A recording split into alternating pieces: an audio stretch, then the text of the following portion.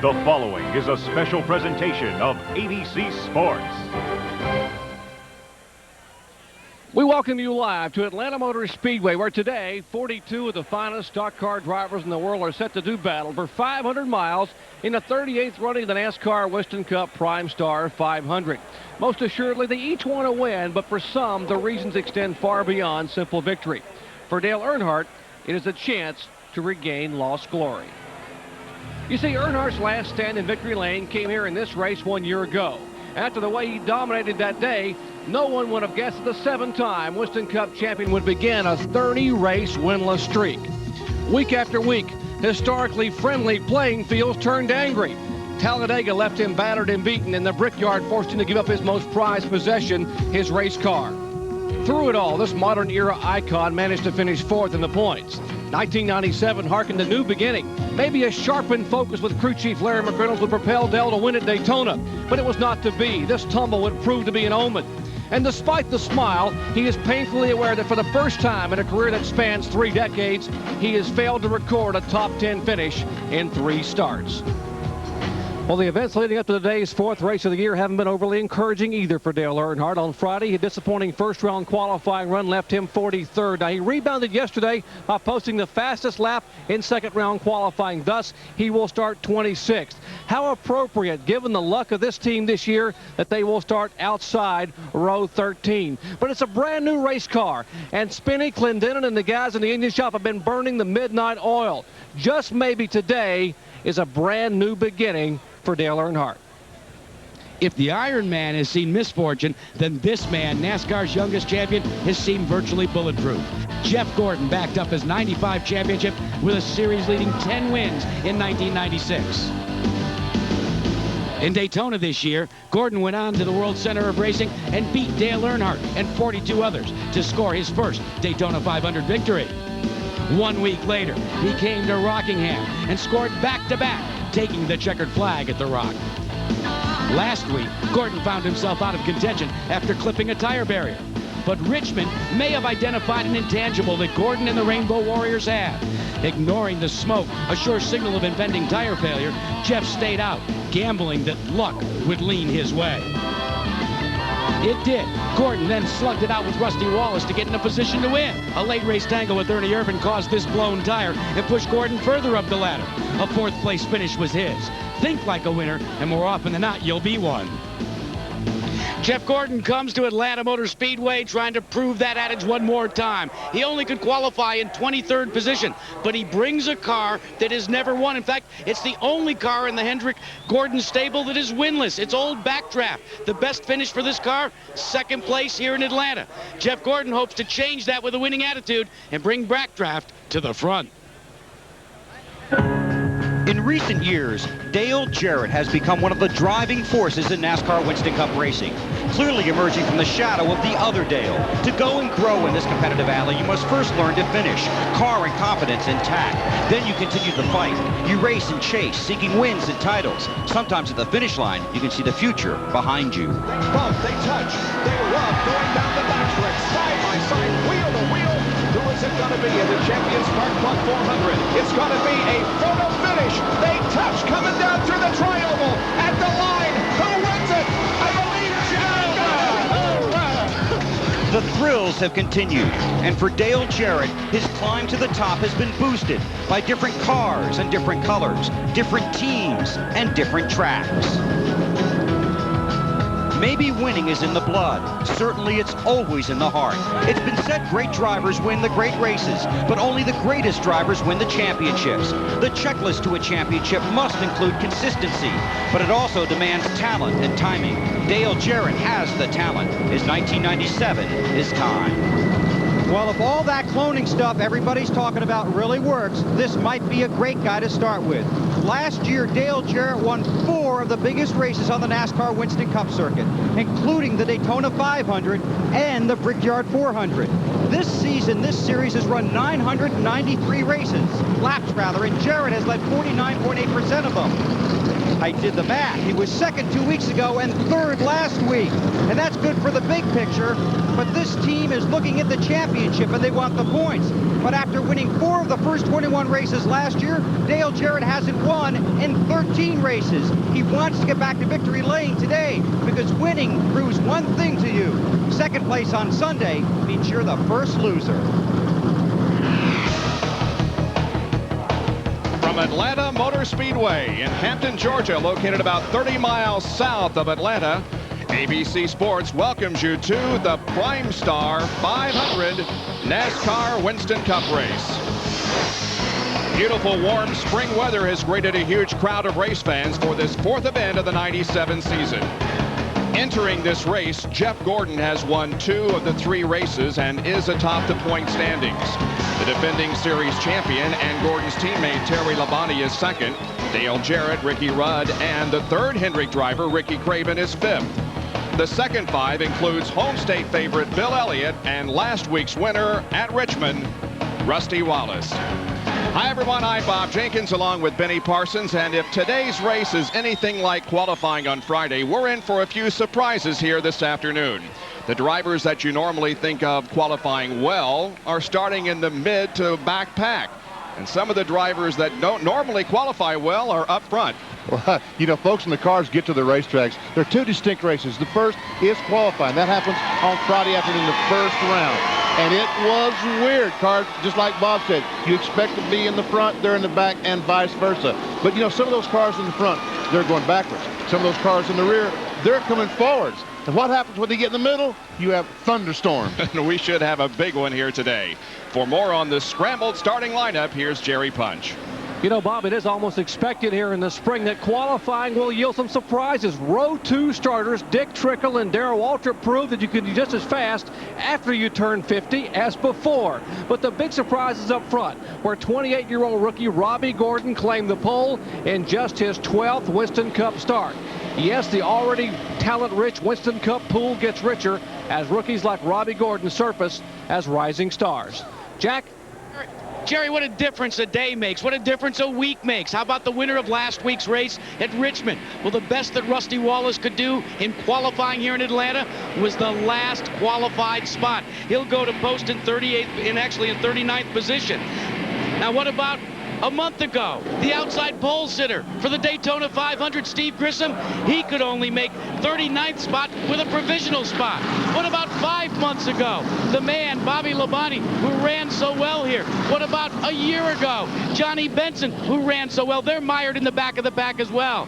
But for Bobby Labonte, there was some good news at about 4 o'clock yesterday afternoon. In the final practice session, Bobby Labonte's car was one of the quickest, Bill Weber.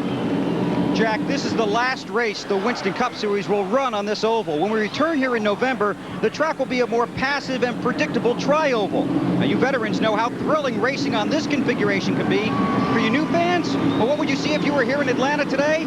Well, a bunch of fast cars, a few crazy drivers, and plenty of traffic on a difficult track. And that's just out on the interstate. Where do you see these 42 guys stepping the gas? March Madness begins here and now.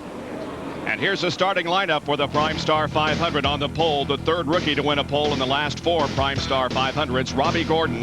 On the outside of the front row, Mark Martin. Row number 2 in his 50th Atlanta start is Darrell Waltrip and Dick Trickle, who has some of his best finishes at this track. Hut Strickland has his best Atlanta start, and Lake Speed has his best start since the 1996 Brickyard 400 at Indianapolis. Ted Musgrave is looking for his first top 10 of 97, and Jeff Bodine is looking for his third straight top 10. Row number 5, Dale Jarrett. He has led the most laps in the last 2 races, and on the outside of row 5 is Kenny Wallace. Inside row 6, Billy Standridge, his best career start, and Jimmy Spencer on the outside. Row 7, we'll find Ricky Craven. Jeremy Mayfield finished 5th here last year. Back in row 8, Bill Elliott, 5 times he's won in Atlanta. Rick Mast on the outside. In row 9, Ernie Irvin, won here in 1989. ARCA 200-mile race brought him to prominence. And Bobby Hamilton, the King's car on the outside. David Green will start inside row 10, and Sterling Marlin on the outside. In the 11th row, Morgan Shepherd, 3 of his 4 career wins have been here, and defending series champ Terry Labonte. Jeff Gordon has his lowest start since April of '94, and Mike Skinner alongside in the 12th row. 13th row, Ricky Rudd and Dale Earnhardt. Row number 14, Jeff Burton and Greg Sachs. And in the 15th row, Bobby Labonte and Kyle Petty. 16th row, Michael Walter, driving with Wood Brothers, won 12 times here. Chad Little on the outside. John Andretti, Gary Bradbury back in row 17. Kenny Schrader, he's won here. Ward Burton in row 18. Row 19, we find the Wallace brothers. Mike on the inside, Rusty on the outside. Back in the 20th row, Steve Grissom, Johnny Benson, and Brett Bodine, Joe Nemechek, the last row. The last 4 drivers took provisional starts to get into this field. The drivers who unfortunately did not make the field, number 7, Robert Presley, Derek Cope, Bobby Hillen, Wally Dallenbach, Ed Barrier, Dave Marcus, and Mike Miller. Dale Earnhardt has started 20th or worst here at Atlanta several times. He started 31st in March of 1980, but look, he won the race. In March of 91, he started 21st and finished 3rd. In November of 94, he was 30th, so it really doesn't make any difference where Dale Earnhardt starts on this track. He usually is very competitive. We're just about set for the green flag and 328 laps of competition in the PRIMESTAR 500. The green flag is out.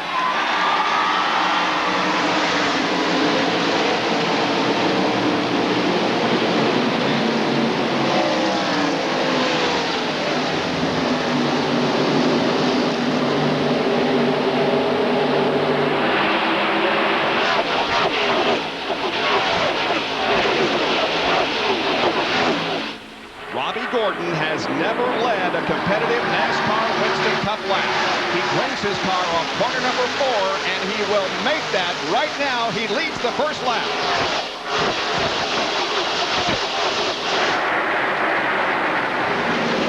And Hutch Trickle, the red number 8 car on the inside of Darrell Walter. And there goes a pass for the lead. Mark Martin, the Valvoline Ford, blows by Gordon to take over the number 1 spot. Gordon got a good jump at the start of the race and led lap number 1, but now Mark Martin takes command as the field begins to sort out behind.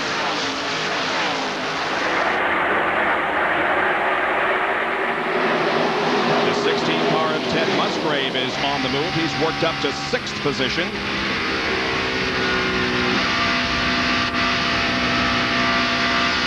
This is the PRIMESTAR onboard camera. We're looking ahead to Darrell Waltrip, who has dropped back a position. Tim Musgrave, we hear the accelerator back off as he goes in the corner. Cannot run these cars wide open around the Atlanta Motor Speedway. There we see Kenny Wallace, the square D car on the inside of Bodine.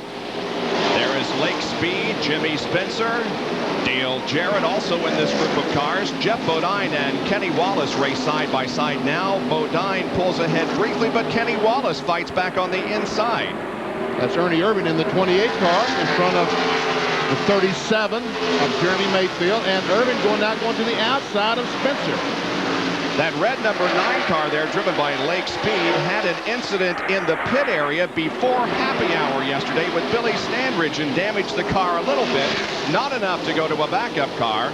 So Lake Speed has an original starting position. And see Dale Jarrett going into the 6th spot. Meanwhile, it looks like that Mark Martin has pulled several car lengths ahead. The battle is for 3rd position. That's Hutch Strickland in the Circuit City car, number 8, to the inside of Dick Trickle, and takes over 3rd spot.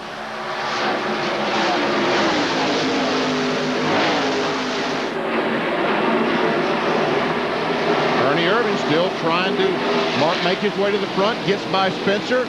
Now tries to get on the inside of Lake Speed, can't do it. Tries it once again, and he'll be more successful this time coming off the 2nd corner. Got a good run there.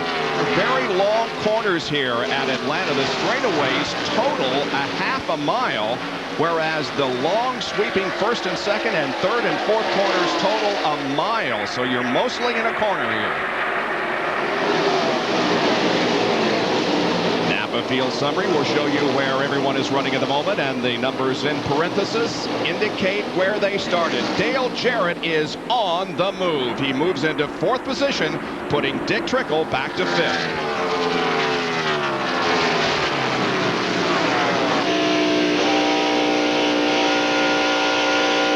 But there's quite a bit of racetrack between Dale Jarrett and the next place car of Hutch Strickland running in third position.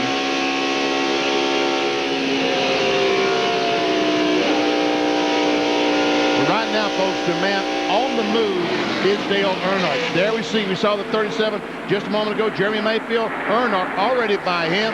Earnhardt in 14th spot, going to 13th as he gets by Jimmy Spencer. He started in 26th position. Now, you heard documented he had the 43rd fastest speed during first round of qualifying, but he came back yesterday to set the fastest second round qualifying mark. He started 26th, but he has already found 13 positions since the drop of the green flag. There's the defending NASCAR Winston Cup champion of the number 5 car, Terry Labonte, and here is Ernie Irvan making a move. And there is Earnhardt back in 13th position. As Earnhardt continues his march to the front here, he gets to the inside of Lake Speed. Boy, Earnhardt's car is looking so good. Comes off the corner. Seems like he's able to take the car to the bottom of the racetrack with ease. There's the interval from that car back to the leader. Robbie Gordon is staying right with the leader of the race, Mark Martin. Just a couple of car lengths separate the first two. 9 laps out of 328 completed here at Atlanta.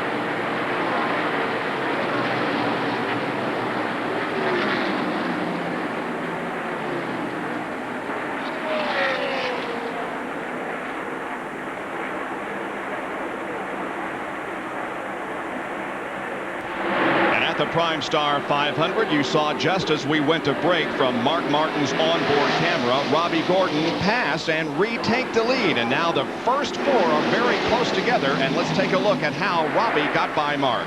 Mark Martin goes in the corner, drifts up just a little bit. Robbie Gordon turned the Chevrolet under, comes off the corner, takes the lead. And Jerry Punch has more. When that happened, Mark Martin cued the radio and said 3 words: "I almost wrecked." The crew came back and said, "What's wrong? What's wrong?" He said, "The car is very, very loose entering the corner." Well, he hangs on to second position, but Hut Strickland and Dale Jarrett are right there on his back bumper. We're watching Jeff Gordon move up through the field. He is currently in 18th position in the number 24 car. Started in 23rd spot. There we see all the cars that he just has passed. There we see Morgan Shepherd in the 1 car as Bill Elliott goes by on the outside. Jeremy Mayfield, the white and blue 37, and Kenny Wallace, the 81 car. Ricky Rudd comes into this battle. And there's the car they say is the fastest. The green car on the inside. Bobby Labonte, the winner here last November. Well, Labonte was fastest in the first practice period that they had here prior to the first round of qualifying. Did not qualify all that well, but the car appears to be racing well today. Morgan Shepherd goes under Kenny Wallace in the backstretch, and now here comes Bobby Labonte to do the same. Up front, meanwhile, we've got some more close racing. See Hud Strickland and Dale Jarrett as they try to close in, running on board with Jarrett. Looks like he's got a piece of paper in the area that the air goes into the carburetor. It's a windy day here in Atlanta, and we're going to see perhaps hot dog wrappers and such forth from the grandstand on the racetrack. Here's a battle between Bobby Hamilton in car 43 and Jeff Bodine in number 7. That's the battle for 10th position. And you see Terry Labonte right in front of those cars. And it looks like right now that Labonte might be gaining on Dale Earnhardt. Labonte started back in 22nd position, is up to 9th. There we see the defending NASCAR Winston Cup champion, Terry Labonte. Labonte, after starting 22nd by the 3rd lap, it moved up to 17th, stayed there for a few laps, and moved to 14th and 12th, and is currently in 9th position. So, Benny, we are seeing already those thunderstorms rumbling as some of the drivers who didn't qualify all that well are moving up toward the front. Yes, they are going towards the front. There we see Jeff Gordon taking another spot away as he goes by Jimmy Spencer.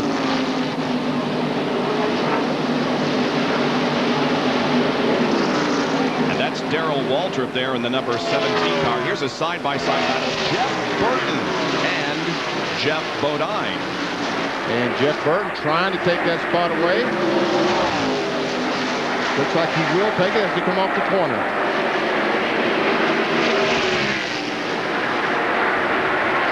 Gordon taking a look on the inside of Waltrip. Waltrip had expressed hope that the car, after qualifying in 3rd position, could stay there for the first part of the race, but he has backslidden now to the 13th position. Gordon takes a look to the inside and tries to take that spot away from him. On the pole on the screen, you'll see the speeds that each car ran the last time by. Our leader, 171.708 average speed. Mark Martin a little bit faster than that. The 8 car, Hud Strickland, faster than that. And Ernie Irvan wasn't fast, the fastest car. Yes, he was. Ernie Irvan there in 6th position had the fastest lap, that last one that we timed. Here are Earnhardt and Terry Labonte. Labonte with a good run.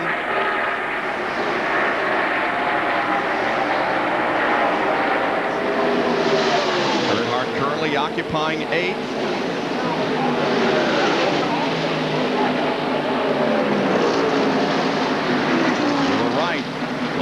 Was catching and now has caught Earnhardt, but passing him is another story. Well, yesterday afternoon in the last practice, the 5-car Metallica car blew an engine, but the team did not seem to be overly concerned about that. If the car was not right, had they been concerned, there would have been a lot of apprehension in their face. They laughed and joked about it, so that meant that their car was okay. And he's proven today that it is okay as he continues towards the front. The team took it very philosophically, saying, well, it's better to happen during happy hour, the final practice period, than during the race itself. Labonte now looking low, Dale Earnhardt, but not able to make the move at the moment.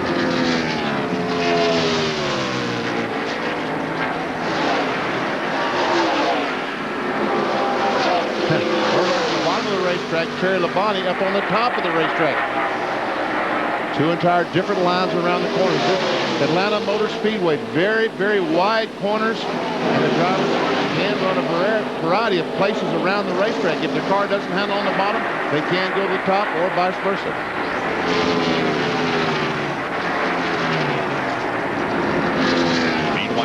Gordon continues to lead now with about a 2 or 3 car length advantage on Mark Martin. Hud Strickland still running in 3rd spot, and Dale Jarrett is in 4th. And Jarrett has lost a couple of car lengths from the picture we saw just a couple of laps ago. Ever see Darrell Waltrip come by?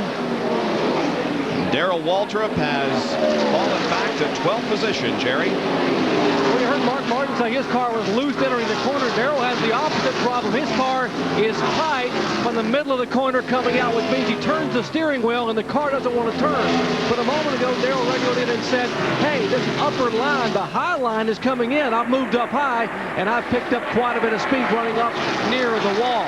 Let's check in with Jackaroo. And Jerry, that choice by Waltrip of an upper line did not go unmissed by Jeff Gordon. He radioed to Ray Evernham and said, does the high line work yet? And all Evernham said is, the only guy that's doing it is Waltrip. Jeff said, well, I'll try it. The problem, though, for this team right now is the fact that the car is tight almost all the way around the racetrack, Benny.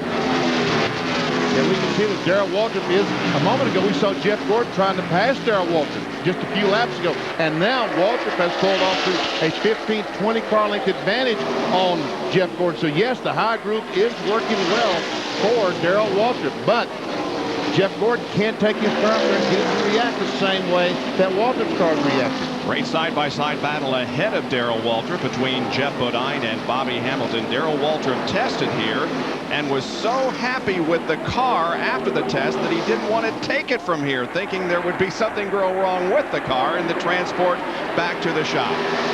There are first and second. It continues to be Robbie Gordon, the pole sitter here at Atlanta, leading this race and eligible for $30,400 in Unocal bonus money if he can go on and win today's 500 miles.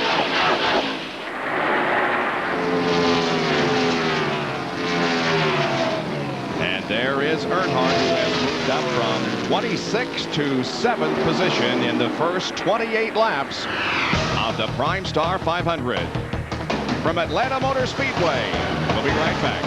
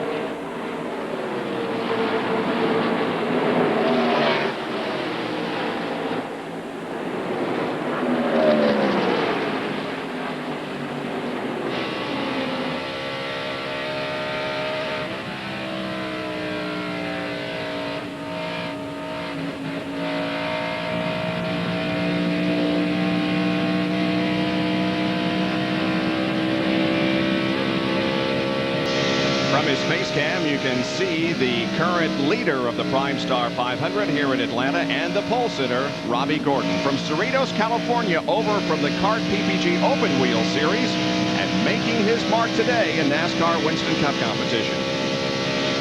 Well, I tell you what, it's like it's so easy. Just turn the car into the corner. Easy. And we look behind. There's Mark Martin as he looks back at Hut Strickland. We're riding along with the second place car. Just missing the air up bad enough for everybody behind him. It's just hard to pass. And Ernie Irvin goes by Dick Trickle, takes over the 5th spot.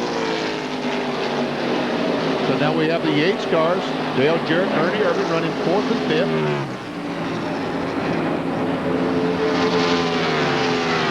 Another NASCAR field summary for you. Ernie Irvin started started 17th. He's now moved up to 5th position.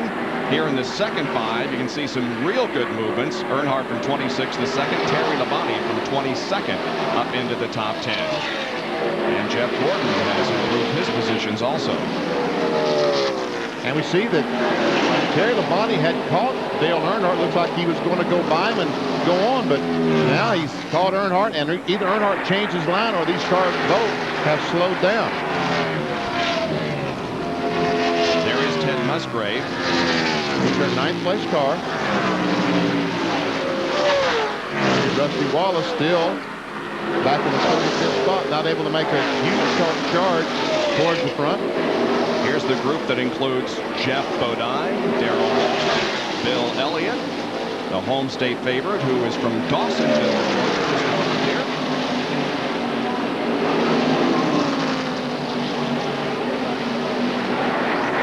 And behind Bill Elliott is Jeff Gordon, who started 27th.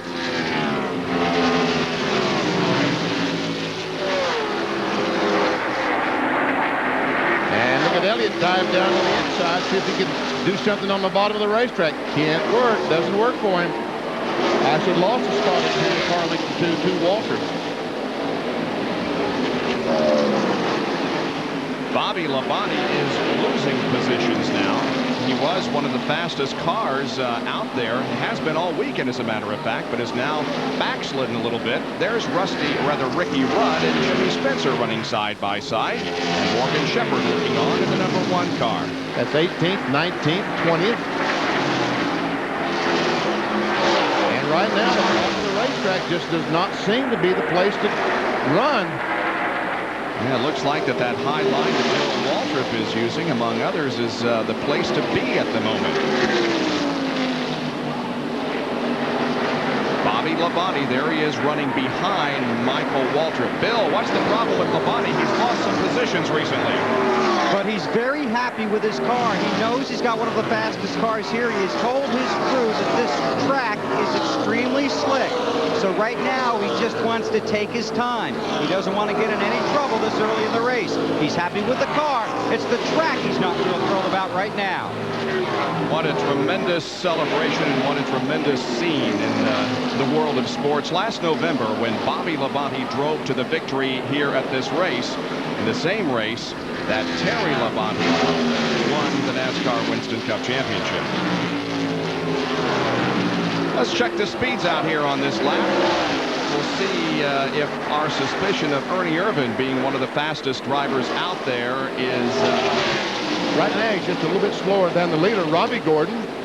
But second fastest, yeah. But both those cars, only the 2 cars in the 170 mile per hour range. And Jeff Gordon trying to get by the 43 car of Hamilton. Goes by on the outside. Bill Elliott all of a sudden was trying to pass Darrell Waltrip. He's now losing spots. 3 wide. Here is Ernie Irvan moving by his teammate Dale Jarrett and taking over the 4th position. Just look at those 2 speeds, the 28 and the 88. Last time the 28 was 170 miles per hour. He lost 2.5 miles per hour that time by passing another car, because you just simply can't use the whole racetrack here when there's another car inside or outside on you, and you can see just how much it slows down when you start trying to pass other cars. We'll check the speeds again this lap and see how they compare. Should be a little faster, right, Benny? It ought to be. 169.3, still not quite as fast as the leader and Mark Martin. But now Dale Jarrett makes a challenge to the outside of Irvan, but now settles back in behind him. We'll check this one more time. Now, the last time he might have lost some of the speed as he passed Dale Jarrett off turn 4. This has been a good, clean lap all by himself. Here comes the leaders off the corner. There's Robbie Gordon as he goes by, starts the clock. And yes, we see both the 28 and 88, well, the 8 and 28 this time faster than the leaders. And Hut Strickland was the fastest car that time. Actually, we go back to the 10th place car was the fastest car. Yep. Terry Labonte over 170, and also Darrell Waltrip. 43 laps completed out of 328 here at Atlanta Motor Speedway. It's Robbie Gordon, Mark Martin, Hut Strickland, Ernie Irvan, and Dale Jarrett. We'll be right back.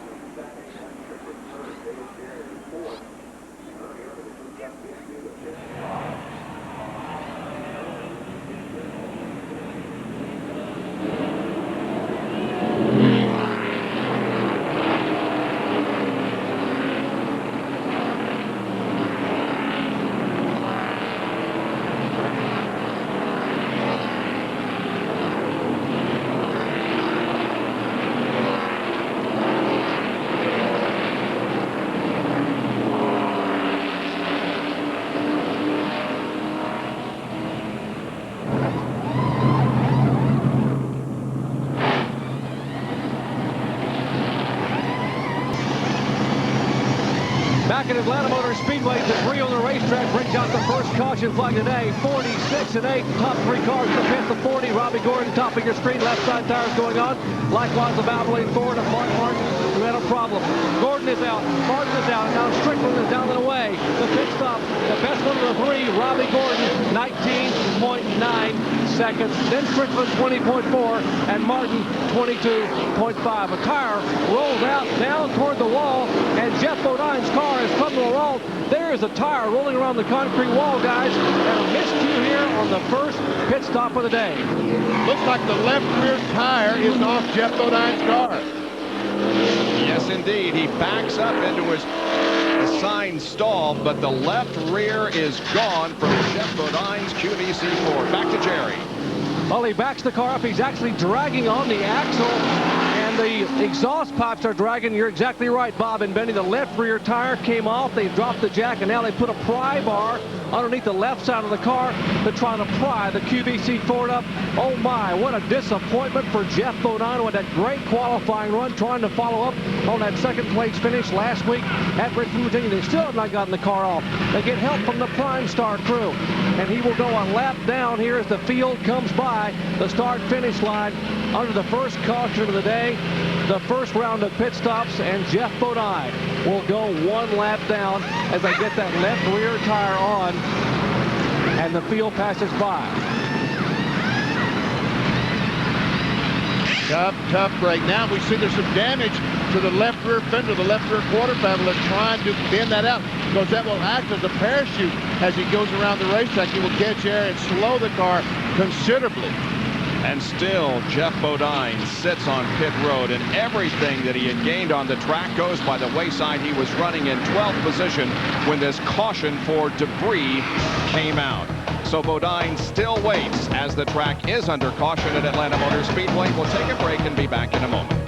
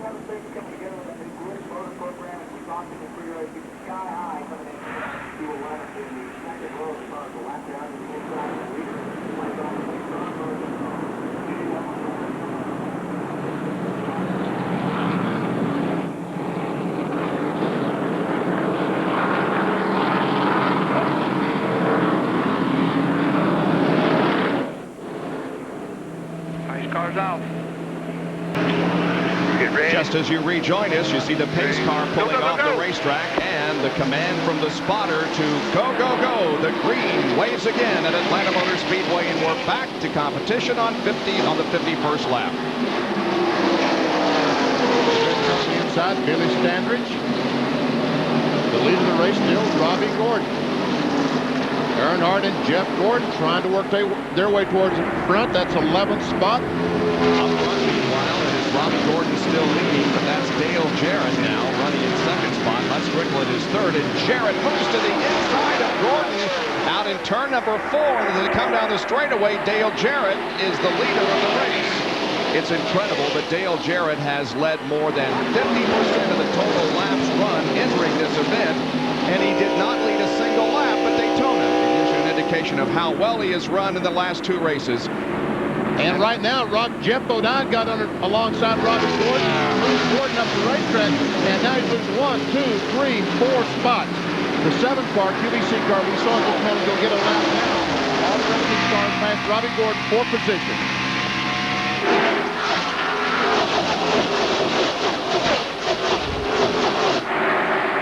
An update on what happened during that disastrous pit stop of Jeff Bodine from Dr. Punch. We're with Jeff's crew chief, Pat Tryson. And Pat, what happened during the pit stop? We just had a little miscommunication. The rear tire changer wasn't on. The jack man looked at the jack down, and the tire came off when he came off pit road. How bad's the car hurt? Anything bent in the back? It seems like everything's all right. He hasn't said too much right now, but we're just waiting to hear. It seems like everything. All right, the driver talking to Pat Tryson. Apparently it is only cosmetic damage, as the Yates car is now still out first and second.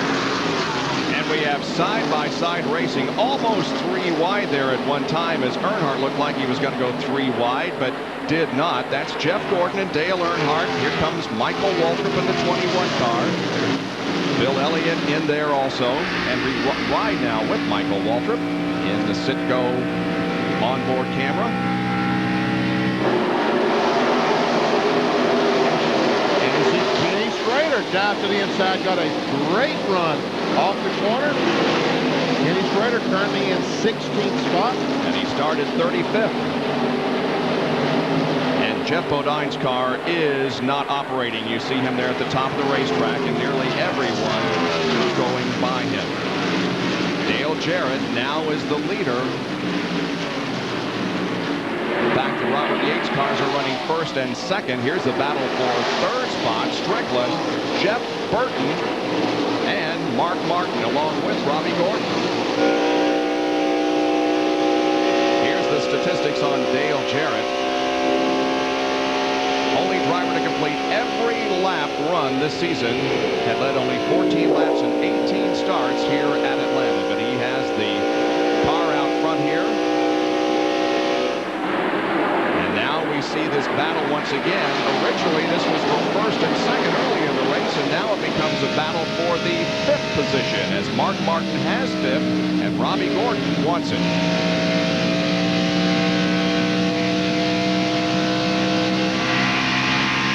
Mark Martin's car, we look back at Robbie Gordon. And there's a battle for the 3rd spot. Jeff Burton takes it ahead off Hut Strickland. And the 99 car here last year in this race did not qualify for the PRIMESTAR final. He started 27th in this race. South Boston, Virginia driver is doing very well. Jeff Bodine is still having problems, Doc. Well, indeed, Bob. He said the car now really vibrating on him. He thinks he may have a tire going down. He radioed and told the crew, "I'll be in next time by," but he flashed by him on the racetrack. He is way off the pace with a vibration in the back of the car and possibly a tire going down. Well, that car has help in the engine department this year from Bob Glidden, the legendary drag racer. He is helping not only the 7 car of Jeff Bodine, but also the 8 car of Hut Strickland. They're simply trying to provide more horsepower for the car. And not only Bob Glidden, but his 2 sons, Billy and Rusty, are here this week helping out. And they're running an R&D program for Bodine. There we see Sterling Marlin in front of this pack, the 4 car. Looks like Greg Sachs right behind them. Yes, it is. There's Brad Berry. There's Mike Wallace in the 91 car. And this is the first race of the 97 season for Mike Wallace there in the 91 car sponsored by Spam. He failed to qualify for the first 3 events of this year. That's Brett Bodine in the number 11 car running behind him.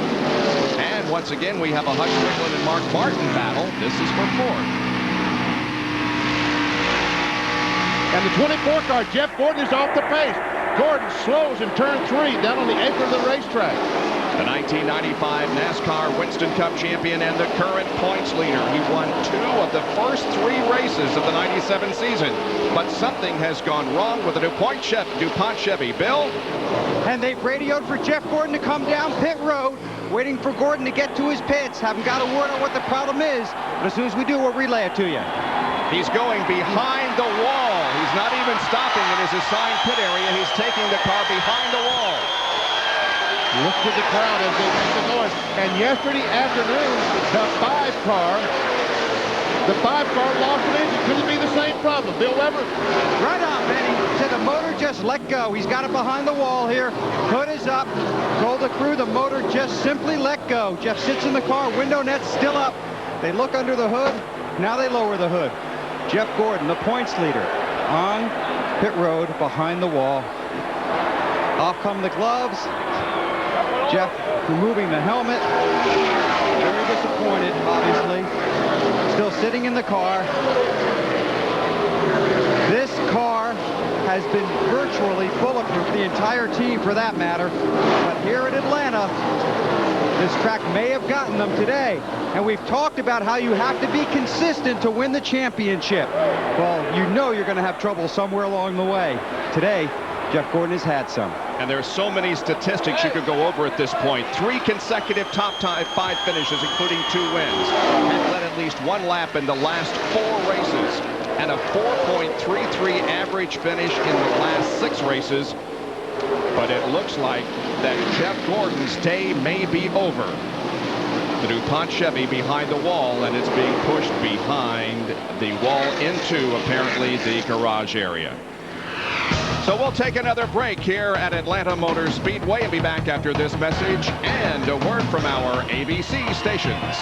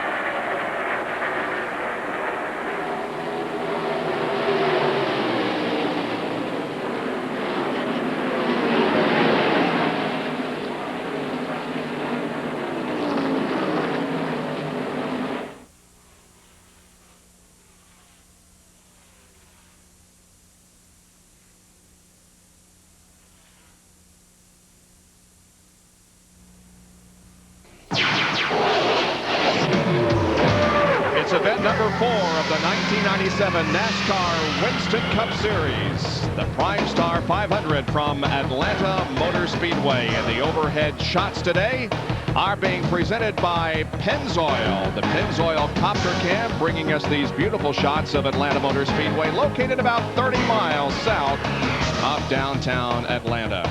Coming up next here on ABC from Daytona International Speedway, the International Race of Champions, the first of 4 races this year. 12 identically prepared cars and drivers from all forms of racing. And Benny Parsons, Paul Page, and Jack Arute will have the coverage next here on ABC Sports. Bill Weber is standing by with Jeff Gordon. And Jeff was able to manage a smile when he climbed from the DuPont Chevy. First of all, what happened? Well, all you can do is smile about it. You know, there's always another day, and you know, it only takes a thing like this for us to really gonna have to fight back hard. But DuPont Chevrolet was running awesome today, and I really felt like we had a shot at it. We needed a pit stop. We got that. Worked on it a little bit, and we were marching our way to the front. Come off of turn 2 over there, man. The motor just grenade. I mean, it's a huge vibration explosion. But you know, luckily it happened off the corner. We're going to look at it to see if it's the same that happened to Terry yesterday. Obviously, that's something you'd want to check because he did lose a motor in final practice. And it felt like it was a rod because I could tell it was coming out the bottom. So, you know, it's unfortunate, but hey, just can't ever quit. That just shows you those 2 wins, and that 4th doesn't mean anything when something like this happens. So you know, we're gonna be strong, and we're gonna fight all year long. And these are the things that happen, and we'll go to the next one and get after it. You warned us, didn't you? Oh yeah, I mean, I felt like everybody's making too big of a deal out of that, but it was sure nice. I'm glad we have those wins though, because it doesn't hurt us as bad. But you know, we'll be all right. Hendrick Motorsports builds the best engines, and I'm very confident in them. They're making great horsepower out there, and we've been fortunate. And every once in a while, you got to blow one up. All right, Jeff Gordon out of the race. Jack Arute. Well, Bill Weber, during that last pit stop, the Yates team, both Dale Jarrett and Ernie Irvan, did not make any major chassis modifications to the car. No adjustments at all. But what's interesting is both drivers are getting somewhat different tire wear. For Ernie Irvan, the caution couldn't come at a better time because 2 laps before that, he radioed to his crew and said, "My tires have given out." But for Dale Jarrett, after the tires came off the car, they inspected him and said, "We're getting very, very good tire wear." As we watched the run, we noticed that Irvan closed to well within Dale Jarrett's lead position. But now it's settled down. We're getting deeper into this window on tires, and Irvan's have begun to go away. They indeed have, as Jeff Burton has come up to challenge Ernie Irvan for 2nd position. Just a couple of final notes on Jeff Gordon. First of all, if points were awarded right now, and of course we're a long way from the end of this race, he would slip to 4th in the point standings. And 1 make of each car will go to the wind tunnel after this race as NASCAR does a little testing, and his will be the Chevy that goes to the wind tunnel. Check those speeds that we see that Dale Jarrett is the fastest car, 171.9. The 5 car, 172 miles per hour. So here comes Terry Labonte as he marches toward the front. Michael Waltrip, 171.5, and Michael is running about 200 yards around the racetrack, higher than anywhere else. Watch it, he goes in the corner, right up high off the corner, and tries to go by Earnhardt on the outside. What a difference in lines. He's got a good run on Dale Earnhardt here on that high line. Let's see if he can take over that position in turn number 1. Michael goes right to the top of the gray stuff. Now, he'll be able to get a grip off the corner that Earnhardt cannot get, and he will take that spot away. That 7th position, Michael Waltrip is in 7th after starting in 31st position. And Earnhardt fights right back on the inside. Can't make the pass, though.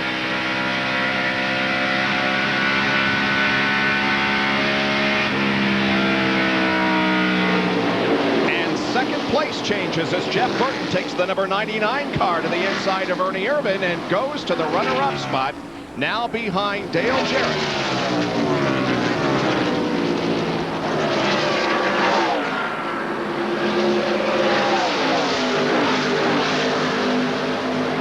Jeff Burton got off to such a great start last year, and then, as you mentioned, Benny, failed to qualify for this event. There is the leader of the race, Dale Jarrett. 7 top 3 finishes in his last 10 events and has finished on the lead lap in the last 8 events, of course, going back to last season. Here comes Schrader, Elliott, and the new paint job on Ward Burton's car. That's the 16th place car, Ward Burton. Something about a gold credit card, isn't it? Yeah, NASCAR Gold MasterCard. Special edition to commemorate the introduction of the NASCAR Gold MasterCard and the Atlanta Speedway Gold MasterCard.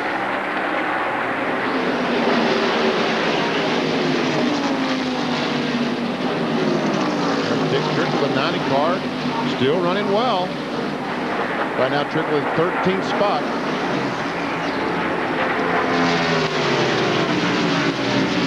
This time when the cars come by, we'll put the interval between the leader and the rest of the cars all the way back to the 10th spot. We see that he has over a 2.5-second lead on Jeff Burton, and he has over a 9-second lead on Robbie Gordon, the 40 car.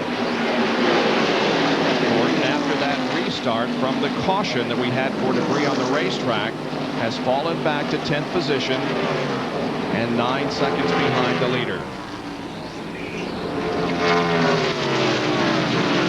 Here comes the AutoZone on-track interval, comparing laps 76 through 79, Jarrett and Burton, and the interval went from 2.1 to 2.6. You see, let me just show you the point. 32.2, Jeff Burton. That's the one. That's the lap that just absolutely killed him. You can't do that. He lost 0.4 of a second that one lap, and he only lost 0.5 of a second, a half second in the 4 laps. And look how consistent the lap is for Jarrett. 31.9, 31.8, 31.8, 31.8. Can't get much more consistent than that. No. And Ward Burton, Jimmy Spencer, and Morgan Shepherd here. And the 5 car, Terry Labonte has just gone by Ernie Irvin, taking over the 3rd spot, so he continues his charge toward the front. But I think his feet's probably getting a little nervous right now because he has the same engine, should have the same engine in his car that he lost yesterday afternoon and that Jeff Gordon lost just a few laps ago. Jack Root has another report on Ernie Irvin, who's now slipped back to 4th place. Well, Bob, it's just a confirmation of what we suspected as we got deeper in here. I checked with Robert Yates. Robert said, indeed, the tires are beginning to go away again. He remarked, though, that because they did not make any changes, it was not unexpected.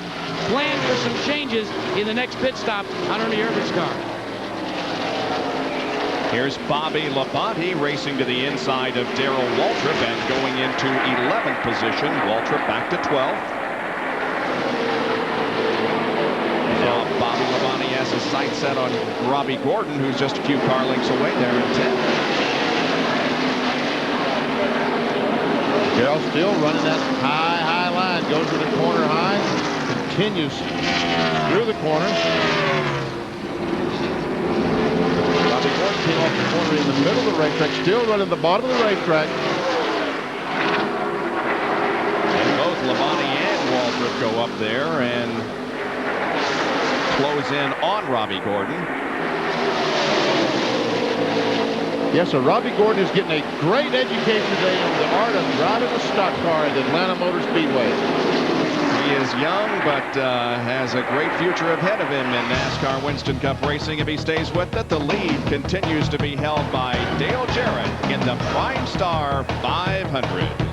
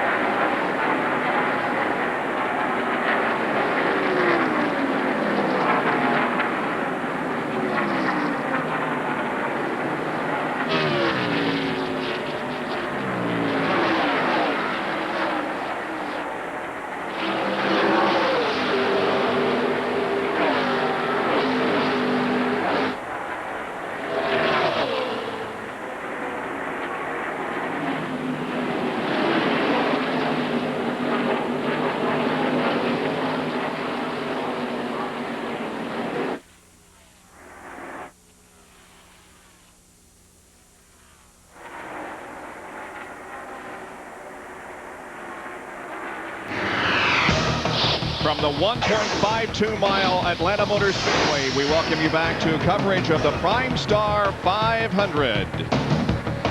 91 laps out of 328 completed, and the leader is Dale Jarrett. Jarrett is cruising along.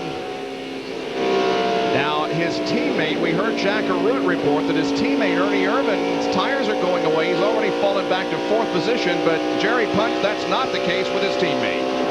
Not at all, Bob. You know, before that pit stop, Dale Jarrett had said the car was a little bit tight, meaning he was scrubbing off speed, trying to get the car to turn in the corners. To tell you how minute an adjustment can make a huge difference, they made a 1-pound air pressure change in the right rear and a 1-pound air pressure change in the left front and left rear. And DJ says now the car is perfect, and he is indeed checking out.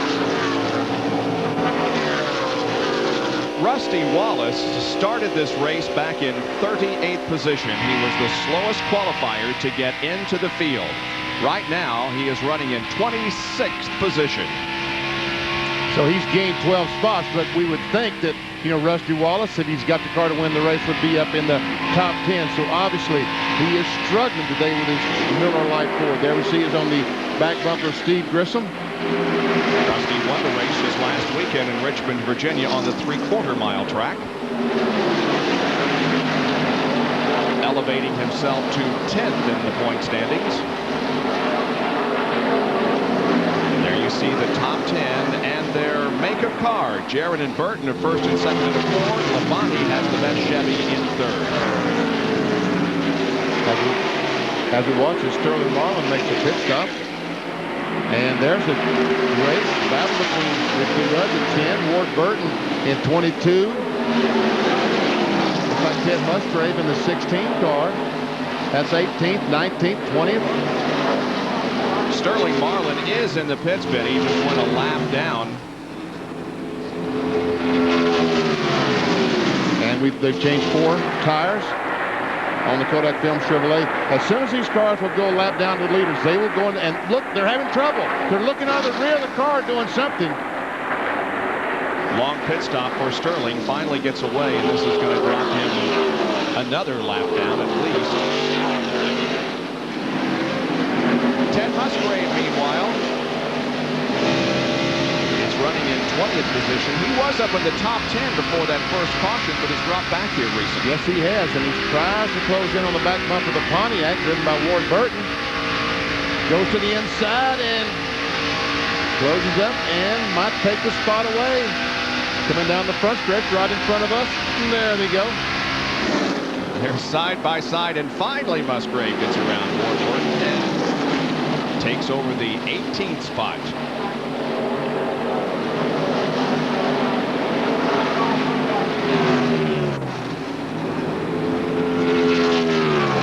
There's John Andretti in the 98 car, Lake Speed in the 9 car.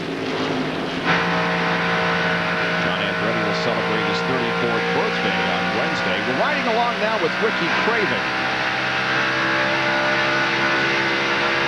He's running currently in 20th spot. This is the third member of the Rick Hendrick stable. Jeff Gordon already out of the race. Terry Labonte is running 4th. And Ricky Craven is running in 20th position. Ricky started 13th, so he has lost 7 spots since the drop of the green flag. Now he comes up on Ward Burton. And there's Johnny Benson. Yeah, well, Johnny Benson took a provisional to get in the show today. He started way back in 40th spot. And Jack has an update on Sterling Marlin. Well, Bob, Sterling Marlin had to come in because he had no choice. The rear sway bar had vibrated loose, and the car was just unmanageable. I asked the team if they fixed it, and they said, we hope so. He had only run 42 laps since his last stop before that problem occurred. He now finds himself 2 laps down in the 39th position. But the car seems to be running well now. Well, with those fresh tires, he's going to be the fastest car on the racetrack by far for a few laps as he's loaded by Kyle Petty's Pontiac. But in about 5 or 10 laps, then he'll start losing that advantage he has with the new tires. Brand new tires, cold tires, are so much faster here at this racetrack than the hot used ones. Dale Jarrett continues to lead. He's lapping Gary Bradbury, or trying to lap Gary. Right now, Bradbury 32nd spot. So with the pass, there are now 31 cars on the lead lap as 100 laps have been completed. There's the interval back to 2nd position, and it's held by Jeff Burton. And we have a crash involving Greg Sachs. Over in turns 1 and 2, that's down on the apron of the racetrack between 1 and 2. We see he's backed the car in the corner. And the caution is out, although Greg Sachs continues to move around the speedway. But for the second time this afternoon here on the 103rd lap, the caution comes out. And here is Brett Bodine in car number 11, passing the leader and trying to get the lap back, and he does. He is back on the lead lap. Both he and Gary Bradbury both were able to get back on the lead lap, and there we see the damage to the Hardy's Ford of Greg Sachs. Sachs bringing the car into the pit area, dropping down off the banking on turn number 4. Here's the shot that we have of the crash. He's already come in contact with the wall. It looked like that was right ahead of Sterling Marlin. Looked like Sterling Marlin had gotten under the 20 car. They might have been some contact. Yeah, the report is that there's smoke coming from the 4 car, so that could indicate that there was indeed contact between Sachs and Marlin. Oh, quite a bit of damage there on the right front. Yeah, we see the damage to the right front. There it is. And the right front tire is rubbing the fender. I don't think there's a lot of damage to the 4 car, but it might affect it aerodynamically. So that 5-second lead that Dale Jarrett had built up on Jeff Burton now goes by the wayside, and we stand by for more pit stops here as everybody will want to come in and get on some fresh tires and fill up with fuel. Well, let's see if Floyd waves that green flag. Must have, because all the cars diving for pit road. The speed limit on pit road is 55 miles an hour. That's what they must maintain until they reach their pit stall. Let's go to Bill Weber. Once again, Jeff Burton flexing his muscle in Atlanta. He brings the Excite Ford into the pits. The 88, 99, and the 28 stacked on your screen. Right side for Jeff Burton. They're taking a half-pound out of the right front tire. They come around to the left side. Their last pit stop was 18.2 seconds. Down to Jerry Punch. Well, Dale Jarrett said his car was so good they don't plan any adjustments whatsoever on his car. The 99 car is out. Ernie Irvin now getting left side tires.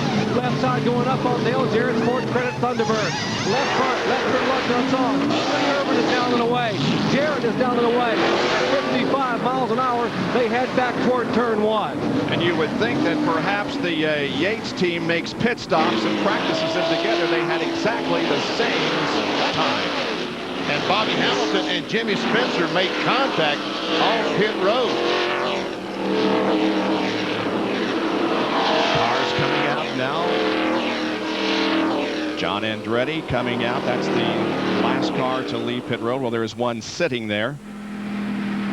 And let's take a look at what happened here, Benny. Yeah, The cars are coming out. We see Jimmy Spencer back there. Watch Spencer as he comes down pit road, and Hamilton comes out right there, and boom, they make contact, and Spencer runs into the pit wall, the wall between the racetrack and pit road.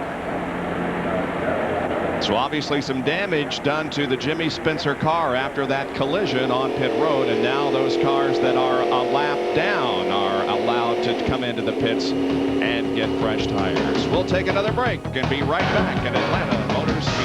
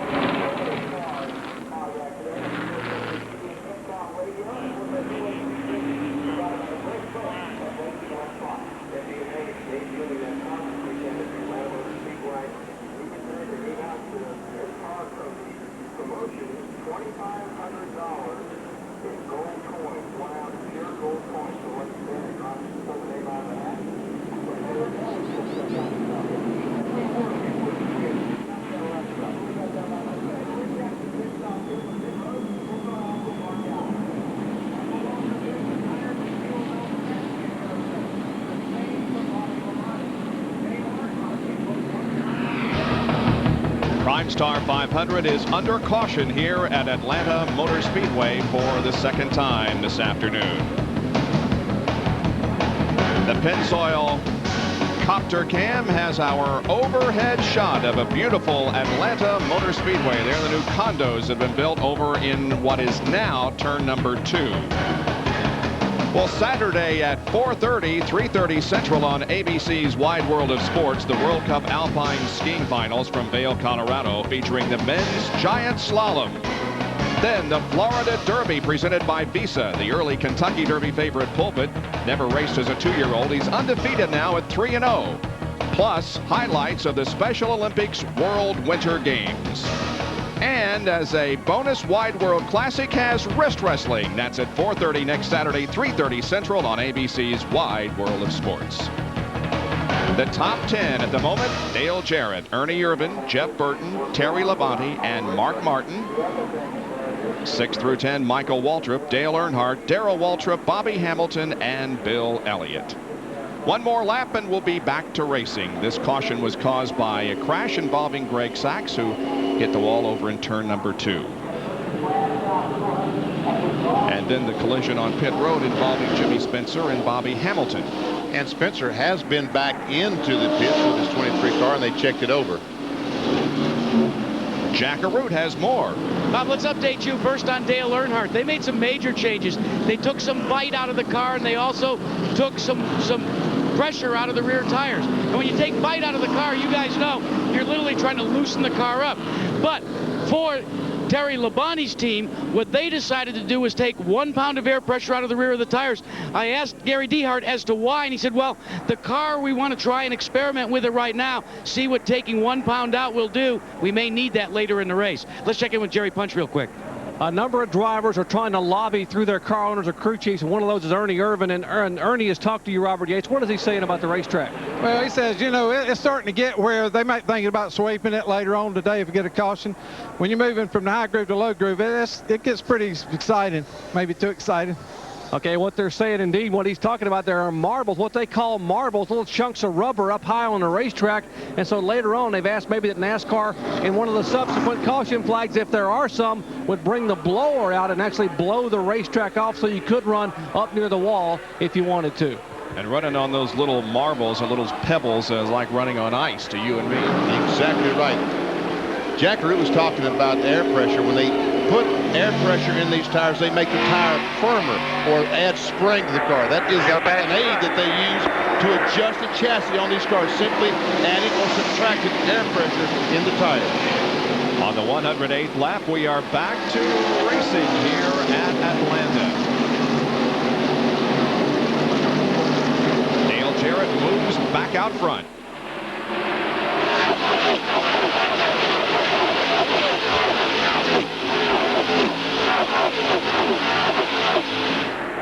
And here comes Jeff Bodine.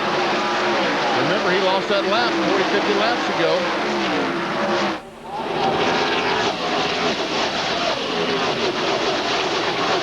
As a matter of fact, that problem he experienced has dropped him 4 laps back on the field, so he's got a long way to go to get back on the lead lap. Car runs right now pretty well. Here are Mark Martin and Jeff Burton, teammates for Jack Roush, running right beside each other. And then the other duo there, Michael Waltrip in 21 and Dale Earnhardt in 3. Earnhardt going by Martin on the outside.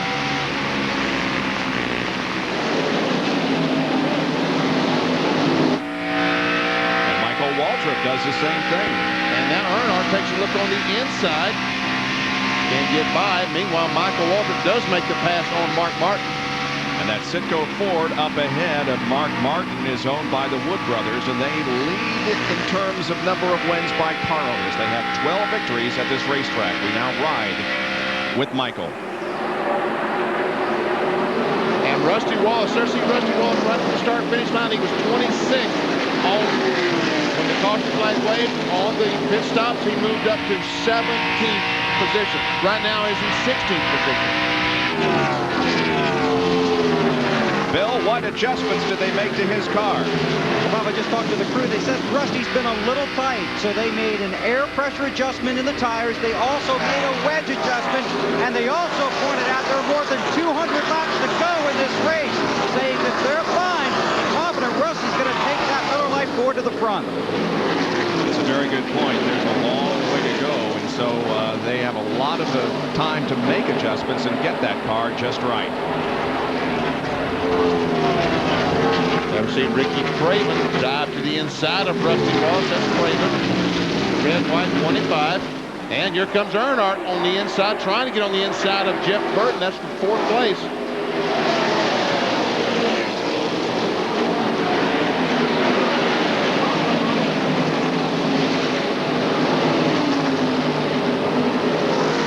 And 5th right there. Terry Labonte, Jeff Burton, Dale Earnhardt. Then comes Michael Waltrip. Dale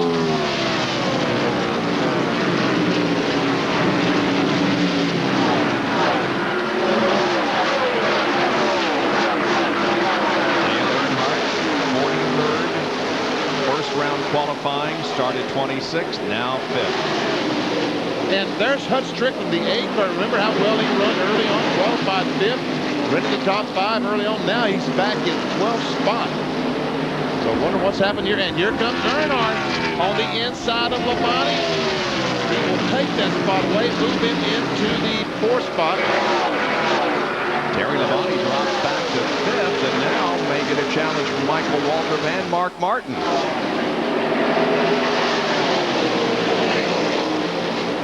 Here comes another Napa field summary for you, showing you where everyone is running at the moment and where they started. So we have in the top 5 now drivers that started from 20th on back. Bobby Gordon, the pole sitter, is currently 8th. She's Strickland started 5th back at 12th. Weber started 35th, 15th.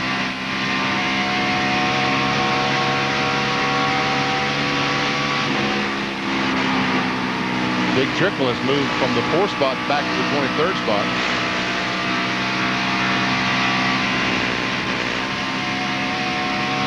Spencer running there in 30th position after that incident on pit road. Jack has more on Terry Labonte. He's lost a couple of positions here in the last few laps, Jack. Well, Bob, he's concerned. He thinks he may have a tire going down a slow leak, so he had to back out of it for a minute. So now, Benny, and you guys know up there what you have to do is try to hold your breath and see if you can be sure whether that tire's going down or maybe he's just got a bad set. Right now, they're not sure whether he's going to come in or not. They left that decision up to Terry. As long as the car will run around the racetrack as competitive as it is right now, I think Labonte will stay out there and just wait and see what happens. Remember, Jeff Gordon took that gamble last week at Richmond when the tire was rubbing, decided to stay on the racetrack, and it paid off for him. Yep, the rub just went away after a couple of laps, and it certainly paid off for Jeff Gordon. Now here is Earnhardt trying to take the position away from Jeff Burton. Race side by side through corner number 2 and on to the backstretch. And Earnhardt goes to 3rd. Not so fast. Well, by a half a car length. Yeah, he's going to have a position down there. Labonte tries to get alongside Burton, can't do it. Apparently he has decided that the tire is not going down, so let's do some racing here. And Jack Earnhardt now seems to have found some speed. Remember, guys, we talked about winning breeds winning and how you need luck. For Dale Earnhardt, he got a little help yesterday. A fax came in from spring training from the Atlanta Braves. It said, look, you're in our town, and all over the town we've hidden luck for when we need it. Consider this fax a little piece of luck for you at Atlanta Motor Speedway. It was signed by a dozen of the Braves players and by the coach Bobby Cox. They used it, went out, maybe it was luck. They set the fastest time of second-day qualifiers, and maybe they found some more on the way to the racetrack, because, boy, they're on a tear now. And Atlanta Motor Speedway is one of Dale Earnhardt's favorite racetracks. He has 8 wins at this facility, making him the all-time leader. Has 24 top 5 finishes in his 38 starts and has won 2 of the last 3 races. He's the defending champion of this series, and in fact, that was the last time that he won a NASCAR Winston Cup race. Well, what's going on up front? Is Dale Jarrett on a Sunday drive? Yes, but he's certainly getting a much more serious challenge now from Ernie Irvan.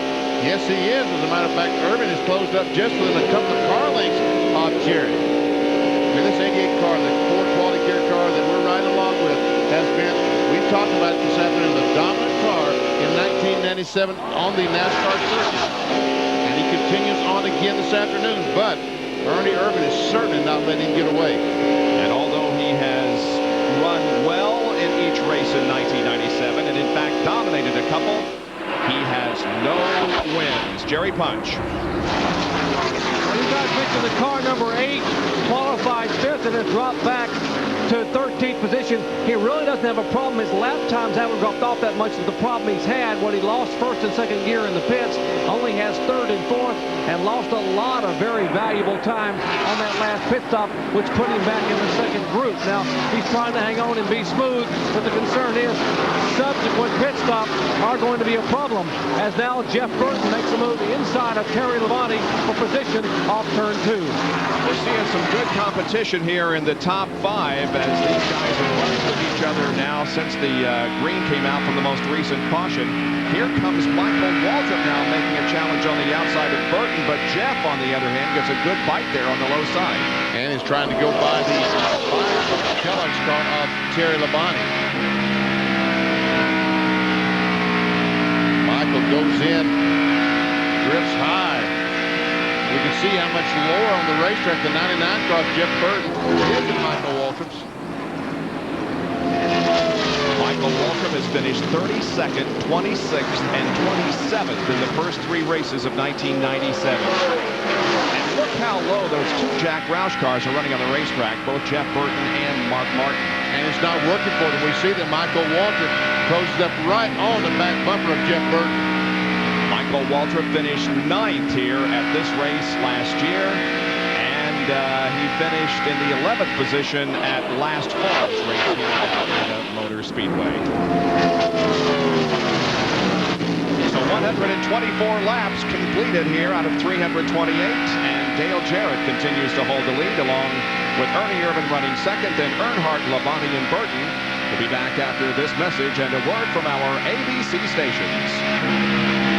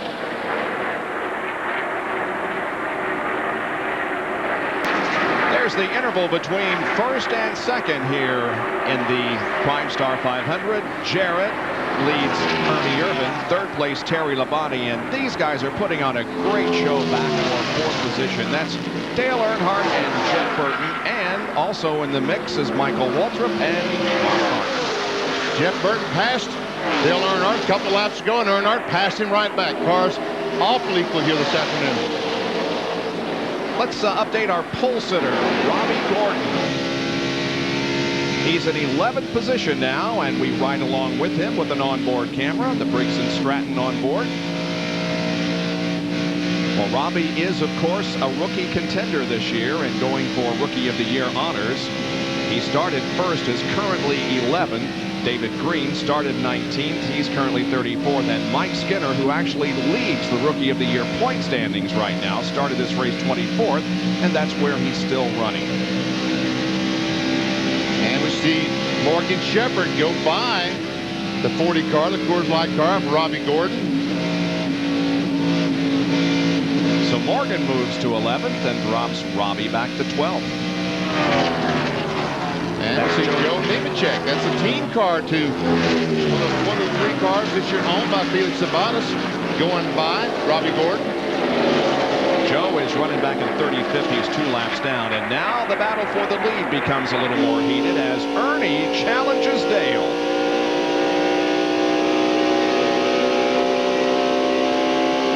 This is at almost 200 miles per hour right there as the cars go down in the corner. Now they'll slow to probably 160 miles per hour and accelerate off the corner.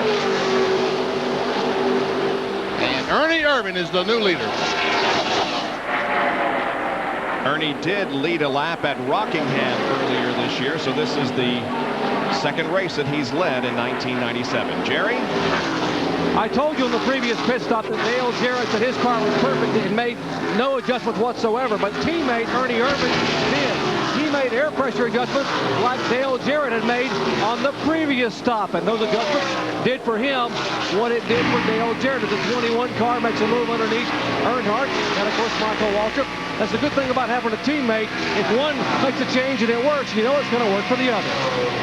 It looks like Dale Earnhardt now may be in a bit of a mess because he's lost 2 spots here in the last lap and may lose 3. Yes, Jeff Burton goes under the 3, the Goodwrench Chevrolet, and will try to take that spot away. Looks like Earnhardt's car is pretty good for 15 or 20 laps and then starts slowing down. And now look on the pylon, we see the 18 car, Bobby Labonte, has moved into the top 10. They've talked all weekend that that car is fast. We've got 2 Pontiacs running in the top 10. And Bill Weber has more on Burton. Well, Bob, look for Jeff Burton to get better the longer the runs go, because as he burns off his fuel, the car seems to come to him. Now, he has just radioed his crew saying that he's looser than he was a little earlier. He's just going to take his time. He's actually tight in the middle of the turns and loose off. But the thing is, Buddy Parrott is warning him. It's all about tires. Conserve them, and you'll have a shot to win. Use them up, and we will not win today. Look how close these cars are at 200 miles an hour. This is one of the fastest tracks, really, the NASCAR races on, and they do not use the restrictor plates here at Atlanta. They're just all over the place, BP. They are all over the place. Looks like Earnhardt now is going to go by the Mark Martin car. And will take the spot away from Mark Martin. So Earnhardt loses a couple of positions, and now he gains 1 back. There's the 18 car of Bobby Labonte. And up front, we have another battle for the lead as Dale Jarrett goes high side of Ernie Irvin and retakes the position. So Dale Jarrett puts himself back out front. You reckon Robert Yates is getting just a little bit nervous as he watches both his cars passing each other? And he said, guys, have you never heard of running in line? Jerry Punch is down there in the Yates pit. What are they saying, Doc? I'm not sure it was nerves on Robert's part, but what happened was when Ernie took the lead, he said, hey, my car suddenly went away. I'm not nearly as good out front as I was following Dale. So he told his guys, when I come in next time, let's go ahead and make some more changes in the same direction with the air pressure. Then if I pass the 88 car, maybe I can stay out here. Let's check the interval between the leader and everybody else as they cross the line. About a half-second advantage now for Dale Jarrett on the leader. See, Terry Labonte is back 3 3/4 seconds behind, and Michael Waltrip just a little bit behind Terry Labonte, and Earnhardt 5.5 seconds behind. And only 7 3/4 seconds separate first from 10th as Bobby Labonte has that 10th position. Bill Elliott running in the top 10, and there is the battle between Elliott and Labonte. Labonte way up high. And he gets a great run off this corner. Tries to get on the inside of Elliott. But Elliott also has a great run. Now Labonte will take a look.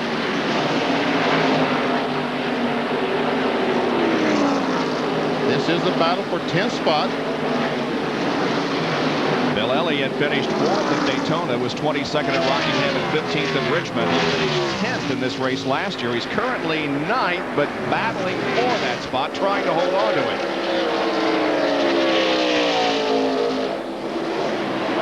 The car on the right, the green number 18, is owned by football legend Joe Gibbs. Inducted into the Football Hall of Fame in Canton, Ohio. Last year was Joe Gibbs.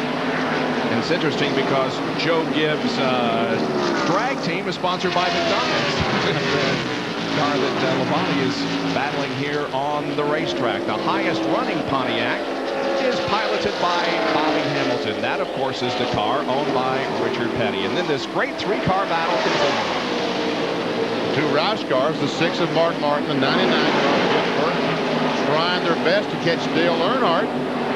And Martin runs on the bottom of the racetrack, has been down there all day long, never has run up high on the top side of the racetrack. see that Michael Waltrip has now moved into the third spot, getting by Terry Labonte.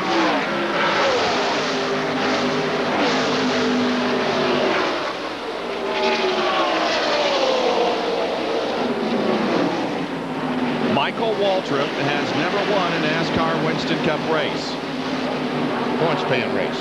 Yes, he has won the Winston. As a matter of fact, his last top 5 was in April of last year at Talladega. He finished fifth. We're talking about Michael Waltrip. And let's find him. There he is, right ahead of Terry Labonte. So a good run for Michael Waltrip in the Citgo Ford by the Wood Brothers. Yeah, started, you can see 31st, currently is running third. And Michael Waltrip yesterday in the NASCAR Busch race that ran yesterday afternoon had a terrific run and lost a tire, something happened right near the end. And you saw the interval now is increasing between Dale Jarrett and second place Ernie Irvan. Well, the sun is starting to be a bit of a factor and will continue to be so to these drivers as the afternoon wears on. We'll take another break after 145 of 328 laps at the PRIMESTAR 500. It's Dale Jarrett leading.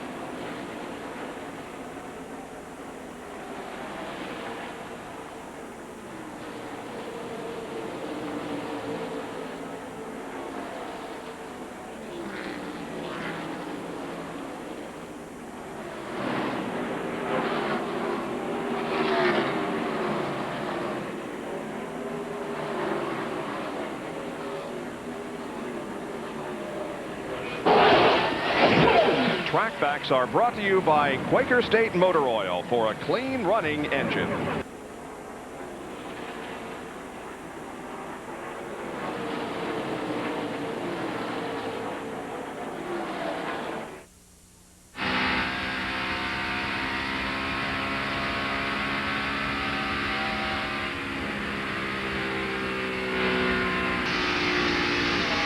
Back at Atlanta Motor Speedway. No, don't rub your eyes or try to adjust your set. We assume that Ted Musgrave's onboard camera has taken a bit of a hit and knocked it out of focus. Yeah, something has hit the lens on the camera and obviously broken it. You can see that as I hope he can see better than I can as he tries to close in on Darrell Waltrip. Musgrave running in 15th. Waltrip is 14th. That's a much better view. That's the in-car camera. The PRIMESTAR in-car. As Ted tried to look to the inside of Darrell Waltrip for the 14th spot. ODW's hanging in there pretty tough. Qualified third today for the PRIMESTAR 500. Is hanging in 14th spot. Said he's going to race up front all day, and so far he has. Ted Musgrave started in 7th position. And also in this little battle is Ward Burton there, the 22 car. Yes. Right in front of these two cars. Burton running the bottom of the racetrack, and these two running the very top. That groove just seems to get higher and higher out there on the track. There's the leader. Dale Jarrett, car number 88, putting a lap on the 97 car of Chad Little. And there we see Jeremy Mayfield, the 37 car. Next time by, we're going to show you a new innovative feature here on ABC Sports. We're always trying to look for ways to keep you better informed, and watch what happens here as Dale Jarrett crosses the line. It'll show you how they're running on the racetrack and where they are in the serial scoring. You notice there are 2 lap cars there between first and second. Yeah, Jeremy Mayfield, we saw him. He's now in 31st spot. Chad Little is 35th. Go on down the line. There we see David Green is in 32nd. And when Jarrett came back across the line, it quit calculating once again. We'll try this again. Oh, now we go back to Neiman check. That's all the cars we could put on the front. That's right. I see. And there he goes. Crosses the line once again, but that's the way the order that they're running it on the racetrack. 3 Fords running up front, Jared Irvin and Michael Waltrip, followed by 2 Chevys. Now the Fords, there was a bit of a rule change this past week for the Fords. Yeah, they got a little bit of 1/8 of an inch on the front bumper. They were able to drop the front bumper 1/8 of an inch. There we see the pole sitter, Robbie Gordon, as he follows John Andretti, Spencer, also the 31 car, Mike Skinner. And Robbie has dropped back to 27th position. I'm not sure this car is running at full song. Well, let's just listen.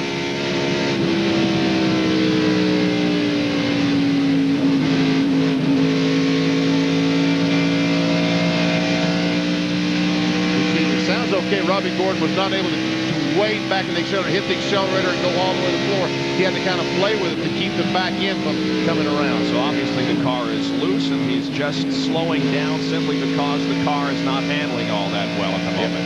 He's led 42 laps, started first, and he is currently at his lowest position that he has been in since the race started, 27th. Labonte's still moving up. He's trying. He's been trying to pass Bill Elliott for 15 laps. He finally was able to do it. But those 2 cars have seemed to gain on Earnhardt, Mark Martin, and Jeff Burton. Yeah, those 3 guys have been running together for a long time. They still are, but now they've got some company in the form of Bobby Labonte and Bill Elliott. So we have 5th, 6th, 7th, 8th, and 9th right there. Labonte up high, Mark Martin down on the low groove. And Earnhardt high on the racetrack. You see that Terry Labonte, if you notice the pylon, has moved back into 3rd spot, taking it away from Michael Walker. Wow, that's quite a move. Look at Labonte come up right beside Jeff Burton. Burton down on the low side. I think he's going to get Mark. He is. Oh. Yep. Squeezes in there, just barely squeezes in. Oh, and Labonte and Martin might have had slight contact.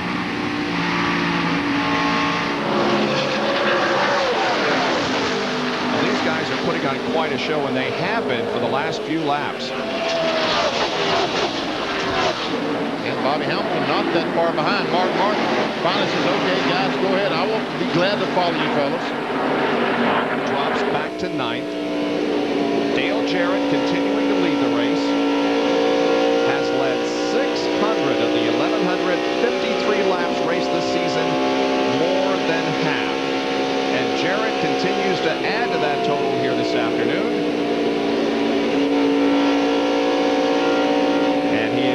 A lap on the pole sitter, Robbie Gordon, in 29th position. So that means that now 28 cars are on the lead lap at the end of 161 circuits in the PRIMESTAR 500.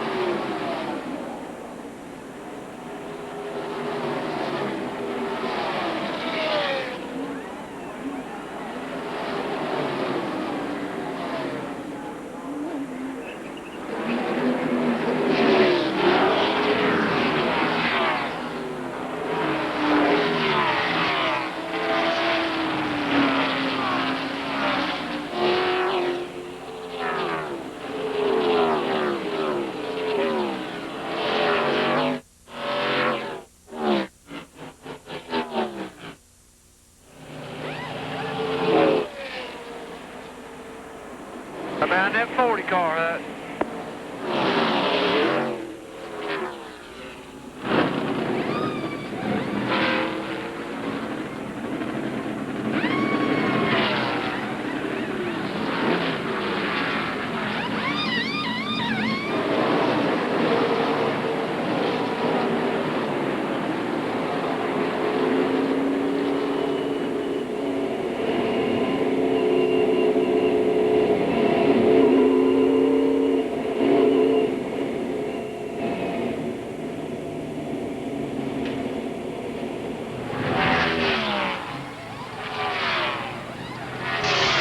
Back in Atlanta Motor Speedway, lap 165, and pit stops begin. Dale Jarrett led the halfway point last time by, and now makes his scheduled pit stop.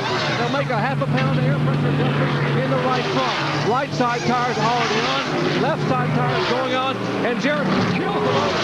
Three fires is down and away, 18.5 seconds, and now his teammate Ernie Irvin comes down pit road for his scheduled stop at 55 miles an hour. Ernie pitting right in front of the Rick Mass Remington Ford. Right side tire going on the car number 28. They plan also an air pressure adjustment on that car. A more significant air pressure adjustment than his teammate did. Let's check into the Michael Walker pits with Bill. Four tires, Ford and fuel, and Michael Waltrip's the way they've made a track bar adjustment and a tire pressure adjustment so far today. Jackaroo. Now, Bill, Terry Labonte is waiting to come into the pit box. 55 miles an hour, as you said. Gary Dehart and the crew come over the wall. Now, they did not plan to make anything but another air pressure adjustment. So there, as Bill Elliott is also on pit road, taking a look at Labonte. They're going to the left sides now as Elliott pulls out. Back with Terry. As we said, no major adjustments. They like what they've got on board for a package right now. And Labonte is away in 20 even. But wait a minute, another Labonte is coming onto pit road. Let's go to Bill Weber. And Bobby Labonte brings the Interstate Batteries Pontiac into the pits. They swing around to the right side. They'll put on four tires and go along with fuel. Putting on the brakes now. Now looking to come around the left side as John Andretti swings by him. Around to the left. Seemingly taking a long time for the Interstate crew. Fuel is in, waiting on the tires. Over 20 seconds, 21 even. Jerry Punch. Right side tires already on Mark Martin. They made a chassis adjustment. Mark's car was too tight. He was having to back out of the corner and get the car to turn, costing him valuable spot. 20 seconds even. They drop the jack and Martin burns away back to turn one. Bobby Hamilton may have picked up the lead just for a lap, but he is in. Now here comes Ricky Craven making a pit stop. Jack? Now Ricky Craven out of Maine getting the dream ride of all time with Rick Hendricks. First thing the crew did was clean off the front grill area. As you alluded to, a lot of debris out here, a lot of wind. Four tires as well, kind of standard here on a Winston Cup stop, even under green flag conditions. Some smoke coming out of the right front area. That's strictly some brake smoke when it's going to slow down. 15.6 seconds, 18.6 seconds, and he is off and away. A good stop for that youngster. Imagine the tremendous pressure that these pit guys are under when the car comes in. Basically, you work, what, a minute and 15 seconds or approximately that during a weekend changing tires, but man, are those important. You better not make any mistakes. We saw Dale Jarrett last week. A bad pit stop, some lug nuts fell off on a pit stop. Might have cost him the victory. Understand that the 22 car got black flagged and should be penalized for exceeding the speed limit on pit road as he was leaving. And the 30 car is getting the same penalty, Johnny Benson.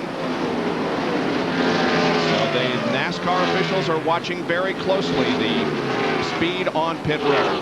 During the pit, they made a bit of a chassis adjustment, didn't they? And how do they adjust? How do they check the speed for the white lines down pit road? They stop. There we see the white lines as the car goes down pit road. NASCAR officials set up, and they clock the car between those white lines. You go too fast, you will be brought back in for the black flag. And think of the time that you lose having to stop one more time. So with all the pit stops completed, the lead cycles back to Dale Jarrett, and there he is. Ernie Irvin is running in second spot, followed by Terry Labonte, but look at Bobby Labonte and Jeff Burton in a tough one towards the spot. They're trying to get by the lap car of Gary Bradbury, and they're able to go by the 4 car, Sterling Marlin. Also some laps down. Now, Bill Elliott was involved in a battle with these guys before the pit stops, but 3 lug nuts fell off during his pit stop, and Elliott is back to 11th. Jerry? Bob, unfortunately, that's exactly what happened to Elliott today. Same thing happened to Dale Jarrett last week, but 3 lug nuts came off the right rear tire. Cost him about 4.5 seconds to pick those lug nuts up and put them back on. And, of course, that's why he's not battling where he was prior to the green flag pit stop. Let's check in with Jack Arute. Jerry, remember earlier you alluded to the fact that there were marbles up on the racetrack and that the buildup and the lobbying going on for maybe cleaning. Here's what you have to do when you don't have a clean track and a lot of marbles. You get the old paint scraper off and you scrape all of that off the tires before you can really check and see just how the tires are wearing. That is, of course, in Ricky Craven's pit, and there is Ricky on the racetrack, and he's running in 19th spot, the last car on the lead lap.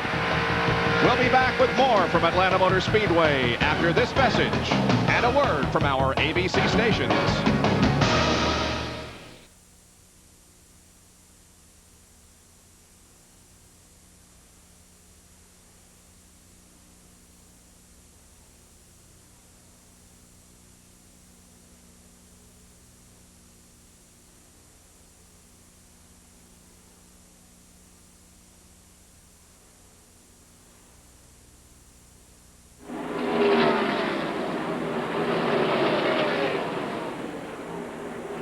By Quaker State Motor Oil for a clean running.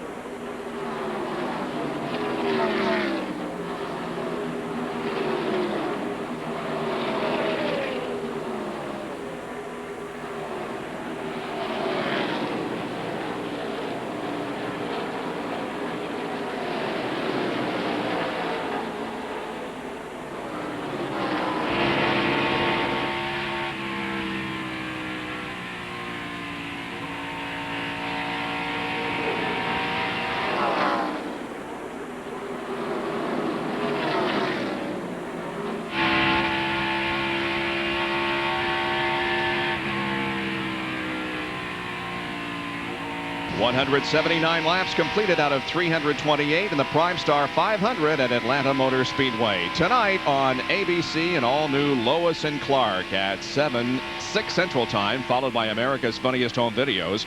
Then at a special earlier time, 8:30, 7:30 Central, Robert Redford, Sidney Poitier, Dan Aykroyd, and River Phoenix star in Sneakers, all tonight on ABC. We're riding along with Rusty Wallace, who won last week's race. He's in contention here again today. Also, he's in 12th at the moment. Now, last week, after he won the race, his engine was in scrutiny until Monday. Bill Weber explains the measurement in question in this Track Fact. Track Facts are brought to you by Quaker State Motor Oil for a clean running engine. Each week before Winston Cup teams hit the track, NASCAR performs an informal courtesy check of each car's compression ratio with a device called a Whistler gauge. The compression ratio is determined using a formula that measures the air-fuel volume in the cylinder, the larger number divided by the compressed measurement of volume, or smaller number. Compression ratio is the difference in volume when the piston's all the way down, plus the gasket, plus the chamber, and when the piston's all the way up, plus the gasket, plus the chamber. Divide those two measurements in each other, and that's your ratio. All we got right now is 5.2 to 1 compression ratio because the piston's not all the way up. With the valve sealed, I can bring the piston up, and we'll get the maximum reading for compression. The difference between the chamber with the cylinder with the piston at the bottom all the way compared to what it is at the top. Once the race has been completed, NASCAR can elect to remove the cylinder head, measure the chamber, measure the bore and stroke, come up with the volume, and determine the compression ratio mathematically. You take everything right to the line. That's what we're here for. There's the rule, don't cross it, but go right up to it and lean on it as hard as you can. The maximum is 14 to 1 compression ratio. In other words, folks, with the piston down, if that was 14 square inches, and with the piston up, if the combustion was 1 square inch, you divide the little number into the big number, 14 to 1. And Rusty's last week was right at 14 to 1, and they had to bring the engine back to Charlotte and let it rest overnight, let it cool overnight to check it to get the final numbers on the compression ratio. And then on Monday, NASCAR announced that yes, indeed, everything was legal and Rusty Wallace was the winner of the race at Richmond. We're on board with Dale Jarrett, who until this race had only led 14 laps in his total 18 races here in Atlanta, but he has led so far today 126 of the first 185 laps. And moving into 10th position is a name that, well, hasn't been in the top 10 very much recently. It's good to see that Ken Schrader has moved into 10. Yes, Schrader's poor qualifying effort, but he has moved forward, and we'll see in the top 10. Then we see Dale Jarrett, Ernie Irvin in the 28 car, Terry Labonte in the 5, Michael Walter, Bobby Labonte, that's the top 5. Then Jeff Burton, Mark Martin, Bobby Hamilton in the 43, Earnhardt in the 3, and there we see Kenny Schrader in the 33 car as he goes in turn 1. And he has been in victory lane in NASCAR Winston Cup competition 4 times, and one of those times was here in Atlanta. He won this race back in 1991. Has had 3 top 5 finishes in his 25 previous appearances here in Atlanta. Schrader started 35th today with that 42 car. Joe Nemechek seems to be running pretty well in the Bell South car, but he is laps down, 2 laps down to the leader, Dale Jarrett. It's just about 3 o'clock Eastern time, and if you're just joining us, welcome to Atlanta Motor Speedway here on ABC Sports. We're bringing you live coverage of the PrimeStar 500. The leader is Dale Jarrett. Only 1 car is out of the race at the moment, and that is Jeff Gordon, who will finish in 42nd position after early engine failure. And the overhead shots from here in Atlanta being brought to you by Pennzoil. The copter cam is high above the speedway, circulating and giving us this overhead shot of Bill Elliott, who is currently running in 11th spot.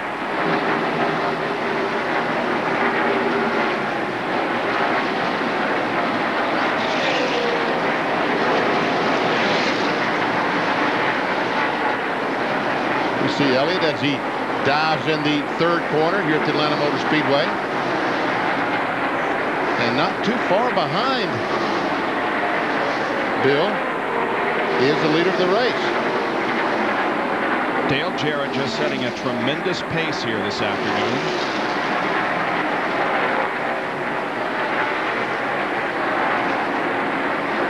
Hey, the leader, Jarrett, is slow. Something is wrong with Jarrett as the car slows on the main straightaway and drops to the bottom of the racetrack. We can see something coming out of the left side of the car. And Jerry, any idea? It was the ignition. The car just shut off. And I just ran over here and grabbed one of the guys. Brad Parrott, it was the ignition on the car? Yeah, it was just the ignition. He just flipped it. He's going now. So he flipped to the backup ignition, and boy, some anxious moments here in the 88 pits.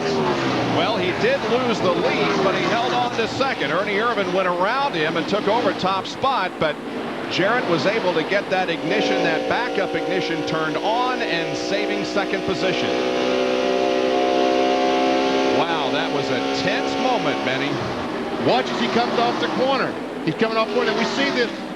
We see the backfire in the exhaust right in front of the left rear tire. See it there? Yep. And that means that the car is misfiring. Wow. That is sheer full sail Jarrett to death. Man. The car seems to be running okay again. So Jarrett is back on the pace, but again, he's fallen to second spot. His best finish here at Atlanta, by the way, was second. That came in the final race of the year last year. And he's not too far behind. No, he isn't. As a matter of fact, it looks like he is much faster than Ernie right now. And we see Terry Labonte isn't that far back either in third spot. There we see the top 10. 135 laps to go here in the PRIMESTAR 500. Putting a lap on Mike Wallace in car number 91. He is 15 laps down in 40th position.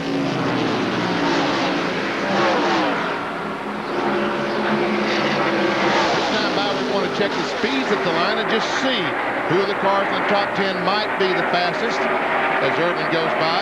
It could be Bobby Labonte in 18. Let's watch. Hey, Terry Labonte right now, 173.9, almost 174. And here once again is the battle for the lead, and Dale Jarrett goes back in front. And 21 car Michael Waltrip also 173 miles per hour. So Dale Jarrett back in front. After that scare with the ignition, he's back on top. Okay, let's do it again here. Labonte the fastest. No, now the 18 is. 18 car just a little bit faster than his brother. And let's go down to Dr. Jerry Punch in the Jeremy Mayfield pit. Tough break for Mayfield, who finished fifth in this race a year ago. Apparently he's having trouble getting the car to turn in the corner. They had just made a pit stop and left. There's some fluid on the ground. He has come back down pit road. They raised the hood, and apparently they broke a fitting off the power steering reservoir. They are now have fixed the reservoir. They're filling it back up to try to get the power steering to work. If you don't have power steering here at Atlanta with 1 mile of turns, it is a long day in about 15 laps. Jeremy Mayfield continues to lose laps. He's back in 37th position, 5 laps down, and that count continues, of course, because he's still on pit road. And Terry Labonte now has come up to third. Just a little bit ago, we saw the 2 laps we ran the speeds. Both times we ran the speeds, he was one of the fastest, and one time was the fastest car on the racetrack.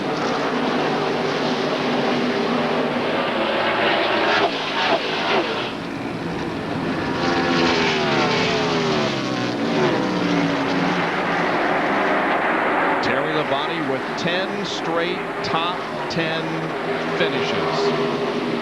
Still has not led a lap in NASCAR Winston Cup competition so far this year. Here comes brother Bobby Labonte. And since the restart from the most recent caution, MCI information will show you that he was 13th on lap 108. 10th on lap 131, then moved to 9th, and has been in 5th since lap 177. Nice steady move forward by Bobby Labonte. We'll check his speed when we come back from our next commercial break, which is coming up. 198 laps, make that 199 laps now completed here in Atlanta. Dale Jarrett, after a scare, back on top.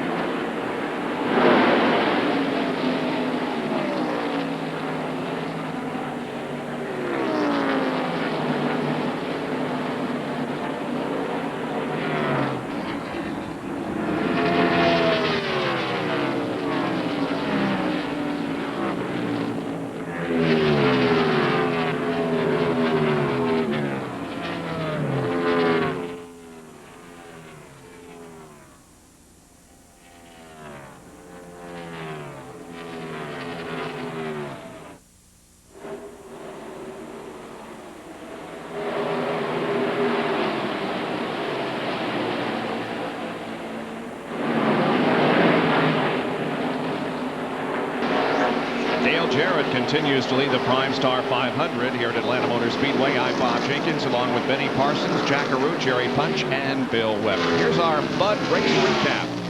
Jarrett has led 140 of the first 202 laps. There have been 12 lead changes, 2 caution periods totaling 9 laps, and the average speed is over 157.7 miles an hour. Those that have picked up 5 bonus points for leading laps include Jarrett, who has led the most, far and away. Robbie Gordon was the pole sitter. Mark Martin, Ernie Irvin, Terry Labonte have also led laps, along with Bobby Labonte. And the out-of-race sheet is rather short because there's only 1 car officially out of competition. That was Jeff Gordon, who departed early because of engine failure. There we see Dale Jarrett on board with him, and someone's talking about he might still be backfiring. Let's see if we can listen and hear anything. So far it sounds good. We'll take a look from the outside at the pipe. As he accelerates down the straightaway, we should not have any backfiring whatsoever. Now going down the corner about right now, when he jumps back to the throttle, we might see something. No, still don't see anything. So. Well, he survived a scare with ignition failure. They, of course, have backup ignition systems, and he switched to that. Jerry, what are they saying down in his pit? Well, Bob, 17 laps ago when the ignition failed, they think the pressure built up so much inside that it may have cracked the header tube. And that would allow the car to backfire going in the corner when he backed off or when he jumped back in it. Now, the crew says the good news for us is that we're running such a tall gear. We have told Dale Jarrett to let the car roll through the corners, and by letting it do that, it has stopped the backfiring. However, if someone puts pressure on him and he has to drive it in, it'll restart again. Well, I was told that there we see it exactly, and I think that Jerry Punch and those guys were right. I think that when he did this before, and they were seeing Labonte going by Michael Waltrip, that's the 4th position. But I think that Jerry Punch and those guys are right. When the car misfired and cut off that other time, it created so much back pressure in the exhaust that it did crack or blow apart the exhaust system, and they're getting some air in the exhaust, and that's what causes the backfire now. We'll keep an eye on that as the race goes along. Meanwhile, Bobby Labonte has gone into 4th position, taking his spot from Michael Waltrip. We're on board with him with a Citgo in-car camera.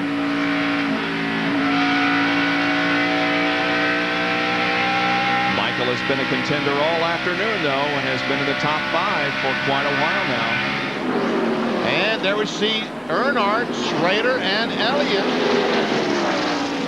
racing for position. And looks like Schrader's going to take the, what is that, 10th spot away? 9th spot. 9th, yep. So good run for Schrader. 9th, Earnhardt 10th, Bill Elliott 11th. But now Earnhardt may want that position back. He dives low. Can't get it. And Bill Elliott will go by the McDonald's car and move into the 10th spot, put in Earnhardt back to 11th. Now the 30 car of Johnny Benson, that yellow car there on top of the racetrack, is not. He's a lap down in 27th. The 30 car was penalized for going too fast on pit road. There we see the 8 car, Hut Strickland, and some reports around the racetrack. He has been smoking. Currently 22nd. He's a lap down up front for the early part of the race.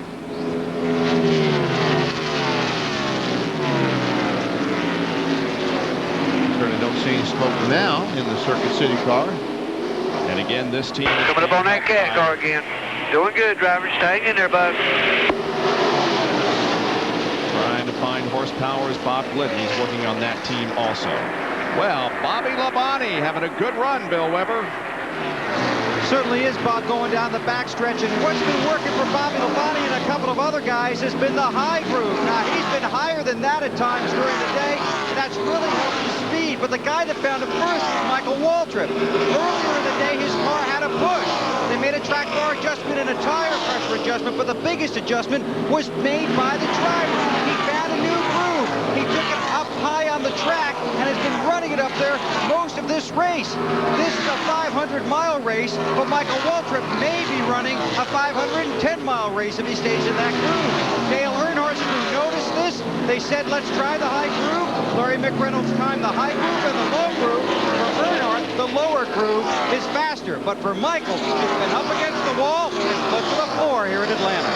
It's a long way around up there on top. Here's an AutoZone on-track interval for Bobby Labonte. He's reduced the interval between himself and the leader, Dale Jarrett, by 0.6 of a second. And we see that Dale Jarrett is running exactly the same speeds we saw 100 laps ago. Yep. What's happening, Bobby Labonte is now running a little bit faster. Look at that, 31.6, 0.2 of a second faster than our leader, Dale Jarrett. Bobby Labonte looking for 2 wins in a row here at Atlanta Motor Speedway. He won the finale of the 1996 season here at this racetrack. Riding with the leader, looking back on the others. Well, the question is, does Dale Jarrett have more problems? The crew is working on a backup ignition system. That's what they're working on right there. Back with more in a moment.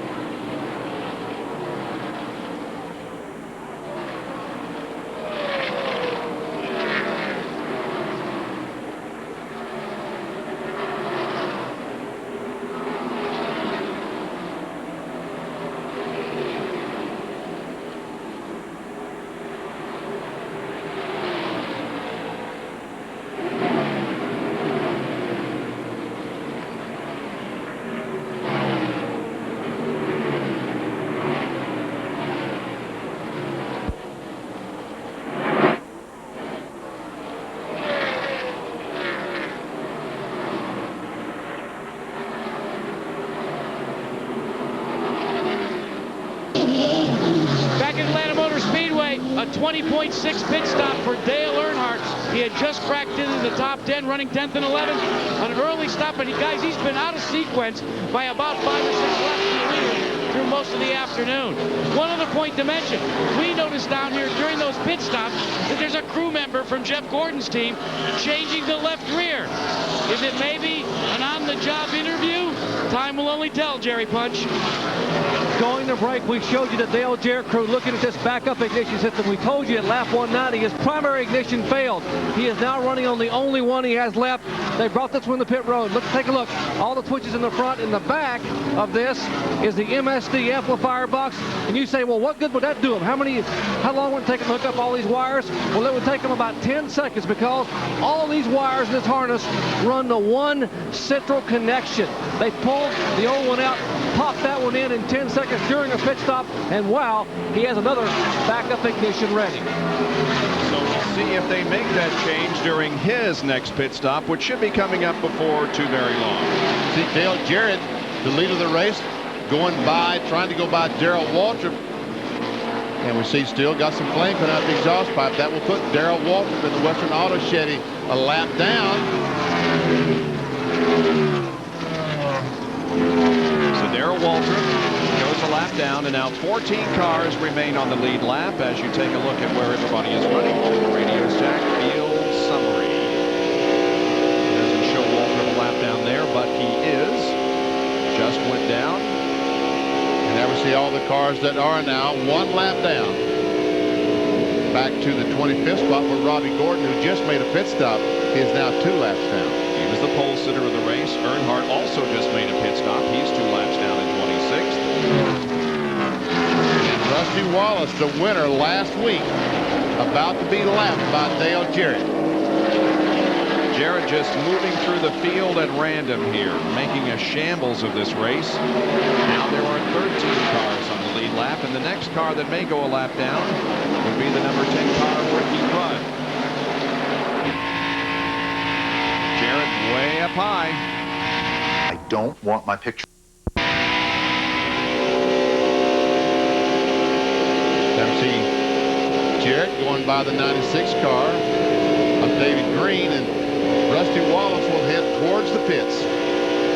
Next Sunday at 2:30, 1:30 Central and Pacific, a World Cup soccer qualifier, the USA versus Canada. U.S. goalkeeper Casey Keller goes for his 5th consecutive shutout in World Cup qualifying. ABC Sports will bring you the 98 World Cup from France, and the 28 car Ernie Irvan is on pit road. Jerry Punch. Scheduled pit stop for Ernie Irvan and the Texaco Haviland Ford Thunderbird crew. They clean the windshield. The windshield becoming a factor now as the sun begins to get down. NASCAR allowing an extra man over the wall. Right side tires. Great pit stop. Joey Knuckles now left front tire going on. Left rear. They have it full of fuel. And they wait to get it full of fuel. Lug nuts. And he is down the way in 18.4 seconds. Great pit stop. And right on the racetrack now we have the battle of the Labonte brothers. Bobby, the 18, goes by the 5 car, takes over that 2nd spot. And again, these two were the stars last November here in Atlanta as Bobby won the race and Terry won the championship, and Jeff Burton is on pit road. Bill? Jeff Burton is in. Right sides are already on. Now they come around to the left. They are taking a half pound out of the right front and a half pound out of the right rear tire. His car's been a little tight. They're trying to balance the car for a long run. Car is down and away. They've had great pit stops all year. That was probably another one. Burton keeping it below 55 miles an hour down the pit road. Here's Jerry again. And NASCAR has told Robert Yates they're going to penalize the 28 car for a stop and go for too fast exiting the pits. So they will bring the 28 back down pit road while they get ready to call his teammate Dale Jarrett in for his scheduled stop. Wow, that really hurts with a car that competitive and being penalized for an infraction on pit road. Mercy. You can see, once again, he's got to go 55 miles per hour, a certain speed between those white lines on pit road. Our boots beside the NASCAR. All he's got to do is stop. The NASCAR official will say go. Has to come to a complete dead stop, and then he can accelerate, but not too fast.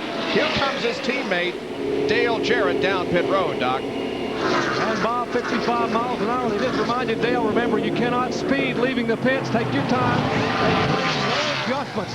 They are not going to put the backup ignition in. They do clean the windshield and the bottle of water to the driver. Right side tires going on. Now left side, they are not moving. Air. How about up in Terry Labonte's pit, Jackaroo? Jerry, they've completed the right sides, completing the left sides. Now remember, two pit stops ago as he's away, and Dale Jarrett is also away. Remember, Jerry, 2 stops ago they played with air pressure.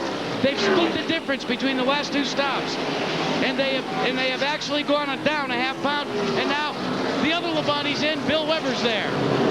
Bobby has new right side tires and Unical fuel going into his Grand Prix. Now they want him to go back on the right front and check a lug nut. They're working on the left side. The NASCAR official is holding the car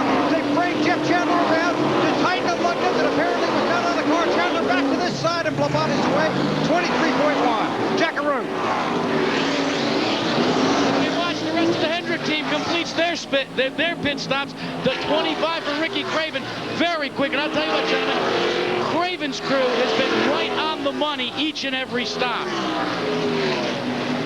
So with everybody having made a pit stop, Dale Jarrett picks up the lead again. He has now led the most laps in this race, and he's led the most laps in each of the last 3 races.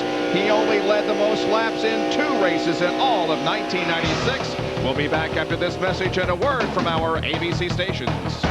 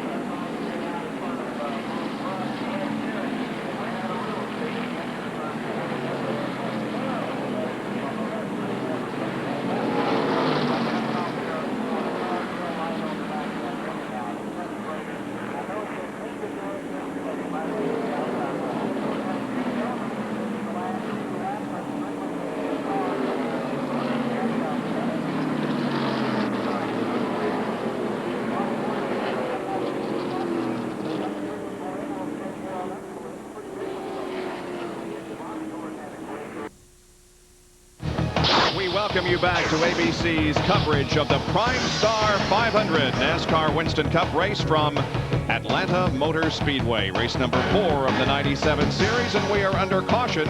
The overhead shots being provided by the Pennzoil Copter Cam, and it shows a reduced speed as the field has lined up behind the pace car.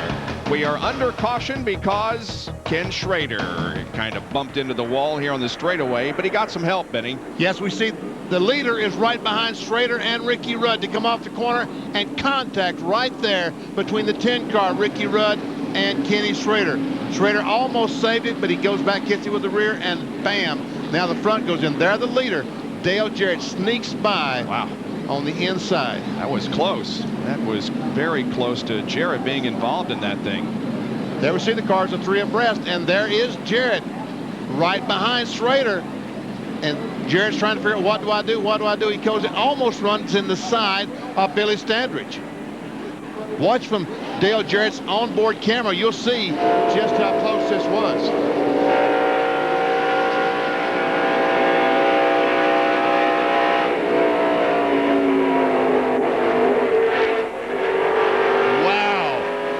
That's the second bullet that Jarrett has dodged today. He dodged one with ignition problems and now comes very close to being involved in this incident, but somehow gets through unscathed. Just about spun out as he tried to avoid Kenny Schrader. Now, the car's going to pit or what? It hasn't been too long since they were in. Are they going to come in, you think? I probably will. At least the cars on the tail end of the lead lap, Ricky Rudd, Rusty Wallace, Bobby Hamilton, those cars that are at the tail end of the lead lap, certainly they will pit. There you see some cars dropping off the banking in turn number 4, but it appears as if Jarrett will stay out there. But here comes Darrell Waltrip and several others. So we're going to take another break here as the race is under caution with 237 laps completed, and Dale Jarrett still out front.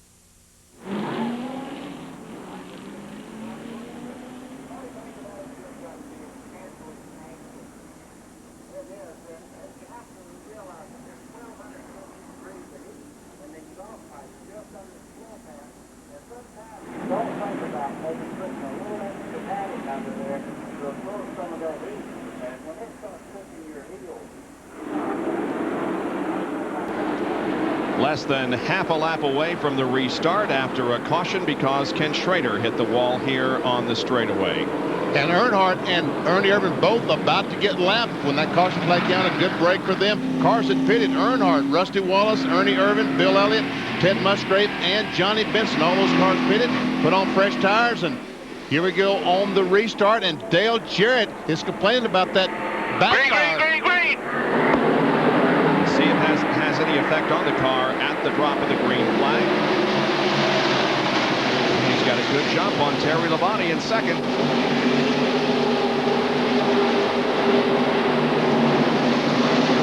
Three abreast in turn 1.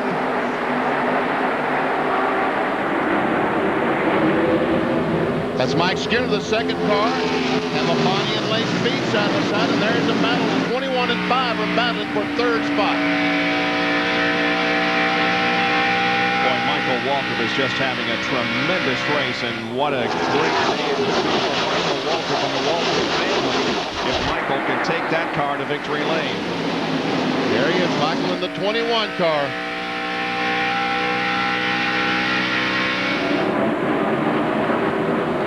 Meanwhile, Schrader has repaired his car back on the racetrack. And here comes the 18 of Bobby Labonte, who's running in 5th at the moment. Mark Martin, the 6th car that we're riding along with, is the 4th place car. Look at the great difference in the line. Mark Martin has been running on the bottom all afternoon, and Bobby Labonte's been running on top, and they're still doing it. They're the top 10. 15 cars now on the lead lap.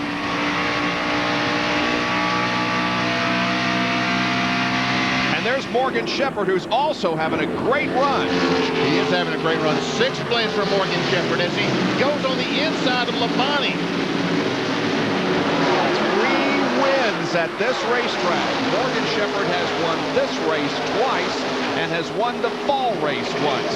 His most recent victory was in 1993.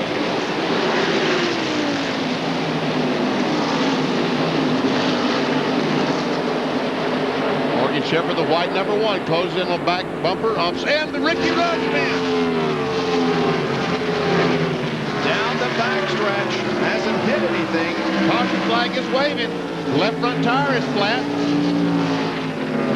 And Ricky does not hit anything, but I don't know how much damage he's going to do to the car trying to get back with flat tires. Yeah, that tire may flap around and damage the wheel well there on the, it looks like both tires are down, aren't they? Well, the left front, the inner liner and outer tire is flat. The left rear, only the outer tire is flat. And this may jeopardize Ricky Rudd's 3 straight top 10 finishes and 6 out of the last 8.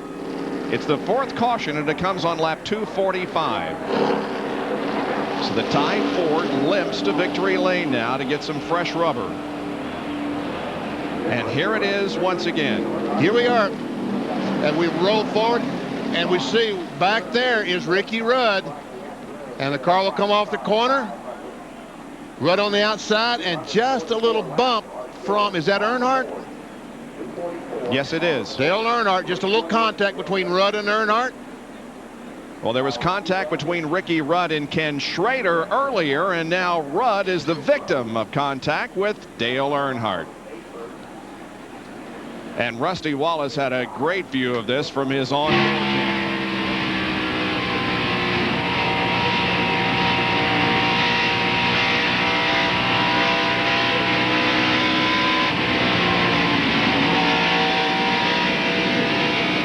See that Earnhardt almost spun as he tried to avoid it, and there we see him as he goes up right there, makes contact, and around goes Ricky Rudd. Pennzoil copter cam with a great shot of that little incident between Earnhardt and Rudd. And Earnhardt once again pits. He just pitted a couple laps ago. He's back in the pits. Jackaroo? And you'd have to think it's preventive maintenance. You know, he was close. He had the tapping incident. They're going to change all 4 tires, take advantage of this caution, and make sure everything's okay. The same cannot be said for Ricky Rudd's crew, who is adjacent right to Dale Earnhardt's crew. They've got the pry bars out, and they're waiting. They're going to have to do extensive cosmetic surgery on that car. Ricky has still not been in the pits. Yeah, it still has not made its way around to, in fact, it's still over in turn number 3. And we can see now just all the damage that it's doing to the car. And the fire, it looks like the left front tire now is actually on fire. It's got quite a bit of flame there on the left front of the car.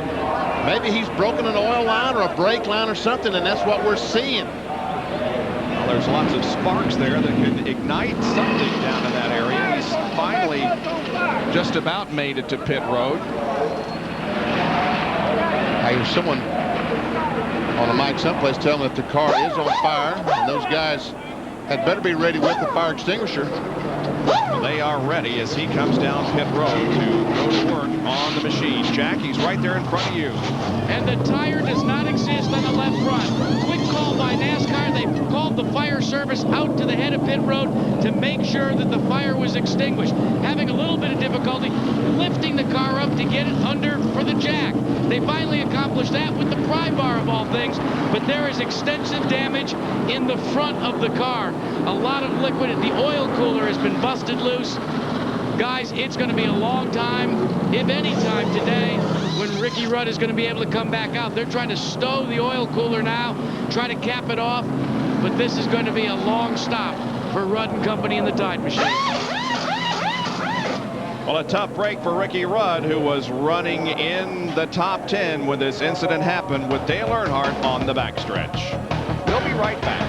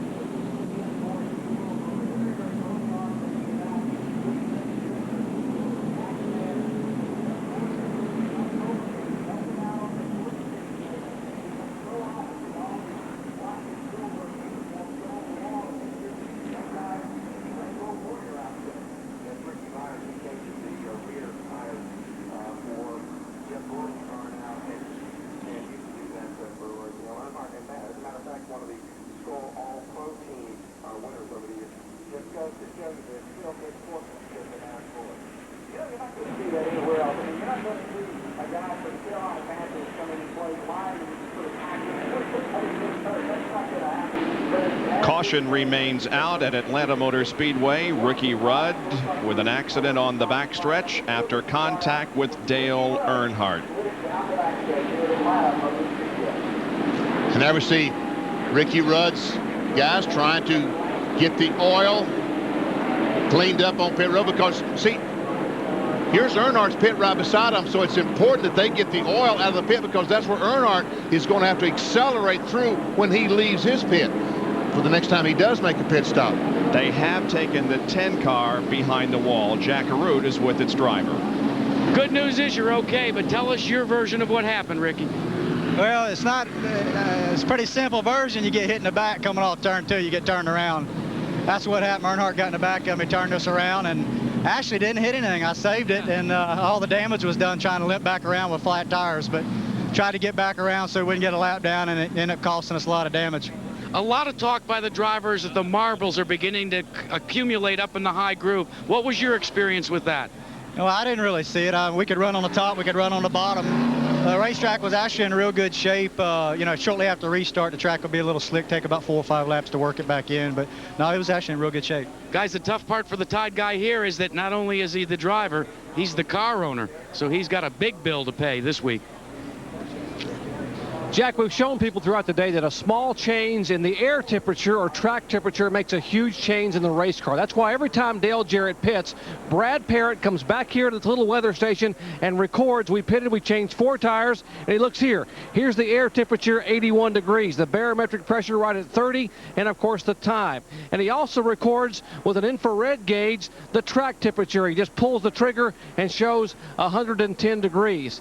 Every time they make a pit stop, he comes and checks these 4 parameters and writes them down. Any slight change in any of these 4 could totally change the race car on the racetrack. Wow, there's so much involved to getting a guy in victory lane anymore, isn't there? It's not simple anymore. All right, here's some Radio Shack Field summary showing you how everybody's running in groups of 15. Note Johnny Benson is on the lead lap after a penalty and other problems. He's worked himself up to 11th position. And also note that Rusty Wallace is on the lead lap in 8th position. 14 cars on the lead lap.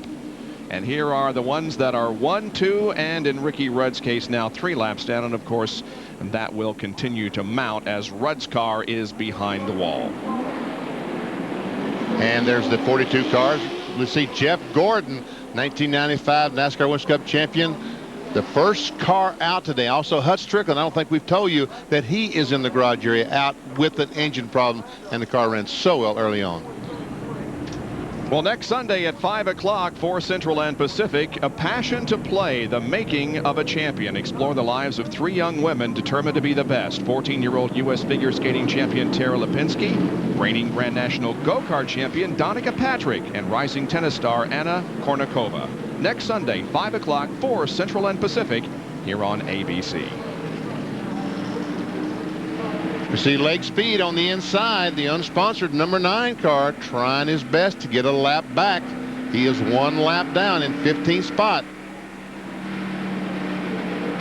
We'll see the pace car dive on pit road when he does, those guys will accelerate by. No, no, no! Go, go, green, green!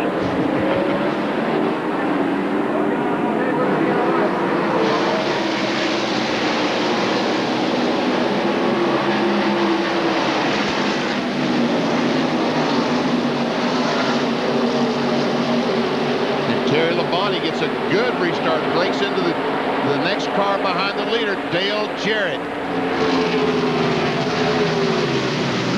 3 wide racing, and we hear that the 1 and the 18 got together on the restart.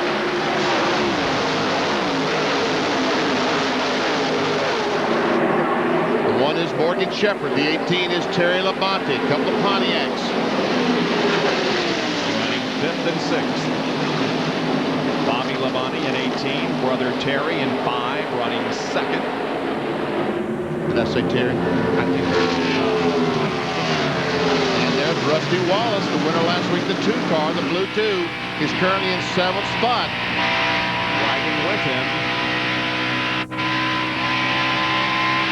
And Steve Grissom, the 41 car, passes Bobby Labonte.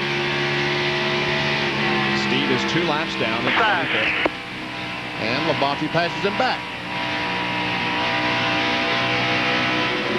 And Rusty's going to try to pass both of them at the same time. No. And there's Ernie Irvin in the 28 car. Now they're 3 abreast, no, just 2 abreast.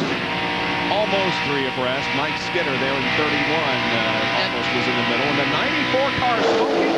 Elliott off the pace. Oh, man. He was running in 11th position, and the McDonald's Ford is slow on the front straightaway. Jerry punches with Mike Beam. Mike, what happened? I don't know. It just smoked out the pipes there. You know, I don't know if he lost his cylinder, blew up. He never said nothing. Did he shut it off? Yeah, we're done. Well, you can hear the dejection in Mike Beam's voice. The 94 is done. 5-time winner here in Atlanta. Bill Elliott apparently through for the day, but the battle is up front, and Terry Labonte mounts a challenge on Dale Jarrett, and a crash on the front stretch. And these guys will be racing back to the line, but hopefully they will back up as Joe Nemechek goes to the inside. Gary Bradbury is up against the outside retaining wall. And here they come, and the 9 car, Lake Speed, is trying to get a lap back. Well, let's see if he does. He's trying to get by second place. Labonte, will he be able to get by Jarrett? No, he will not before they cross the line, and so Lake Speed remains a lap down, and 2 cars are against the wall in the first turn, 1 to the inside and 1 to the outside, bringing out another caution period. Never see Joe Nemechek. They put the net down. Nemechek put his net down, and that's an indication to everybody that he is okay. And there's Gary Bradbury in the 19 car. And we see him moving around in there, so apparently no injuries to either driver involved in this incident that started here on the main straightaway and is ended down in turn 1. If I'm not mistaken, the 81 car might have been involved as well. Looks like that Joe Nemechek is maybe shaken a little bit. Yeah.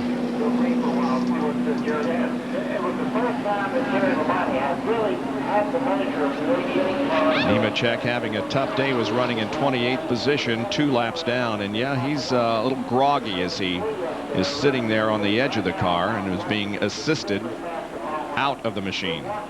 Bill Elliott had stopped over going into turn 3 on the inside of the racetrack, so he's asked one of the wreckers to have that pushed him back to the garage area so they can load this McDonald's Ford up and head back to Dawsonville, or Hickory, North Carolina. Actually, it's where the car is going. There's Gary Bradbury, who has climbed out of his car, walks over to the ambulance for the mandatory trip to the infield care center. And we see the right front damage to Kenny Wallace's car. He was also involved in this. I really don't know how, but we see some damage to the right front fender, and now the tire, the cap on the tire, the outside of the tire is flopping around trying to knock the fender off, and there the tire finally falls off. Yep, on the racetrack, so that will take some work to get it off. Let's take a look at the incident that occurred here on the front stretch and involved these 3 cars. There we see the 2 cars to the inside. Bradbury goes up and boom in the outside wall. Already a lot of damage. And there we see the 81 car is smoking. It's like he hit the wall coming off the corner. And Joe Nemechek goes down. Looks like makes some pretty good contact with the inside wall. Extensive right front damage to Kenny Wallace's machine. And here it is from our turn 1 camera. Can't really tell much more than we have seen already.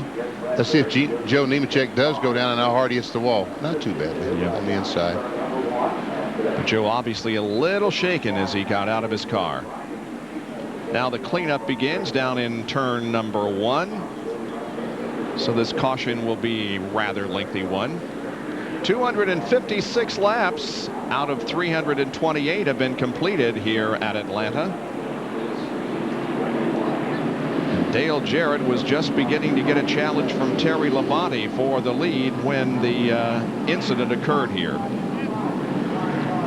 There are the black marks, the skid marks, indicating where the crash might have begun, and it began quite a ways up the racetrack from the start-finish line. Yes, as a matter of fact, they're in the inside wall, actually before the start-finish line. And then more marks on the wall. And that that's where the cars came in contact with the inside wall. Then Bradbury to the outside and Nemechek to the inside. We have a speed shot, a stationary camera by the start-finish line. Let's see if we can tell anything about what happens there.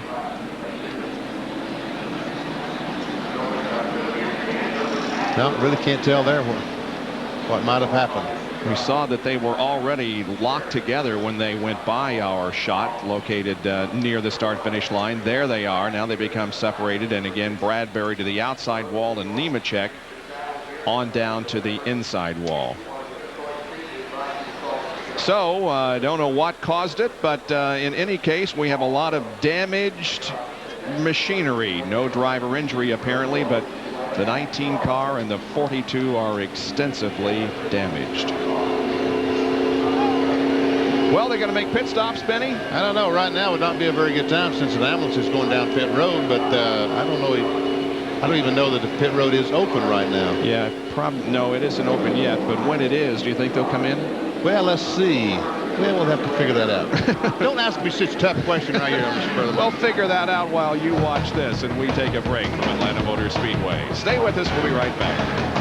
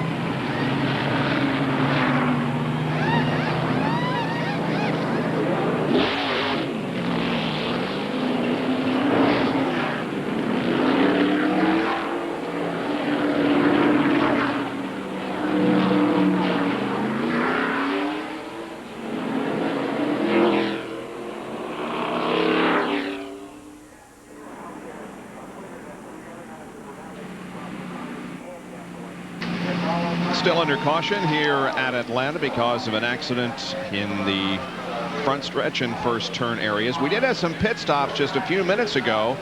Jarrett, Labonte, and Michael Waltrip coming down. Yeah, we see the 3 cars coming down pit road. Michael Waltrip, the 21 car, stops first. Labonte stops second, and Jarrett on down towards turn 1 stops last. Mark Martin goes by as the right side is done on the 21 car, also on the 5. So it'll be 4 tires all the way around.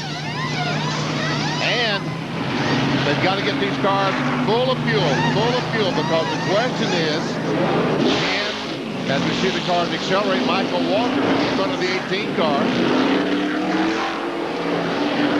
and Dale Jarrett will beat these cars out. But the question is, can they go the rest of the way on fuel? Some of the cars can. We got 68 laps to go. Jerry? Well, Bob, there were 69 laps to go when they pitted. Here's the scenario. Dale Jarrett, the most he has gone today is 65 laps. He would have to go 69 laps. Steve Allen on the other side of this toolbox is calculating. He says, we have to try to make it. Mark Martin and Jack Roush have both figured they can make it. But Jack Roush told Mark Martin, put the car in high gear and let it idle. Save as much fuel as possible. And they're going to roll the dice here in the Dale Jarrett pits. Let's check in with Bill Weber. Pretty much the same story for Michael Waltrip. He got 4 tires and fuel. The car had been running extremely smooth. Still, they went up 1 click on the track bar. One guy that didn't come in is Jeff Burton. This is his pit. You may see him come in and top off with 1 to go, and then they will be running a gamble. Let's go to Jackaroo. Well, Bill Weber, it is a gamble for Terry Labonte. Now, the first gamble was Labonte had scheduled to come in and take sticker tires on. At the last minute, after the caution was already displayed, they rolled the sticker tires back, brought scuffed tires forward. Then during the pit stop, they made absolutely certain, at the cost of about 2 seconds, that a full tank of fuel was on board. I asked Gary Dehart at the end of the stop, are you going to have to come in again? And he said, we don't intend to. Bob? Okay, well, drama to be played out here in the closing laps of this race. There were 2 drivers that did not make pit stops, Morgan Shepherd and Jeff Burton, and they're the 2 that are up front at the moment. And Dale Earnhardt, I believe, just took on fuel, was it? The last time. Well, I think he was in and on lap 245 and changed tires. Okay. Well, Morgan Shepherd has 3 wins here at Atlanta and 17 top 10 finishes in his 30 races. Morgan Shepherd last won this event in 1993, also won it in 86, and he won the fall event in 1990. And the 21 and the 43, both those cars just now ducked down pit road and topped the tanks off with fuel. They are all going to try to make it to the very, very end. Well, tomorrow night on ABC, TV's newest action hit, get ready for Spy Game. That will be on at 8 o'clock, 7 Central. Then Richard Gere and Sharon Stone star in an erotic thriller, the network premiere of Intersection. That's tomorrow night at 8, 7 Central here on ABC. Now we're getting set for the restart. And once again, Lake Speed, the red car on the inside, trying to get a lap back from Morgan Shepherd. There's the 2 cars, the 1 and the 9. 17 of Darrell Waltrip, also a lap down. We're riding along with Mike Waltrip. Here's Ted Musgrave. There's Rusty Wallace. Right now, Rusty Wallace in 8th spot. Green is out. And a great jump by Morgan Shepherd. Something may be wrong with Jeff Burton. Jeff Burton either missed a shift or something is wrong with the car. Did not get started in the 99 car. Wow, he sees a lot of cars go by on the high side, and look at Dale Jarrett coming through. And Earnhardt is not up to speed.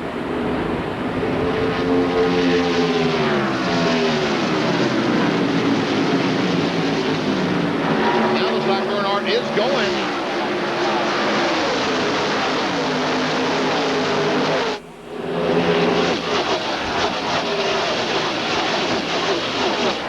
Also looks like that Jeff Burton is up to speed, but both of them got very poor restarts. And Rusty Wallace, the 2 car, pulls up on the outside of Burton. That's Mike Skinner, the 31 car. Boy, this is just hold your breath time when they're running so close together here, and everybody knowing that what happens in the next few laps could be the race.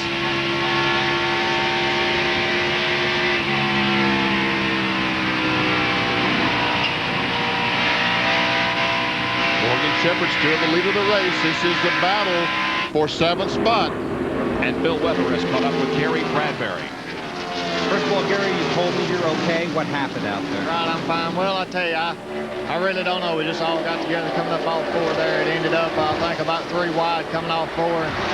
Well, I tell you, the restarts were really, really wild. I don't know, it seemed like everybody running like it was the last lap on the restarts, but, you know, the Challenge Full Recovery Ford was really running decent today for our second outing. We got a couple laps down earlier, 1 in the pits, but wasn't having all that terrible a day. We were just trying to stay out there and finish, and I don't know, me and somebody got together, and I got turned, and I think got got into maybe Joe, but I'll have to really look at the replay to say on that one. Okay, he took a hard lick, but that's another tribute to how safe these NASCAR Winston Cup cars are.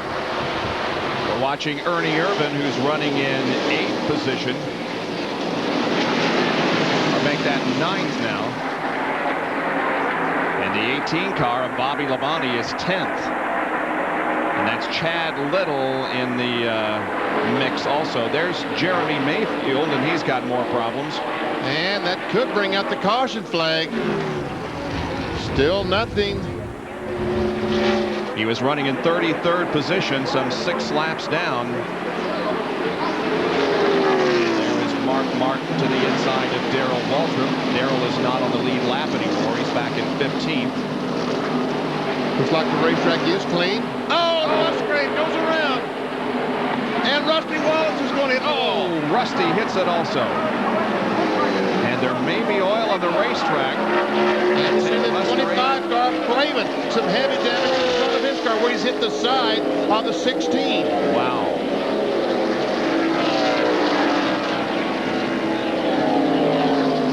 Heavy contact between the 25 and the 16.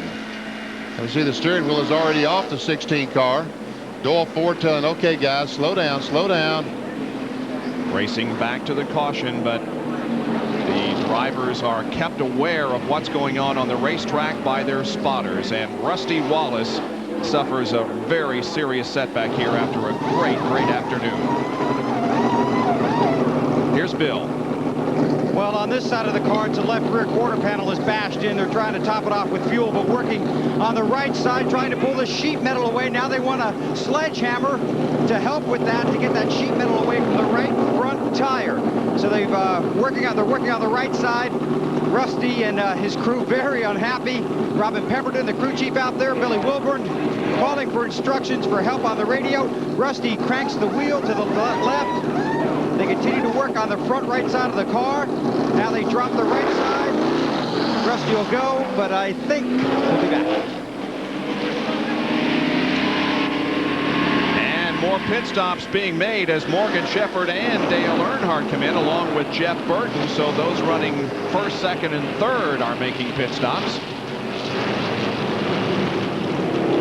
So that puts Dale Jarrett back in the lead. Looks like Johnny Benson also is in. We watched Dale Earnhardt's crew go to work on the GM Goodwrench Chevy. And look at the right rear guy with a DuPont uniform. They've gone and find a tire changer from the 24 car. Jackaroo. Benny, they're making the change right now. They're going all 4 all the way around. For Dale Earnhardt, remember, he's been on a sequence. They did a gas and go during the last caution. So they decided to come in under this caution in 24.3 seconds and take out the tires. As Morgan Shepherd has completed his job as well, but not soon enough. It's Earnhardt that leads them out into turn 1. And Johnny Benson also gets out in front of Morgan Shepherd. Now, folks, here's the car that we talked about, Jeremy Mayfield, right there. The car that the engine is going south. That's in turn 2. And we don't know if there's any fluid coming out of the car or not, but that is Jeremy Mayfield. Now, the next time that the cars come by, we'll see where Jeremy comes off the corner. The next time that the cars come by, we see Musgrave. No, he's too high on the racetrack. Musgrave did not get in any fluid. He was too high on the racetrack. So I'm glad we were able to solve that puzzle. He may run into those marbles that we've been talking about most of the afternoon, way up high there. He was very high, and there all of a sudden we're going to see, boom, right here is going to be a heavy blow from the 25 car. That blow came on the passenger side of Musgrave's car. Here it is from Ted's onboard camera.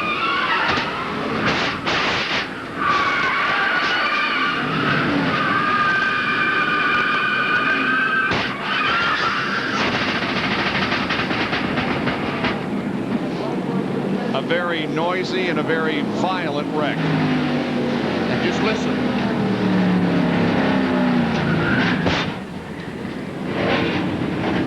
Man. Oh, man. Oh, some dramatic shots there for you. There is Musgrave looping it. Now watch Rusty Wallace come along. There he is on the bottom. He's out of control, slides up the racetrack, makes contact with the outside wall. and Rusty almost hit that wall head on. Yep. Now the cars are going to the inside, trying to avoid. Jimmy Spencer goes between the two cars. Now he goes. Bill Weber, what's going on in the pits? Jeff Burton is back for his second stop under this caution. He ran into Rusty Wallace with the right front side of his car. So they made a giant tape Band-Aid. They worked on the right side last time. Frank Stoddard continues to work heavily taping the right front quarter panel of the X-Side Ford. They've just changed left side tires. They've also put fuel in, 270 laps on the board. Rusty Wallace also in. They've got that car up on the right side on jacks. They tear out one of the crush panels on the right rear. Meanwhile, they continue to work on the 99, still pulling the sheet metal away from the right side. Burton wants to go, slowly creeps off and takes off. And they continue to work on Rusty Wallace's Miller Lite Ford here on pit road. So the crash was costly for several of those who were up in contention for this race. Rusty remains on pit road and now rolls away. And Rusty Wallace will be lapped. He's coming down pit road in the, let's see what the, I think he ran the stoplight. Stop sign. Too. Yeah. He was showing green this sign, so it would have been showing red toward him. If that indeed was the case, there is Ted Musgrave's badly damaged family PRIMESTAR car being taken off the racetrack, and Ricky Craven's car is even in a bigger mess. There's a conference going on in Dale Jarrett's pit. Jerry, what are they talking about? Well, it was sort of a team conference, Bob. The 88 pits and the 28 pits were together, and Robert Yates was involved. What they were trying to discuss here a moment ago was who had what tires left in case they do have to come down pit road one more time. They're not planning another pit stop for either car, but who had sticker tires, who had scuff tires, and most importantly, they came up to Robert, who runs the show, Robert Yates we're talking about, said, let's check and see, make sure we can both make it on fuel. They both said they're okay on fuel, but one guy who won't make it apparently going behind the wall is Rusty Wallace. Yeah, the Miller Lite Ford is behind the wall, and so Rusty Wallace's day may be over. At least his possibility of winning this race is over. Jeff Burton, they continue to work on his car. He goes back out there. We'll be back after this message and a word from our ABC stations.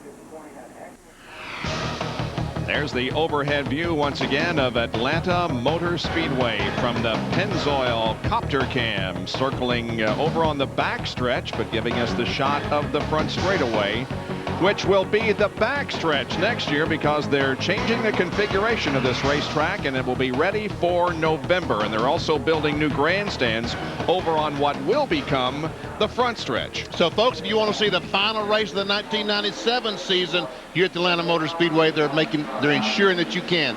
37,000 new seats going up. Rusty Wallace is behind the wall, and you see he's out of the car, and the crew's still working on it, trying to get him back into the race. Let's go to Bill Weber. And Rusty Wallace has been watching his crew work on his car. I know you're disappointed. What happened out there, man? Well, I don't know what happened. A couple of cars took on 2 tires, and I don't know if they got loose by doing that or what, but right before that, Robin says, watch for oil going into turn 1 and 2. And then I saw Musgrave getting real loose and spinning on top of the racetrack, and I went to the bottom. The car, whoever's behind me couldn't get slowed down. I got tagged in the back, and that was about it. You guys really worked hard to get back on that lead lap, too. Yeah, we started 38th. We're up to 7th, and the car was running pretty good. We loosened it up right there at the end. I think I had a good car. Okay, that's Rusty Wallace. He won last week, but not this week. Some dramatic shots here from Ted Musgrave's onboard camera.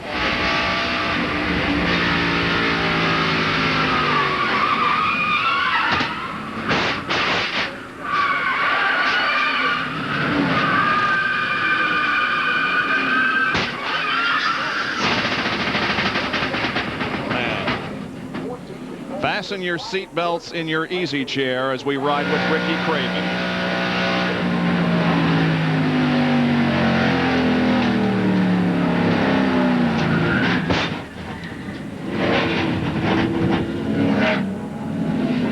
Man, you just don't know where to go, and unfortunately Ricky Craven chose the wrong way because he had just total impact there with Ted Musgrave's car. And we see all those fellas cleaning with the oil dry, trying to clean up the racetrack. This is really playing in the hands of those fellas that we thought about might not can make it. These caution laps have reduced speed. They're not using nearly as much fuel, and they should be able to make it now. As we see the Radio Shack field summary. With 11 cars on the lead lap. Darrell Waltrip in 12th a lap down. Robbie Gordon, the pole sitter, is 14th a lap down. Now we look back to 16 through 30, Lake Speed.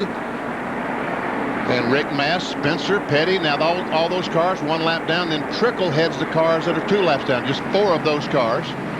And now the remainder of the field. And again, the list of those out of the race is growing because of the accidents and other attrition that we've had. But look down on the bottom of the list. The 42nd finisher in today's event was Jeff Gordon, who dropped out very early because of engine failure. And so the points leader will suffer greatly here in this event in terms of the point standings. There we see Robbie Gordon, the pole sitter. That's the Briggs & Stratton onboard camera, the face cam, as we just leisurely sitting back and say, this is nice. What a way to make a living, huh? In about 45 minutes, coming up next after our coverage of this event, we'll have the International Race of Champions, the first of 4 events for the IROC Series this year. That's the one that was held at Daytona International Speedway during Speed Weeks. It involves, of course, 12 identically prepared cars, 12 of the greatest drivers in the world, and 3 of the greatest announcers in the world, Benny Parsons, Paul Page, and Jack Arute. And folks, I'm telling you, you don't want to miss this. I think in the first 10 laps, there were 8 different leaders. The Pontiac Firebirds were awesome this year. That's at 5 o'clock Eastern Time at about 45 minutes from right now. Coming up next here on ABC after the PRIMESTAR 500.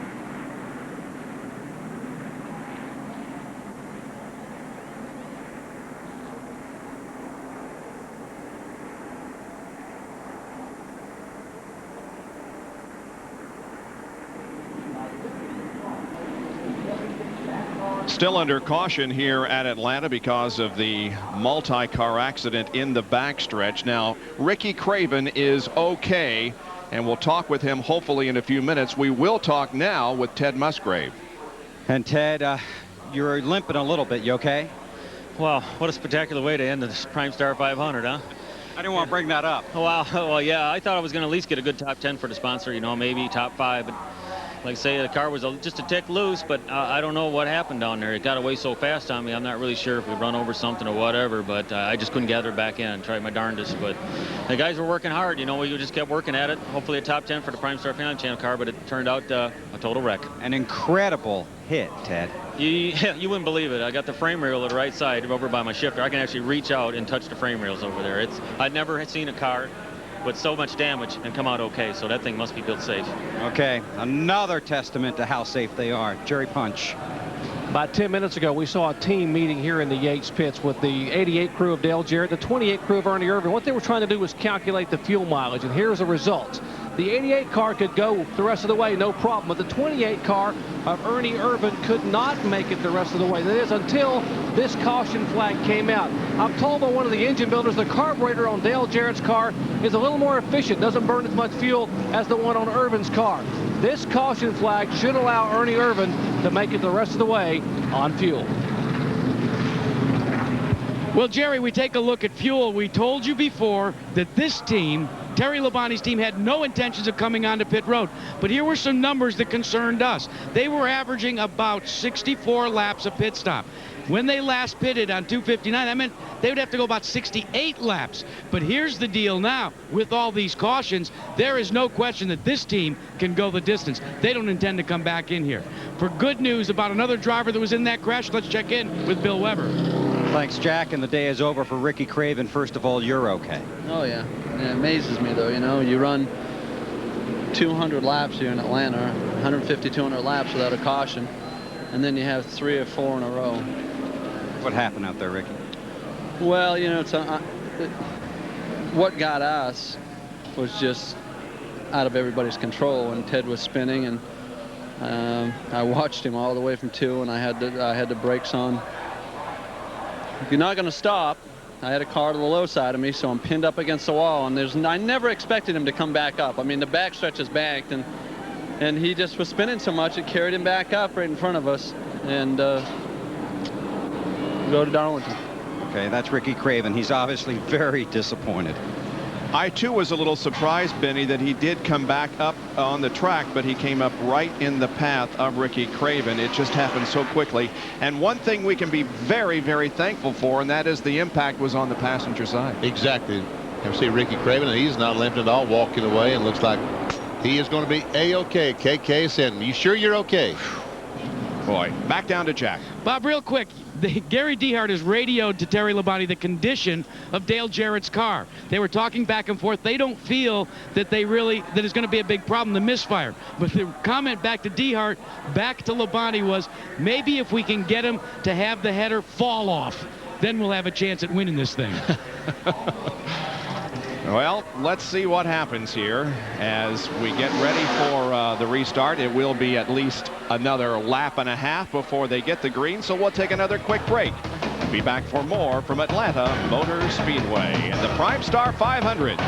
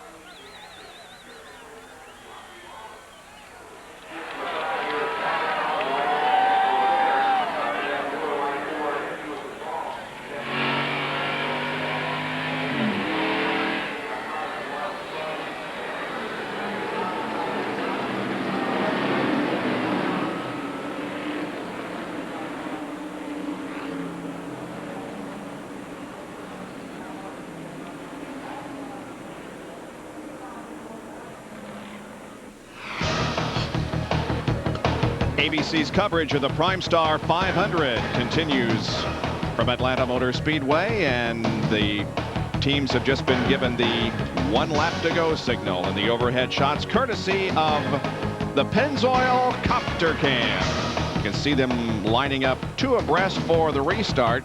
Had a jet dryer around the backstretch to blow some of the oil dry away that was put down following that crash that involved Ted Musgrave and Ricky Craven and others. Well, here are the points leaders going into this event, where they started and where they are now. Jeff Gordon, of course, started 23rd, was the first out of the race. Terry Labonte from 2nd to 3rd. Jarrett from 9th to 1st. Rudd from 25th to 40th. And Craven, 13th. He's out of the race.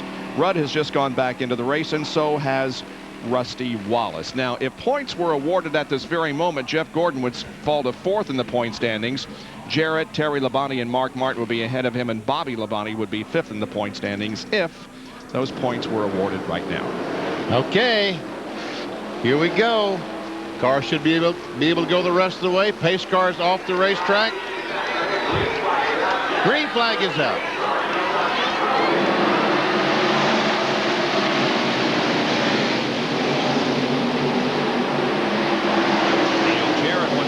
Pretty good jump. That's Mark Martin running in 2nd position and Terry Labonte in 3rd.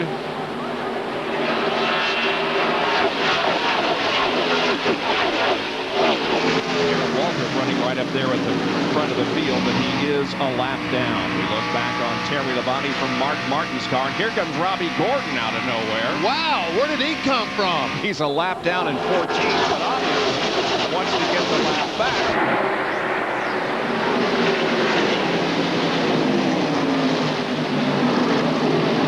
Mark Martin will pass by Darrell Waltrip.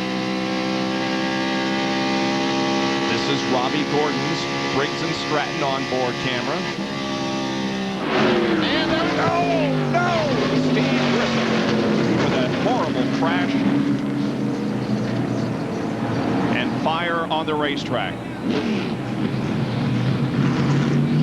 It's knocked the gas tank out of the 41 car. That's what we see blazing over there. Is I think the gas tank is over against the wall. This is at the end of the backstretch. Greg Sachs has stopped over there, but the ambulance is on the scene very quickly. The driver involved is Steve Grissom.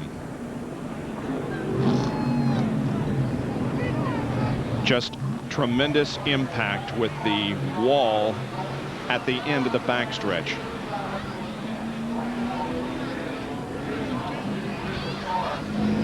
That is not where he made contact with the wall, but I think that would be the gas tank.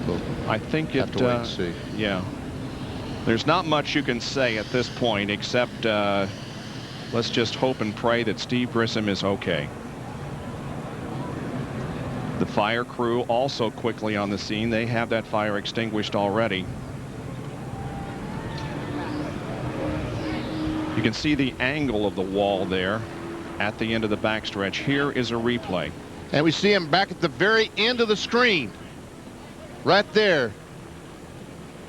Right there is the white car. And Spencer sideways, and Steve Grissom trying to dodge Spencer. Just all of a sudden, boom, and look at the car go up in the air. That's the Mike Skinner car. Yep. Mike Skinner and Steve Grissom trying to dodge Skinner. I mean, the 23 car of Spencer. And look, there's the gas tank. Yes. Hang on a second. I'll show you this gas tank, folks, as it goes across the racetrack. Right up there is the gas tank. And it makes contact. It impacts the wall and then splits open, and the fire begins. I think other cars will go through there, and the exhaust is going to ignite. There we see that car. That's Mike Wallace's Spam car. Goes through the gasoline and ignites it as it goes through. And there is Kenny Wallace as he goes through also. May have made contact there with Grissom's car, as it still has not stopped rolling or pirouetting. And the wall just, and there is where Grissom made contact with that inside wall, and it split it right in two in several places.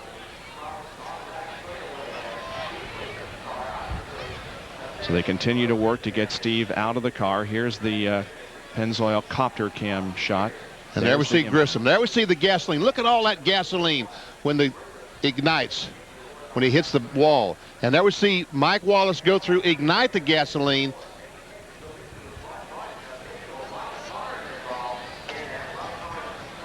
Wow. Steve Grissom, originally from Alabama, has been making his home in Concord, North Carolina, driving the Kodiak Chevy, owned by the Larry Hedrick team. Obviously, you can see that the race has been red flagged by the NASCAR officials to get all the safety equipment there that they need.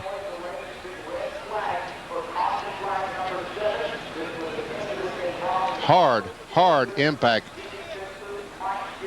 with the wall from Grissom as he tried to avoid the 23 car. We understand that they have gotten him out of the car. He is on the stretcher and being loaded into the ambulance. Steve is married, his wife Susan. They have one child, Kyle, who was born back in 1989.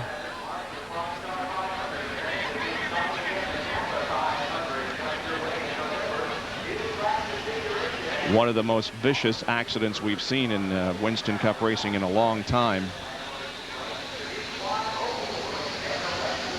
There we see the guys, they're watching the TV, they're watching the monitor just like we are to see if they can tell anything about their driver.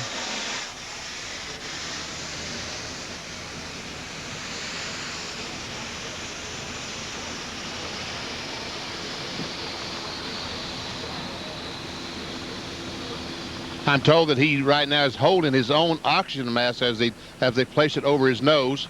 He appears to be conscious. His eyes are open and he is holding his own oxygen mask. Wow.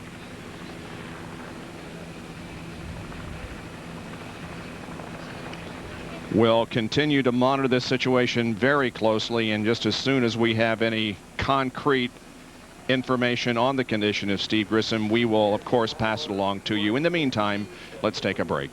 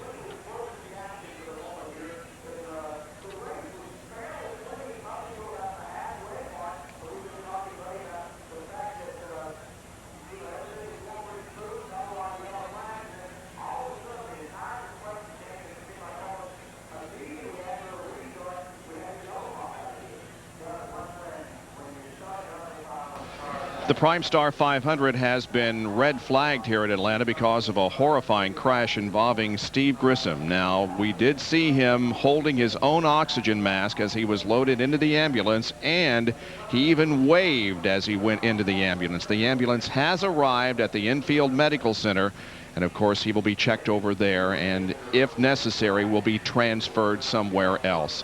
This accident occurred very, very quickly, as most of them do. We're going to take another look at the replay since we now know that apparently there's no serious injury.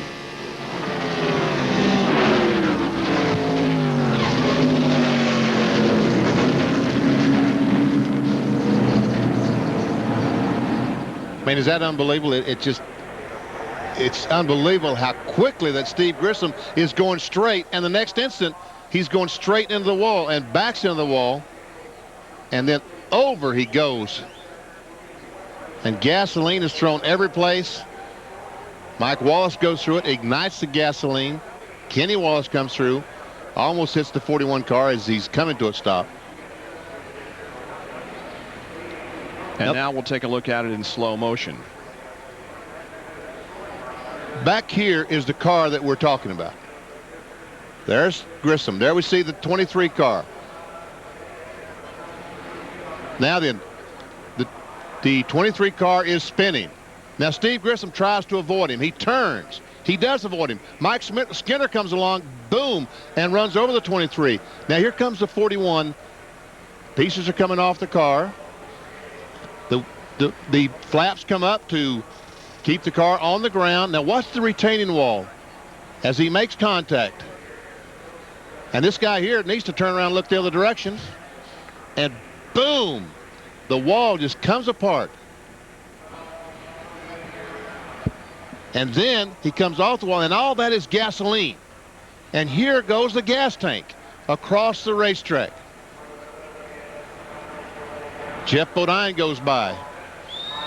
The gas tank goes up against the outside retaining wall and stops. And as Mike Wallace comes through, he will ignite. There he ignites the gasoline. And here's the 81 coming along, and he makes slight contact with the 41 car right there. And the 81 car did have some significant damage as a result of hitting mostly debris that was coming off of Grissom's car. There's another view of the wall that was just shattered when Grissom hit it. One thing in Steve's favor, he was a tremendous athlete at Gadsden, Alabama High School. Here's Bill Weber. Okay, Bob, we're back here at the Infield Medical Center, and several team members and family members from other teams have been into the medical center, and I just spoke with Diane Bodine, who came out and told me that Steve is complaining of an ankle injury, and that's it. His wife Susan is in there. They have spoken, so Steve appears to be okay. He does have an ankle injury. That's what he's telling the medical people right now, so we'll have more information, but right now it certainly appears to be extremely good news for Steve Grissom after a horrifying crash on the backstretch here. Well, I'll take an ankle injury for what he could have come out of this with, huh? Yeah. I mean, there's no back of the car. It's completely gone. The Kodiak Chevrolet, it's just gone. They do now have the car righted, and we'll put it on the rollback and drag it back to the garage area. There's not much left to take home, but maybe the engine is still good. And again, Steve continues to be in tremendous shape, and I think that's one thing that is in his favor. He was the Gadsden, Alabama High School football team captain in 1981. In fact, turned down a football grant to Alabama because he wanted to drive race cars. He also played basketball and baseball at Gadsden High School. Jerry? And Bob, he turned down offers to play at Alabama and Auburn as a high school All-American. Now, the pace car a moment ago came up to the start-finish line and stopped. That's the second time the car has come there. That time it came to pick up Ed Clark from Atlanta Motor Speedway. A moment ago it came and picked up Mike Hilton, the vice president for competition for NASCAR, who came down out of the NASCAR booth and has since gone to the backstretch to look at that cracked concrete wall. They want to survey where the wall is broken, if it presents a problem for the teams to be able to complete the race, and what must be done, if anything, to fix the wall and how quickly they could fix it. There's the work continuing over in turn 3, the damage, and there are people there surveying that crack in the concrete. See that van to the right of your screen? That's the van that picked up Mike Hilton. And the guy in the blazer is Mike Hilton. He's looking at the wall. There's Mike there talking to some of the other officials here, the NASCAR officials that are there. And there Mike walking back toward the wall. Thank you, Benny Parsons, for circling Mike Hilton. And Ed Clark should be coming very shortly to that scene in the pace car to talk with the NASCAR officials. Now the pace car arrives on the scene. There we see Ed Clark just getting out of the pace car. He is the general manager of this facility here at the Atlanta Motor Speedway. And he now comes over to have conversation with Mike Hilton.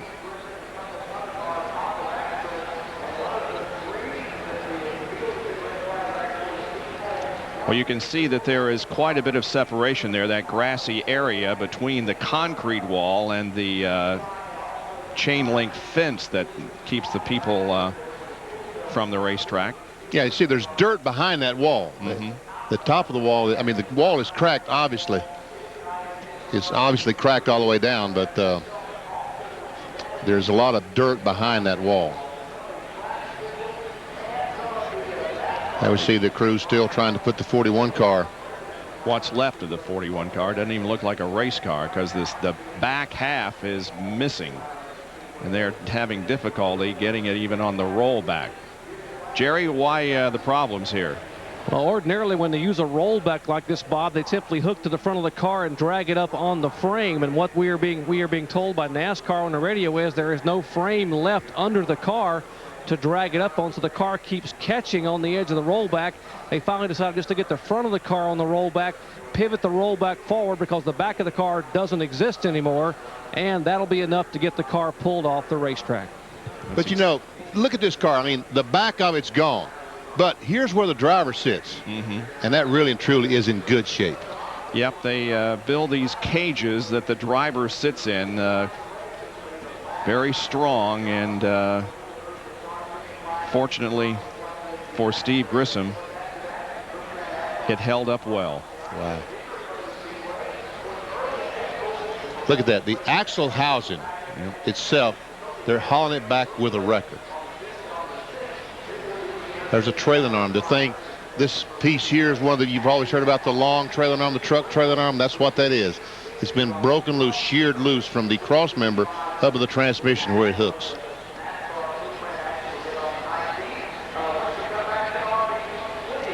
Remember last year, this car was involved in another terrifying crash at Talladega when Ricky Craven was in the cockpit.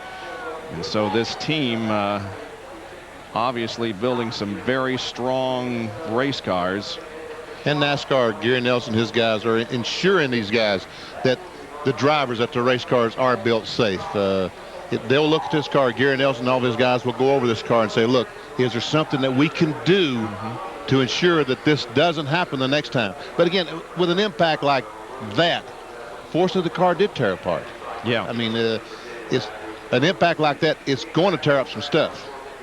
Yeah, often when a car flies apart and disseminates that energy, it keeps it from the driver who might otherwise suffer the injury.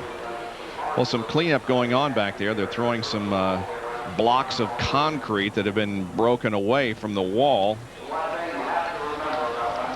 As to what they have decided, if anything, to do about this situation, we don't know at the moment. Ed Clark and Mike Hilton both remain out there supervising the cleanup and what might amount to some repair to that wall.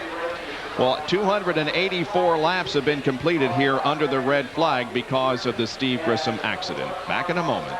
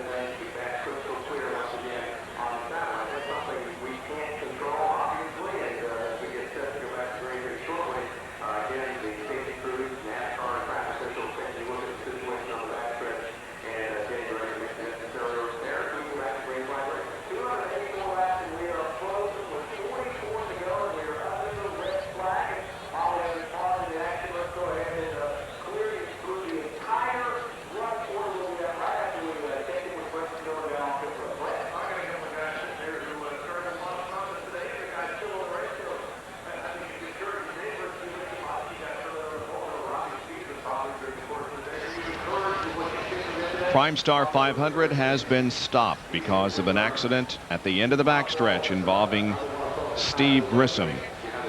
He is in the infield care center, and the latest update is that he is complaining of an ankle injury, but other than that, apparently he is okay. Well, we can't overemphasize the amount of safety that is built into these cars. Earlier today, we saw Ricky Craven in a very hard impact with Ted Musgrave as they came off of the second corner, and both of these drivers were okay, but look at this impact.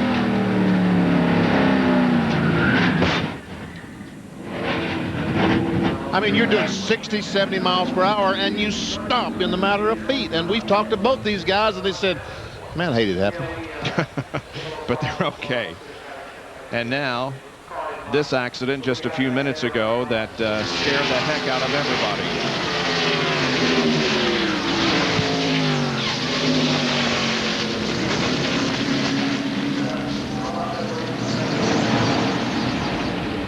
Wow. Jerry is standing by now with Todd Parrott in the pit area. Todd, before we talk about your race car in this race, when you see an accident like that as a crew chief, you have to be thankful for the rules that mandate that you build them safe. Yeah, I mean, I just thank the good Lord nobody got hurt over a while ago, Jerry. That was a pretty violent crash, you know, and a fuel cell comes out of a car like that and rear end housing flying all over the place. You know, just you can't say enough for what NASCAR does for our sport and mandating all the rules, you know, for the roll cages and all that stuff. You know, we got people building some new cars these days, and, you know, they're on top of what's happening with the car building business, and, you know, got to thank the good Lord that they are. Indeed we do. Let's talk about your driver now, Dale Jarrett. The problem at lap 190, the ignition goes away, goes to a backup ignition, and boom, a head or two breaks on the car. How much of a problem will that be in these final laps, or will it be? I hope that, like I told somebody a while ago, that guy upstairs is looking down on us, and it won't be a problem whatsoever. We've had a great race car today, and had a great race car the last 3 weeks. Just the end of the race, we hadn't been in a position where we need to be, and that's first. So just hope that, you know, this thing gets going back and we can lead these last 43 laps and win this thing. What about allowing the cars to sit on the racetrack? Now the drivers are sitting over there, the car is sitting over there cooling down. What concerns you most? You were talking to Robert Yates, who is the team owner for both these teams, about some of the things a moment ago. Any concerns about the engines? No, I mean, just like I said, I mean, we're just sitting here with our fingers crossed, hope that there's nothing going on inside that little thing. You know, there's a bunch of pieces sitting over on that back stretch, and anything can happen. You know, this is racing, and just hope that that thing fires back up and we can run up front. You know, the pit crew's done a great job all day, and can't say enough for this Ford Quality Care, Ford Credit Thunderbird team. Well, maybe after leading the most laps the last two events, you will finally get one today. Yeah, maybe we can get one, and I can bring a big trophy home to Tyler. He's last 2 weeks, when I got home from the race, he said, Dee, how come you didn't bring home the trophy? So maybe today we can bring it home. Well, you can see how emotional it gets just thinking about a victory as the new piece of wall goes in over in turn 3, and some of the strategy being played out here in the pits. The fingers are crossed down here in the Yates pits. How about up where you are, Jackaroo? Well, Jerry, you were talking about the fact that the cars are isolated away. The biggest thing that Gary Dehart wanted to talk to his driver about was not the condition of his race car. He was checking the monitor here on the War Wagon and trying to update Terry as to the condition of the drivers. So you're pretty happy with the condition of your car right now? Jackie, we can't outrun that Ford right now, so no, we could be a little bit better, I guess. What happens when you do get up there and you start running with them? What happens to the car? Well, when we get directly behind somebody, the front end, this arrow thing, you know, take off and want to push a little bit. Plus, we've been loose a little bit all day long, too. So we're just not set up like we really need to be. We could be a little bit better, you know, but you know, we're pretty good. We're pretty good. Must be pretty good to keep up with the 88 car. You know, they got a lot more horsepower than we got. Now, when you, okay, we're going to let you politic for that, but let's talk a little bit about some of the, you know, I was fascinated during the stops, not making a lot of major changes. You were dialing that chassis in a half pound, a pound at a time in the air pressure. These cars have become that sensitive. Yeah, Jackie, they are. You know, we do half pounds. Sometimes we do them all the way around. Sometimes you do just the rear, just the front. Depends on what it is. You just got to do what you got to do all day long. That's about the only adjustments you got. You can play with a wedge and track bar up, down, stuff like that. But, you know, that's air pressure is your biggest thing, really. Bob, you can tell that we've known each other for a long time. This is one of the few guys on pit road that still calls me Jackie. Yeah, I've been tempted to do that several times today, but I've controlled myself. And there, of course, is the car that Gary was talking about, the number 5 Kellogg Chevy driven by Terry Labonte, currently running in 4th position. You can see that some new concrete is being brought in back there, and they've even got a backhoe out there to reinforce the wall that was shattered by Steve Grissom's impact. Let's take a look at how they are running at the moment, with Dale Jarrett in the lead and Mark Martin second, then Ernie Irvin. Terry and Bobby Labonte are 4th and 5th. Michael Waltrip is 6th, then Dale Earnhardt, Morgan Shepherd, Johnny Benson, Jeff Burton, and Bobby Hamilton is the last car on the lead lap. And Darrell Waltrip, Ward Burton, Robbie Gordon, Lake Speed, that rounds out the top 15. 16 through 30, we see Mast Andretti. Spencer was involved in the crash over there. Kyle Petty. Grissom also involved in the crash. Skinner also involved in the crash. Dick Trickle, Brett Bodine, Chad Little, Jeff Bodine, Sterling Marlin, the David Green car, Kenny Wallace, Kenny Schrader, and Rusty Wallace. Here's 31 through 42. Musgrave is out of the race. Mike Wallace, we saw him ignite the fire over there, and Jeff Gordon, the first car out today. Bill Weber has the interview that we've been wanting to hear. And this is Susan Grissom, Steve Grissom's wife. And first of all, how is he? He is fine, what will be expected. I have talked to him. He talked to me and Kyle. They're just checking him out. His ankle was bothering him, but other than that, he asked what happened, so I think he's going to be fine. I just appreciate all the concern and all the prayers, and all the wives have come over, and it's amazing just what NASCAR is, and what, just a family. Okay, I can feel you shaking. You're okay. I just want everybody at home. He's fine, and we'll be home soon. All right, thanks, Susan. Okay, thank you. Back up top, guys. Yeah, this is a family affair. I mean, when something is threatened, like we had just a few minutes ago, it becomes everybody's concern. Oh, yeah, Steve Grissom only lives about 2 blocks from me up in Concord, North Carolina. So we see they're digging a hole out behind the wall to put this new piece of concrete behind there to reinforce the wall. That's what they've decided to do. Given no estimate right now on the amount of time that might be involved here. Benny, we talk all the time about what it does to the cars, what it does to the crews, but you've sat at the keyboard of these things, and you've had to sit through a red flag or two. What does it do to a driver?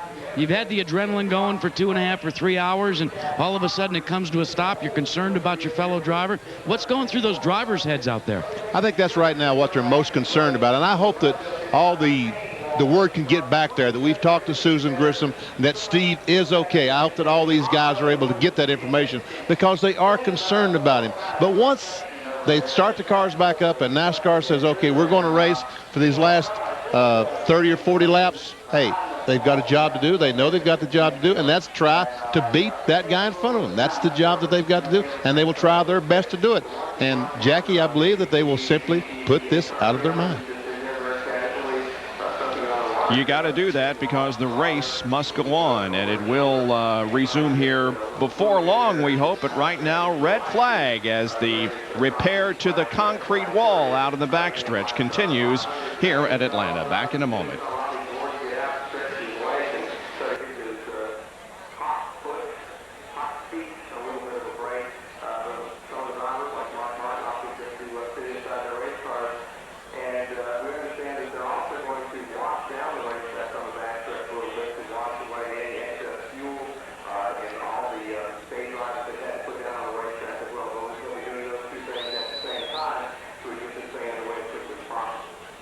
And of course, the red flag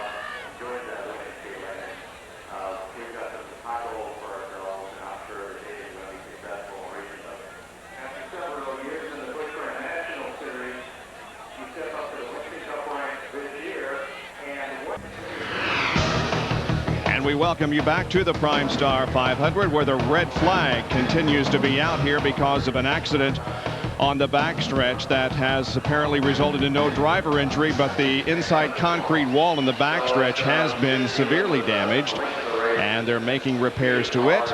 So until we can get that situation repaired, we are going to remain under this red flag. Here is what caused the damage. Coming off the second corner, we see the 23 car is going to spin right there, and then the 41 car is going to try to dodge, and watch it hits the wall.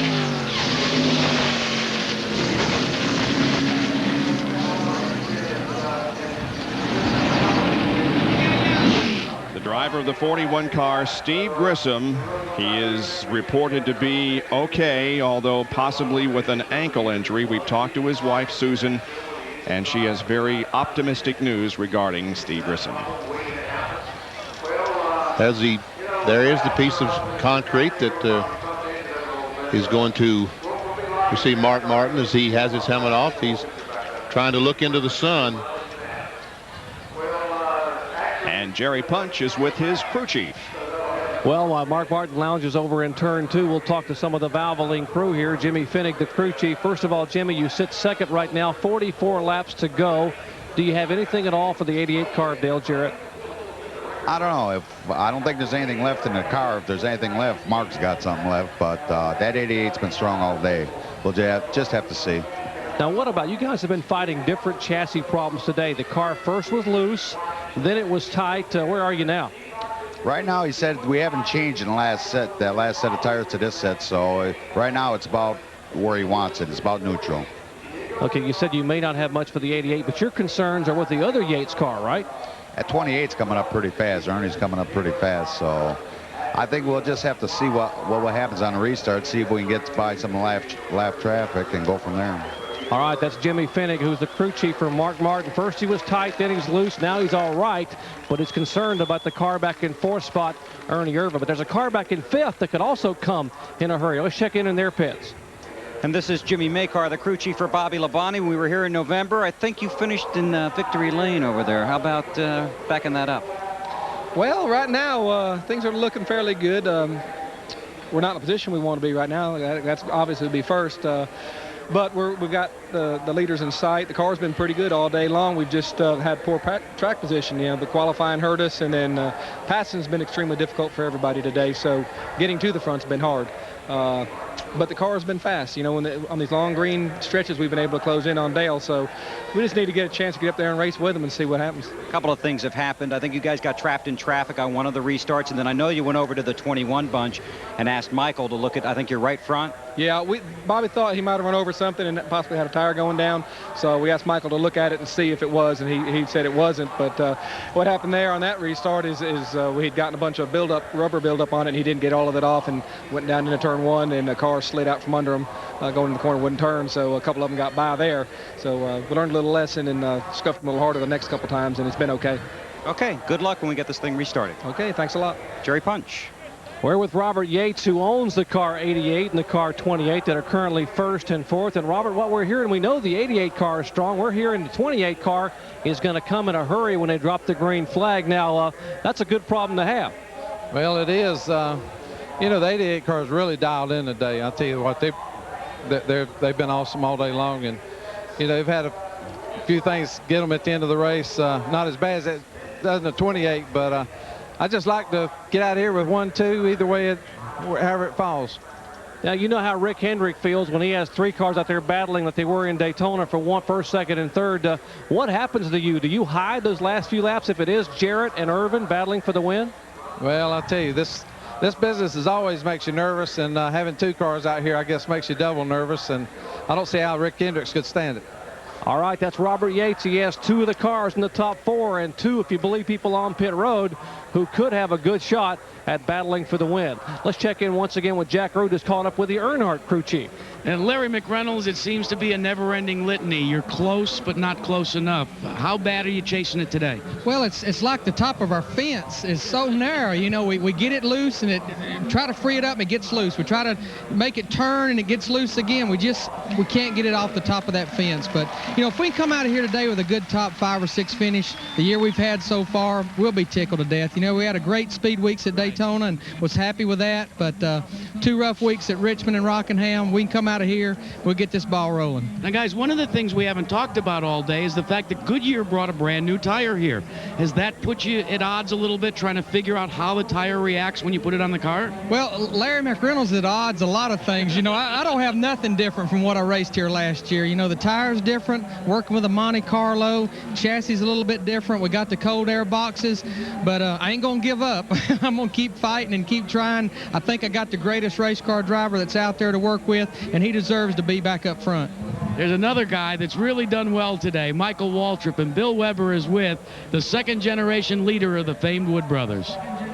And Eddie Wood's just sitting here watching a little TV, trying to keep up on what's going on. What a spectacular day you guys are having. Yeah, we've had a pretty good day so far. Michael's been running really well. We seem to be better on a long run because he runs up high. And we're a little tight in the middle of the run towards the end, but everybody else seems to be getting worse too. But by the time we really get rolling, either a caution comes out or it's time to change tires, and they kind of get away from us again. So we're kind of hoping for a long run right here. How did he find that high groove? He is really running up there. I don't know. I didn't get to watch the Busch race yesterday, but I asked him while ago. I said, "Did you run high yesterday?" And he said, "Nope, not a lap." So he just went up there and found it, and immediately when he did it, he picked up like 2/10, and so we just decided to stay up there. And we were getting ready to adjust the car because it was too tight down on the bottom.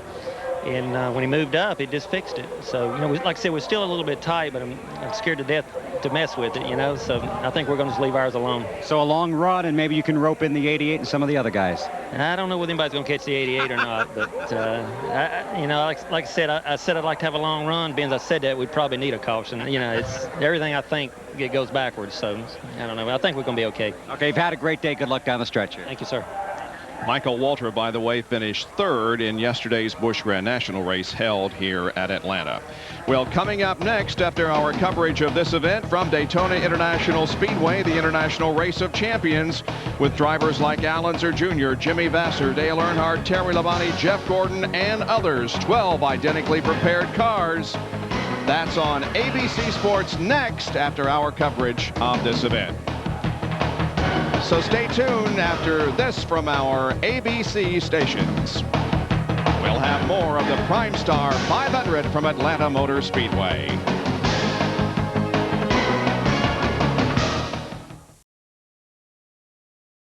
There you're looking into turns 1 and 2 here at Atlanta. On the left are some suites that have been built since Bruton Smith bought this racetrack a few years ago. And then if we keep going over, you're going to be able to see some new stands that are being built. 37,000 new seats that are under construction and will be ready for the fall race here. That's when the front stretch, now the front stretch, becomes the back stretch, and the start-finish line moves over there. And the track repair continues, but it looks like they're making great progress. Yes, it does. And folks, you know, this racetrack right now is a true oval. But when we come back in November, it will be a double dogleg or D-shaped tri-oval. There's the area that they're working on. This will be the front stretch. Well, Dr. Jerry Punch is down on pit road, and he's standing by with the King. Actually, we're squatting here on the wall, Bob, and who better knows how well these cars are built than a man who took one wild ride back in February of 1988 in a Pontiac at Daytona. And Richard, just seeing that film still makes me shudder. And you were in the race car, but you got to believe these cars are so well put together that the driver feels pretty comfortable. Well, you know, you feel pretty confident in the thing. Not that you say I can't be hurt or anything, but that's the furthest thing from your mind when you're driving the race cars, that you're going to get hurt or have any accidents or that. But the cars are built good. I mean, that 88 deal, I mean, the car come all to pieces and stuff, and, you know, they got me out of the car, and I walked around over there, and everything was fine. Didn't put a scratch on me anywhere. So, you know, I've got a lot of confidence in them, and that's one of the first things I think most of the boys look at. They want to run fast, but safety comes first. Now, your car here today, Bobby Hamilton, just did miss that accident in the backstretch. I mean, he almost didn't get through it. Yeah, he's been close to a couple of them today, but Bobby's pretty good about that kind of stuff. I don't know, he's got a sixth sense or something about steering around the wrecks, and you know, that saves us a lot of race cars. Well, we're showing the replays. The car actually just missing the Spencer car, which was spinning, and that's what the Grissom car, he goes very, very high. The Grissom car was trying to miss Spencer. He took the high line, able to get by, and now, geez, he just misses that accident. He sits the last car on the lead lap in 11th spot. Do you have anything for him left? Can you improve that position? Well, we've been running around 7th to 10th or 12th all day, just in and out, just according to where you are track position. And I think we decided, we're last one on the lead lap. I think they're going to stop and put some tires on. Maybe that'll help him for 5 or 6 laps anyway. So, we're going to do everything we can. Okay, King, thanks for visiting with me. Okay, buddy. Richard Petty, a 6-time winner at Atlanta Motor Speedway. His car sits in 11th spot right now. Let's check in with Bill Weber.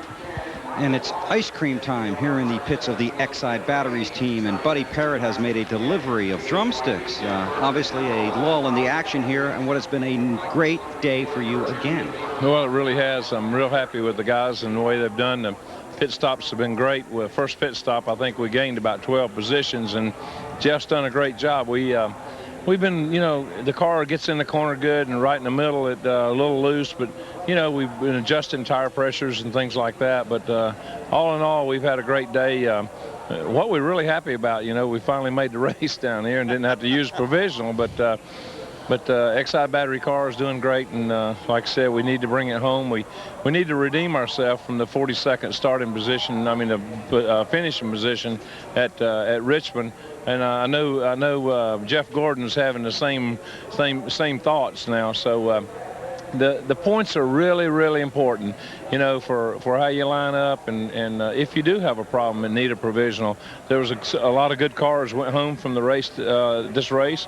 And but I'll tell you what, our thoughts are really, I was up there and I watched that deal on the backstretch, and Steve Grissom got to be a real good friend of mine when I was over at the 29 car, and he's a great guy, and I'm just glad he's okay. Okay, and so are we all. Well, we often have our track facts on these broadcasts. Here's our ABC Jack fact. Well, Bill, all the time we talk about a car pushing or being loose, or if you're over in open-wheeled racing, they talk about oversteer or understeer. Well, let's, with apologies to Bill Nye, the science guy, give you a little primer about the difference. Let's pretend that the top of this wall is the racetrack in the middle of a corner. This is the race car. You notice I use a recyclable here. If the car is pushing, when the driver turns the wheel, the car still wants to go towards the wall. You've had that happen to you in a car. If you've ever been in snow, when you would turn the wheel, the front end would still go. Now, that is called push. Now, the way to tell whether that's oversteer or understeer, push has a U in it, understeer has a U in it. It's also known as understeer. Now, what about being loose? You go into the corner, and what happens is the car wants to flop ends. That means the rear of the car is loose. Or, because it has an O, it could also be oversteer. Depends on the geographic location and the racing discipline, whether it's push or loose. But one thing that's universal, guys, when you have either condition, it's not something you really like. I'm glad he did that, the U and the O thing, because I've always tried to figure out the difference in oversteer and understeer. Did you always prefer a slightly tight or slightly loose car? Oh, yeah. I mean, you can ought to correct a car that's pushing. Really and truly, all you need to do is back off the throttle. I mean, obviously, if you back off a great deal, you're not going to run very fast. But to cure that problem, you back off the throttle. A loose condition, there is no cure. I mean, it's like driving down a hill in ice and snow. Up a hill is no problem, but down a hill is really, really tough. There you see they're putting another reinforced piece of concrete behind there. I think that's the third one that they're putting in place. Plus, they've got one here on the front. So they are making great progress back there. But at the moment, we haven't been given any indication as to how soon this event might restart. We're at lap 284, and 328 is the scheduled distance. Now, Darrell Waltrip is parked at the top of the racetrack with the car facing downhill. Why is that? Well, because there's no one there to help Darrell Waltrip. And we see that the bank back there, this is angled. It's angled down this way, probably 5 or 6 degrees. When they say start these cars back up to start the race, if Darrell Waltrip hits the starter in the Western Auto Chevrolet and it does not fire, he will simply let the car roll down the hill, and when he picks up a little bit of a speed, he will let the clutch out and start the car that way rather than using the starter. At least it will roll down the hill there.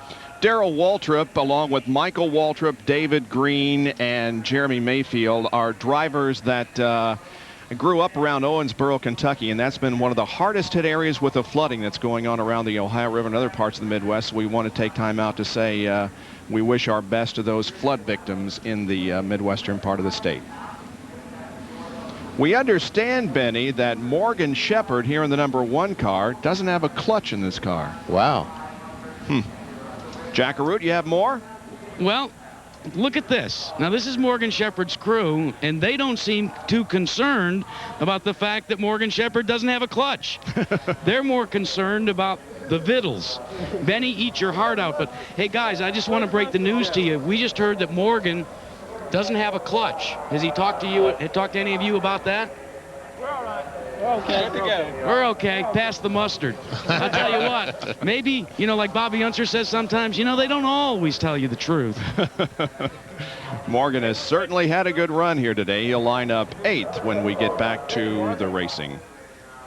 You know, we saw Buddy Parrott eating an ice cream cone there before, not too long ago when he was talking with us. You have a story, I think, that you remember from your driving days regarding a cone. Well, it was in the movie Days of Thunder. Yep. And, you know, Tom Cruise said, do you want me to pit? And Duvall said, no, wait, we're eating ice cream right now. That actually happened to me. That's where the story came from. It was 1987 in Darlington, South Carolina, and Harry Hyde was my crew chief, and I'd gotten some oil early in the race and knocked the wall down about like that. Only I didn't hit the wall that hard, but I'd torn the car up. We'd fixed it. I was several laps down out there trying to make laps. The caution flag was waved, and I said to Harry, do you want me to pit and change tires? He said, no, not right now. I said, so the next time I came by, I said, Harry, do you want me to pit? No, not right now. I said, what's the problem? He said, well, we're eating rice. There we go. We're eating ice cream right now. I said, as soon as we finish, you come in and make your pit stop. He said, do you want one? So I said, sure. So he gave me one the next time I pitted. Is that right? Yeah. Jack? You know, Bob, he likes to tell stories like that, and he's the king of self-deprecation. But I saw Benny Parsons run in Dover, Delaware one time where the seat broke, Benny. What, the second lap into the race? And he ran the entire 500 miles at the Monster Mile, holding on to the roll bar to keep himself from the seat whacking back and forth and steering the car. So don't let Benny Parsons ever make fun of himself too much. He was one whale of a race car driver as well. Well, thank you, Jackie. The weld on the seat broke, and the whole right side just would flop over, and I had to hold into the roll bar to keep me in the car. And helmet's going back on. We see Michael Waltrip. We're getting awfully close to restarting this race. Jerry is with Tony Glover, who's the crew chief on the pole-sitting car of Robbie Gordon. Well, Tony, as a veteran crew chief, came over to Sabco Racing this year to try to help steer the young rookie toward a promising career in Winston Cup. Did you ever expect that in his 12th start, the young man would sit on the pole at Atlanta? I tell you, you know, anything or nothing Robbie Gordon does doesn't surprise me. He's got the most incredible talent I've ever saw in a race car driver. And, you know, we got a really good car for him here today, and we got a heck of an engine. And, you know, we got one set of tires, Jerry, that were a little bit too tight, and we messed around and lost a lap on them before we got them off. And we had gotten in position to get our lap back, and they had a yelling. NASCAR said that we had made a mistake getting back in line, so they put us from being on, we would have been inside the second row. They put us all the way to the rear, and in about 20 laps, Robbie has fought his way from the rear all the way back to second in line again, and we got a really fast car. Just have to wait and see how it shakes out. I'd like to be able to get our lap back and, you know, have a yell and have an opportunity to race these guys at the end, because this Coors Light car is really running good today. We got word a little bit ago that he had some problems in the race car. Might have been sick or burned or something. You were looking for a backup driver. What was that about? I guess about 200 laps into the race, he got to complaining about his feet burning real bad. You know, he said they were burning a little bit yesterday in practice, and we took some steps this morning to try to make the thing cooler on the inside. Evidently, we didn't get it quite cool enough, and I think he's blistered his feet pretty much. But now, since they've had this accident over, it's giving him some time to cool off, and I think he'll be good to go the rest of the way. You've been with a lot of guys, Ernie Irvin over the years, Sterling Marlin. Give Robbie Gordon a grade. Now, he went to school today, the Atlanta Motor Speedway School of NASCAR Winston Cup Racing, his first ever start. He led quite a few laps up. How would you grade his performance so far? I think he's did one heck of a job. You know, he's just, like I said before, he's got tremendous talent. He's probably the most determined individual I've ever worked for or worked with in my life. And, you know, he's not a quitter. And right now he can't wait to get going back to the green flag. He says he's going to get his lap back. All right, you got to believe Robbie Gordon. He has that determined look. Tony, thanks for visiting with us. Robbie Gordon, another rising young star in NASCAR Winston Cup Racing. He'll restart 14th, a lap down, but as you can see, he and certainly the rest of us are getting ready to restart this race. The helmets have gone back on, the belts are tightened, the gloves are on, the winter net's being put up, and before long we'll have the green flag to start the remaining laps of this event. Yeah, we're just minutes away right now from the restart. Once again, here is the rundown, the field summary. There's the leader. There are right now 11 cars in the lead lap. Dale Jarrett is the first one. Bobby Hamilton is the second one. And there we see 4 cars in that group, 1 lap down, racing for positions. And 16 through 30, we'll see 2 more cars. So 6 cars, 1 lap, 7 cars. We see Kyle Petty still is a lap down. So 7 cars, 1 lap down. Grissom is not coming back out. And there is 31 through 42. Jeff Gordon, the first car out here this afternoon in Atlanta. Engine failure knocked him out of the race very, very soon after the green flag dropped here to begin this thing. So it was a very bad day for Jeff Gordon, and he's going to fall to probably 4th in the point standings after this event. And you can see that the reinforcement has been completed. The backhoe and all the other heavy equipment has left the area of the backstretch where the accident occurred. The lights on top of the pace car are on, and so the command to refire the engines has been given. The car is now rolling down the banking just like we talked about. And we see Kyle Petty's car starting to roll. Darrell Waltrip. Let's see what Morgan Shepherd, how he's going to pull this trick off. If he doesn't have a clutch, he'll have to start the thing. Seems to be okay. Seems to be okay, yeah. It seems to be fine. See, there's Mike Skinner, and he made some pretty serious contact with Spencer when he was spinning. I'm surprised to see Skinner back. That car's heavily damaged there in the right front corner, but he apparently is going to try to finish up the last few laps. And more ice cream eating is going on down the pit area. Doc, did you get one? No, I haven't gotten one yet. They told me they were saving a whole box for Benny. Maybe we'll split them later. Jeff Hammond running down pit road. I said, "What, Jeff? What's wrong? Got tires? Need tires? Need shocks?" Said, "No, I need an ice cream cone." He managed to get one. Hey, 12th right now. First car, 1 lap down. How about these last 44 laps for Darrell Waltrip? Well, I think it's going to be real tough for all of us. The sun's starting to come down here.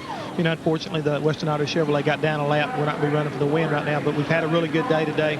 We've got a good race car. Darrell drove a well of the race. So we're looking to make a little bit of adjustment here and possibly come down and get us 4 tires because we still got 40 laps to race. There's a long ways to go, and hopefully whatever has to be settled on the racetrack and not under a caution situation. Well, Jeff, we'll let you go back behind the wall. We are told when the cars come by, the pit road will be closed the first time by, but the second time by, they will be coming down for tires. We have been waiting for this interview with bated breath. Bill Weber? Well, on behalf of everybody, I'm glad to see you. How are you? Oh, I'm fine. I tell you, these guys built a super race car, and I mean, everything done what it was supposed to, and you know, I didn't hit anything that you don't normally hit, you know, with your arm or with your feet or anything. I mean, like I say, they done a super job. The car held up, done what it was supposed to do, and you know, unfortunately, we tore up this Kodiak Chevrolet, but again, you know, the guys, they'll have us something good. We'll be ready to go to Darlington here in a couple of weeks. Do you recall what happened, Steve? Yeah, last thing, you know, I remember, I guess, was coming off turn 2 there, and, you know, saw a couple cars. One, it kind of got loose, and anyway, he was trying to get it gathered back up, and everybody had to check up, and as we was checking up, you know, it's just kind of one of those deals. I guess the guys behind us didn't see it, and, you know, kind of somebody got in the back of me and got sideways, and once you're sideways, you know, you're not driving the thing anymore. You're just kind of a passenger, and, you know, with that, you know, from there, we come down, got into the inside wall, but still, I mean, again, these guys build a super race car and all, and you know, just looking forward to get back out here, back at Darlington. Ankle injury? It's just a little bit stove up, but you know, other than that, I mean, it'll be fine. Maybe just be a little sore tomorrow, but you know, we'll be fine. Hopefully, we'll be in Texas testing here in a couple of days. Well, you and I have a little running gag. At least you didn't break your nose, right? Yeah, and that's true. Okay, Steve. Thanks a lot. Jackaroo. Hey, David Smith finally gets a chance to see his race car for the first time. Mike Skinner brings it down into pit road. And David, what's your assessment? Well, the front end's been up pretty bad, Jack. We're going to reset the toe end. Just try to clear the sheet metal. Let him get back out there and just finish this race. You know, a lot of cars are wrecked, so we can still, you know, maybe get a top 20 out of it. Now, you can rate this driver sitting on the bowl of the Daytona 500, but now it's the College of Hard Knocks. Yeah, it is. You know, you get off to a pretty decent start, and then, you know, a couple of penalties here and there, just, you know, just get some situations with a rookie deal that, you know, he puts you behind. But Mike's going to be a good deal. He's a good driver, and we're going to have a good team. Remember, this guy knows talent.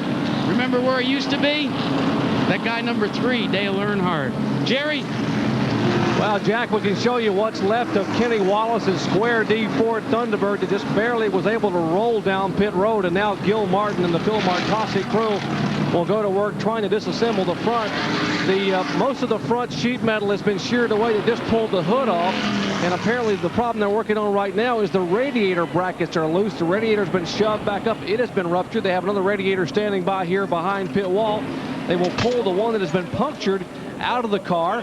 The problem is there's so much sheet metal pushed up in the front of the car, they're trying to get it disencumbered from the other parts of the front suspension. So the work continues on the car number 81 of Kenny Wallace as the car number 43 of Bobby Hamilton in and out. You heard Richard Petty tell me a moment ago they were the last car on the lead lap, so they had nothing to lose but to come in and put some 4 tires on the car and fuel. So that was the only car on the lead lap that made a stop. Work continuing here on the car number 81 of Kenny Wallace. It is hoped to get this car back on the racetrack to maybe get some laps and some valuable points. Bob? Brett Bodine came in, so did Mike Wallace, and as you indicated, that we're continuing on Kenny Wallace's car. Tell you what, these guys are really getting a break. As we see from Dale Jarrett's car, the sun is very, very low in the sky. It looks like that there's going to be some shadows in turn 3 that they might be able to see the racetrack. I was really concerned when this race started back the guys would not be able to have any visibility at all going in turn 3. Right now we're going down the front stretch. We'll have to check this about a lap later and see what it looks like going in turn 3. The red flag lasted 52 minutes, so kudos to the crew here at Atlanta Motor Speedway for their fast work in getting that wall, which was broken apart by Steve Grissom's impact, reinforced and making the racetrack safe once again. David Green making a pit stop here along the front stretch as we ride along with the leader of the race, Dale Jarrett. Never see him weaving the car back and forth. We heard Jimmy Makar talking about just a little bit ago that Bobby Labonte did not get his tires clean one time, went down in the corner and would not stick because of buildup on the tires. We see Jarrett back and forth weaving, trying to get all the debris off the tires so that it will stick when he goes down in turn 1 that first time they throw the green. Now this is the problem that I was concerned about, Bob, is when the cars turn to go in turn 3 that they will drive into the sun and not be able to have visibility. We see the lights on the pace car that we can still see them, and the sun is over there, so it looked like right now that we are going to have some visibility for these guys. Good news. Yep.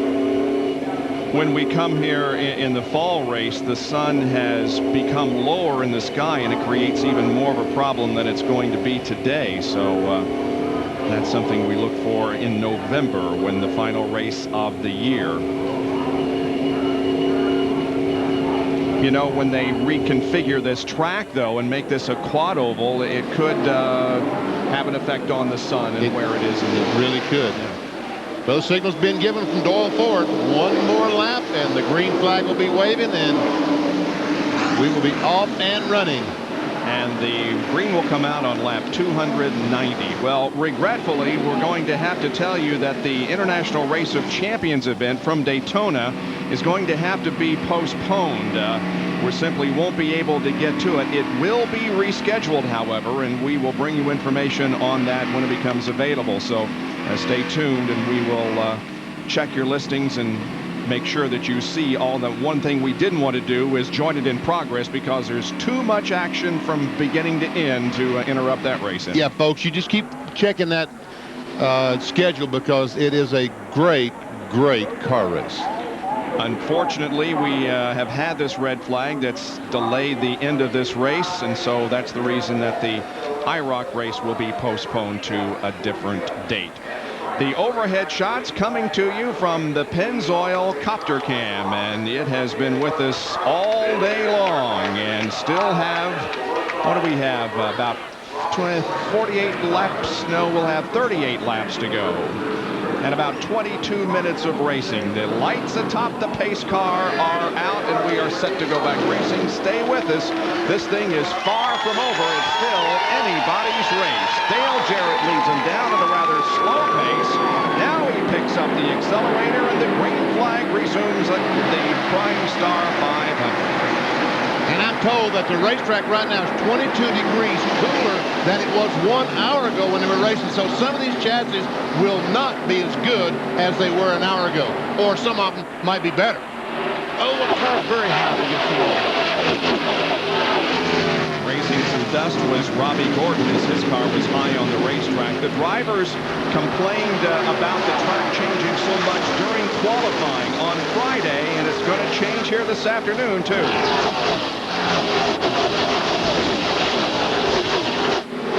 We can see the cars going by with such a force that it shakes the camera as they go by. There we see Robbie Gordon in front of Ernie Irvin.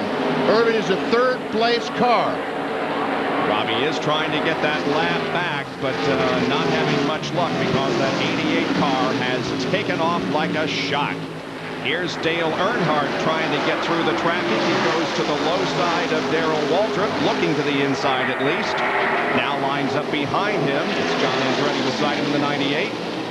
And right now the 44 and 17, Petty and Waltrip are racing for position, but now Earnhardt goes by Petty. Dale Earnhardt runs in 7th position. You see that on your scoring pylon there on the left side of your screen. Now he goes to the inside of Darrell Waltrip. That's Rusty Wallace, who's come back out of the racetrack. Running very slow down the backstretch. Morgan's going to come off the corner, going to make it 3 abreast. Oh, baby. Bobby Hamilton remains a contender. He made the pit stop. He's on fresh tires now. The last car on the lead lap. That's why he pitted. But he will never get through this traffic, I don't think, and get to the leader to use those fresh tires because he is mired in heavy traffic. Looks like the fastest car that last lap was second place Mark Martin, just about half a mile an hour quicker than the leader.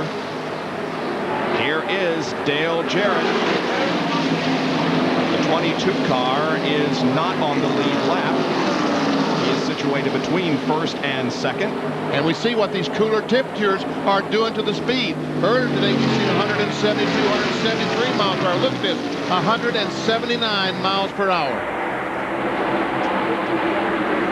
Here comes Robbie Gordon up on the outside of Mark.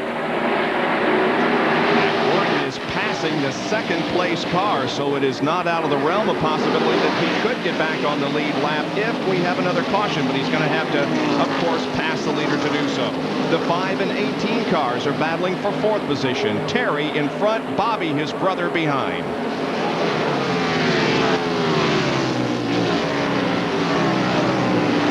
Bobby going way up the racetrack while Terry stays down low. Well, you talk about 2 different lines around a racetrack. And there is a battle for the second spot. The 6 car, the blue and white car, Mark Martin has it. The red and black 28, Ernie Irvin wants it. And Robbie Gordon is slow in front of these cars. Mark going to the inside. You'll see Robbie on the left of your screen here in just a moment. There he is.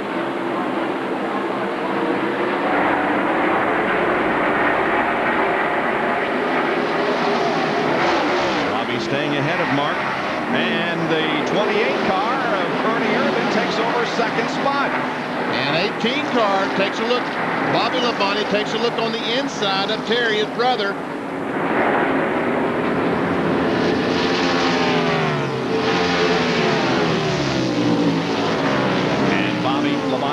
the position from Terry Labonte, and so Labonte moves to fourth. But up front now, it becomes a battle of the Robert Yates cars. Ernie Irvin has moved to second. His teammate Dale Jarrett is the leader of the race. Jarrett has a fairly substantial lead on Ernie at the moment, but here is Ernie going to the inside of Robbie Gordon. And now just one car between first and second. That would be Ward Burton, the lap car.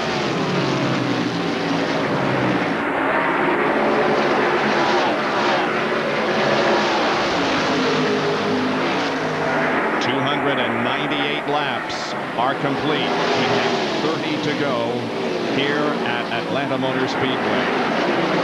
And we will be back after this from our ABC stations as our coverage of the PRIMESTAR 500 continues from Atlanta. Bob Jenkins, Benny Parsons, Jack Root, Jerry Punch, and Bill Weber back at Atlanta Motor Speedway in the PRIMESTAR 500. We were delayed 52 minutes because of a red flag. We have got 27 laps remaining, actually 26 and a half now before the end of this event. And up front, it is Dale Jarrett. We're watching second and now third place. That's Mark Martin in the 6 car, running in third. The 28 car of Ernie Irvin.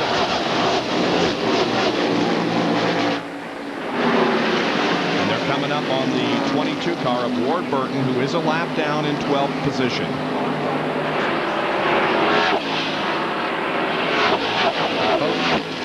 I'll tell you, that one car, Morgan Shepherd, is on the move. He just went by Terry Labonte and moved into 5th spot with this car. And he's coming up on Bobby Labonte, isn't he? Yes, he is. Morgan Shepherd, a 3-time winner here in Atlanta. He's won this race twice and the fall race once. Richard Jackson's car and those guys today have put forth a great race car. They're second, third, fourth, and fifth. Here's an AutoZone on-track interval showing you that Morgan Shepherd is cutting in to the lead of Dale Jarrett. We timed him on 5 consecutive laps, and he reduced the interval from 3.4 to 2.9. Look at the consistently fast laps of Morgan Shepherd. However, he's got a lot of traffic ahead of him. Yeah, I don't know how in the world he's going to get by this traffic and get to the leader, Dale Jarrett. And there we see 18 by the 6. Boy, the positions are changing from lap to lap behind the leader, Dale Jarrett. He has things to himself, but now Morgan Shepherd comes up and takes the spot away from Mark Martin. And the 99 and 21, Jeff Burton and Michael Waltrip are battling for the 7th position, and Burton gets it.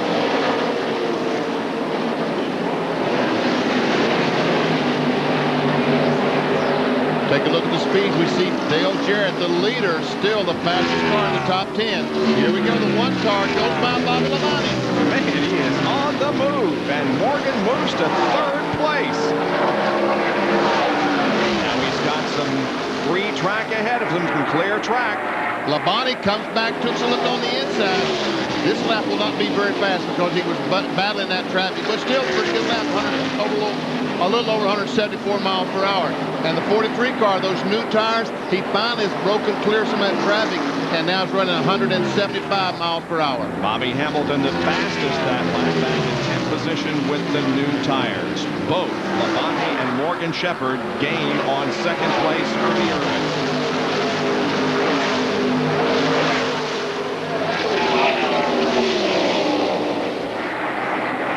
Let's see, Morgan Shepherd, 175.200 miles per hour. Jack Root has a report from the pit area. Benny, do you remember when you reported that the track temperature had gone down 22 degrees? Well, it went 22 degrees in favor of Morgan Shepherd. I talked with Richard Jackson and I said, what can you account this newfound speed to? And he said, strictly the cooler temperatures. Our car likes it. Our setup has come in. He says, I don't think it's even cooler. Look at that. He's the only one in the top 5 that was in excess of 175 miles an hour, and he almost ran 176. Yes, back in the second 5, we'll see the Jeff Burton car will 175, but Morgan Shepherd is running down the 28 car of Ernie Irvin. What a performance by Morgan Shepherd here in the late going. The Richard Jackson team came to Daytona without a sponsor on this car. They lined up one for Delco Reaming, and boy, they're glad they did. Well, Dale Jarrett turned it up a notch that last lap, exceeding 175 miles an hour. Now we see, and Morgan Shepherd still trying to catch Ernie Irvin.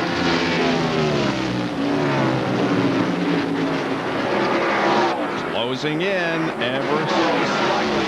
Man, he got a great corner that time by. Came out awful high though, didn't he? Yeah, it was a great corner. He got to the exit. Oh man, 176 miles per hour. Well, you could just see the momentum he had coming off the corner. It almost carried him out to the wall, but that's the way you want to run to keep up your RPMs and your speed. And man, oh man, look at the interval he's coming to with Ernie Irvin. Now he looks to the bottom of the racetrack. Up in turn 4. He's within just a car length of second place Ernie Irvin. That time, Jarrett a little bit faster than Morgan Shepherd. But Morgan's still about 0.3 of a mile an hour quicker than Ernie. And right behind this, the 5 to 99 car, Jeff Burton, goes by Terry Labonte. And Labonte evidently just can't get it going on this set of tires. Terry Labonte drops back to 7th. The 99 car of Jeff Burton moves up to 6th. 312 of 328 completed. And since we went to the restart after that long red flag period, Jeff Burton has had a good run. He was in 10th place on lap 290, then 9th, then 8th, then 7th, and now he's 6th. I was just reminded that Terry Labonte put scuffs on that last stop rather than stickers, brand new tires, and that could be hurting him right now. Jack Wood reported that from the pit area a little bit earlier. Well, once again, Morgan Shepherd is the fastest of the top 10 on that last lap, running at above 175 miles an hour compared to Dale Jarrett's 174.6.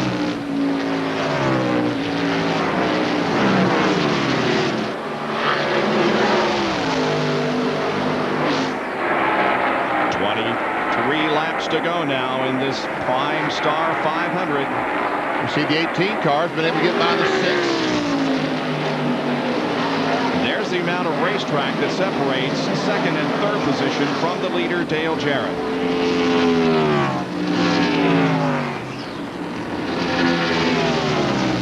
Well, Jarrett has definitely dominated this race here this afternoon. He has led 239 of the 314 laps that we have completed so far.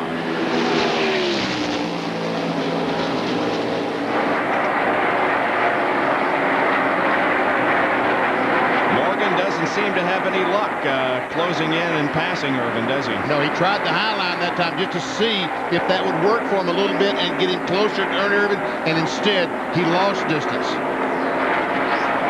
Now he goes back to the bottom of the racetrack, right on that white line, and we'll see him close back up. 13 laps to go. Now make that 12 laps to go as Dale Jarrett crosses the line and puts 16 on the door.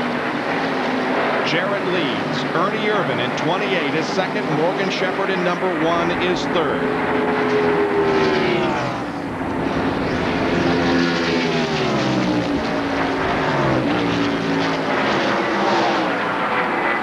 Morgan's car really getting through turns 3 and 4. The last time Morgan Shepherd visited Victory Lane was here at Atlanta in 1993. Now we go back and check up on this battle between Mark Martin and his teammate Jeff Burton as they contest the 5th spot.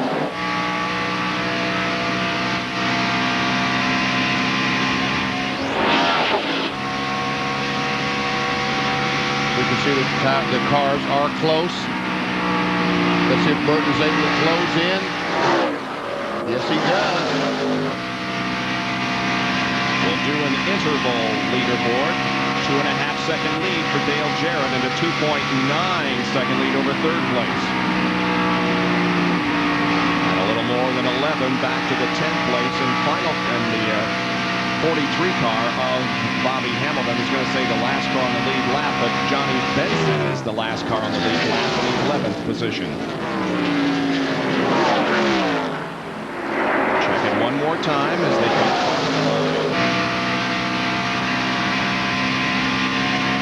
Closed it just a little bit. Well, right now they're just simply running out of time. Morgan Shepherd is running out of time. He's starting to lose some space on the 28 car of Ernie Irvin. There we see this is the battle for 5th spot. The 6 car, Mark Martin, the Valvoline Ford is in 5th and 99. Exide Ford is in 6th, and there's the leader of the race. 8 laps to go. Dale Jarrett crosses the line, completes lap 320. He's maintaining his lead, 2nd and 3rd place. Well, we mentioned it before, but in case you're just joining us, it has been an afternoon of excitement for Dale Jarrett. He has dodged a couple of bullets this afternoon. He had an ignition go bad on him, and he changed that, switched over to the backup ignition. He also was close to being involved in an accident, but Dale Jarrett leads at the moment as we near the end of this event. 7 laps to go, and here is Burton making a bid on Mark Martin. Nope, couldn't do it. Now he's taking a look on the outside. And he's there on the outside. Takes the spot away. So Jeff Burton goes to 5th. Mark Martin back to 6th position. Michael Waltrip continues to run 7th. Terry Labonte is 8th. Dale Earnhardt is 9th. And the 43 of Hamilton is 10th. These are cars owned by Jack Roush, their teammates, Burton and Martin.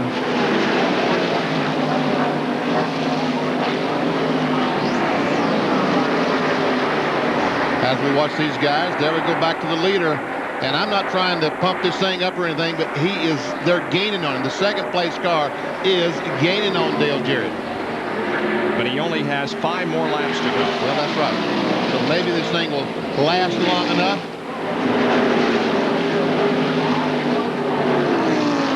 Terry Labonte and Dale Earnhardt are racing for position. Labonte has struggled since the restart after the red flag. He finds himself in 8th. Dale Earnhardt in 9th, as you can see on your scoring pylon. Bobby Hamilton running 10th. And there we see the SCP Pontiac coming to the picture.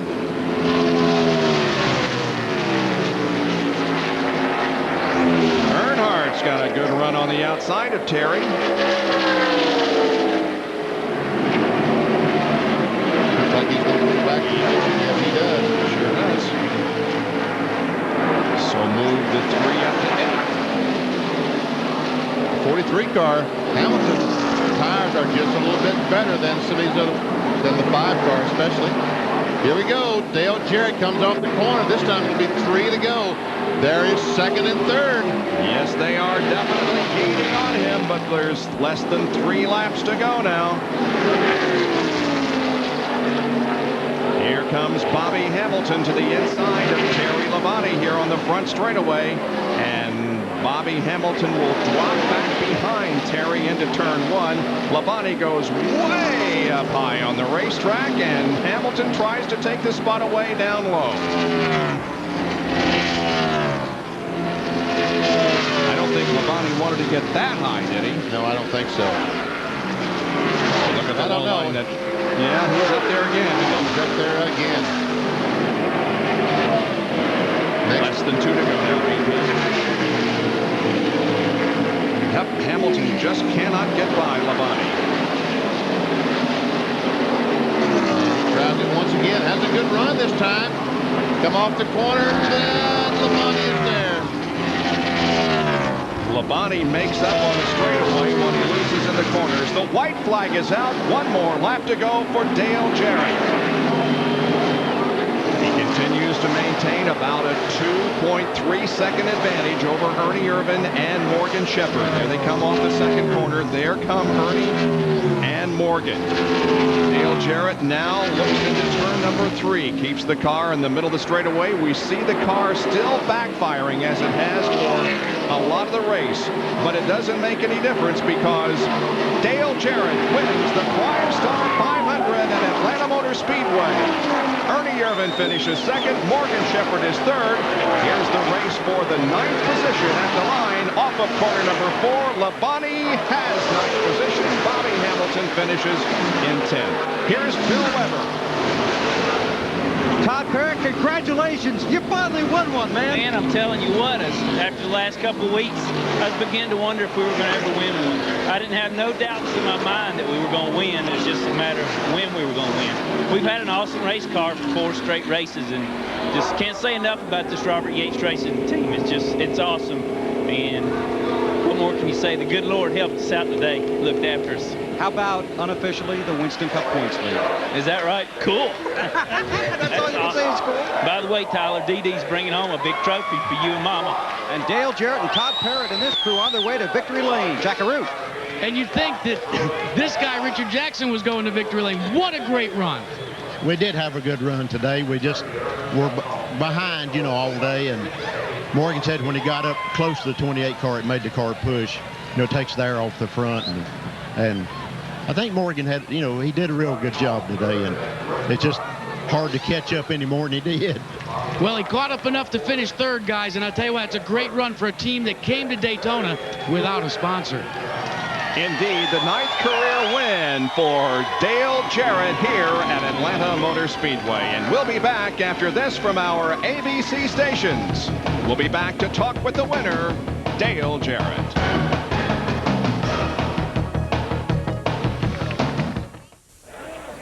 Dale Jarrett emerges from his car in victory lane. And let's go down with our winner's circle interview, the McDonald's winner's circle interview. Here's Dr. Jerry Punch. Well, 33 years ago, his dad, Ned, went to victory lane here in Atlanta. Today, it is son, Dale. And Dale, congratulations on a great effort. Thank you, Jerry. I've got to thank the Lord that everybody's okay, first off. Then there were some bad wrecks there after we got started, and just want to thank him for keeping everybody safe and for giving me the ability to drive this and put me in a situation to drive for Robert Yates and Doug Yates and Todd Parrott. This was just an incredible race car. I want to thank Ford Quality Care and Ford Credit, people at Texaco, everybody that helps with this effort, Plasticoat. Just an incredible race car. I want to say hello to Kelly and Natalie and Carson, who are in Florida, couldn't be here. We had a bet, girls. I hope y'all did as well as we did here today. Your heart had to skip a beat back on lap 190 when the ignition failed. Yeah, I did more than that. I didn't know what had happened. You know, when things are going that good, you're just waiting for something to happen. But what happened was a coil went out, and I switched over to the other coil and never missed a beat after that. And you know what concerned me as much as anything was restarting there at the very end. We'd sat so long, and obviously the air pressure had gone out of the tires, and I didn't know exactly how I was going to behave then. But it was awesome at the end. That was the best the car had been all day long. At Rockingham and Richmond, he led the most laps, but did not go to victory lane. Today, Bob, he would not be denied. He led 254 of the 328 laps here at Atlanta. Well, ABC World News Sunday will be coming up on most of these ABC stations in just a few moments. Let's take a look at the unofficial results from our race here this afternoon. Finishing second was Ernie Irvan. Morgan Shepherd was third. Bobby Labonte, Jeff Burton, Mark Martin, Michael Waltrip, Dale Earnhardt, Terry Labonte, and Bobby Hamilton, the top 10. Johnny Benson finishes in the lead, lap 11th. In the cars one lap down, Ward Burton, Kyle Petty, Robbie Gordon, and John Andretti. 16 through 30 this afternoon, Darrell Waltrip, Rick Mast, and the cars 2 laps down, Brett Bodine, the only car there, then Chad Little, Jeff Bodine, Mike Skinner, Lake Speed, Sterling Marlin, David Green, Kenny Schrader, Mike Wallace, Greg Sachs, Dick Trickle, Kenny Wallace, and Ricky Rudd. And the first car out of this event was Jeff Gordon, the 85 NASCAR Winston Cup champion and the driver who had come into this race with the points lead and had won 2 of the first 3 events. But he is no longer the points leader. Dale Jarrett is the points leader. Terry Labonte is 29 points back. Mark Martin 70 points back in third. Gordon slips to 4th, and Bobby Labonte is 5th. Here's Bill Weber. Run 2, 1-2 sweep for Robert Yates Racing. Ernie Irvan, great run for you second today. It is. You know, we're happy with it. You know, we should have had some good top 5s this year, and now we got one. Okay, Ernie Irvin comes home second here today at Atlanta. So a good run for the Robert Yates team as they finish first and second. But a lot of drivers had great runs here this afternoon, and also we're very thankful that nobody got hurt. Of course, Steve Grissom with a very bad crash, but he is okay. We'd like to remind everybody that because of the length of this race and the red flag that we had, the IROC race had to be postponed. It will be on at a later date. Please check your local listings. A great afternoon for Dale Jarrett, for Robert Yates Racing. Dale Jarrett winning, Ernie Irvin in second place, and I echo the statements. Thank goodness no one was seriously hurt this afternoon. So the sun begins to set here in the western sky at Atlanta after an afternoon of excitement. Aerial shots courtesy of the Pennzoil Copter Cam, and our driver communications were provided by Racing Electronics. We thank you very much for joining us here in Atlanta here this afternoon. Of course, we'll have other ABC coverage of NASCAR Winston Cup racing this year from the new California Speedway in Fontana in June, and then the Brickyard 400 at the Indianapolis Motor Speedway in August. On behalf of Benny Parsons, Jack Arute, Jerry Punch, and Bill Weber, I'm Bob Jenkins, congratulating Dale Jarrett, winning today's PRIMESTAR 500. So long from Atlanta Motor Speedway near Hampton, Georgia.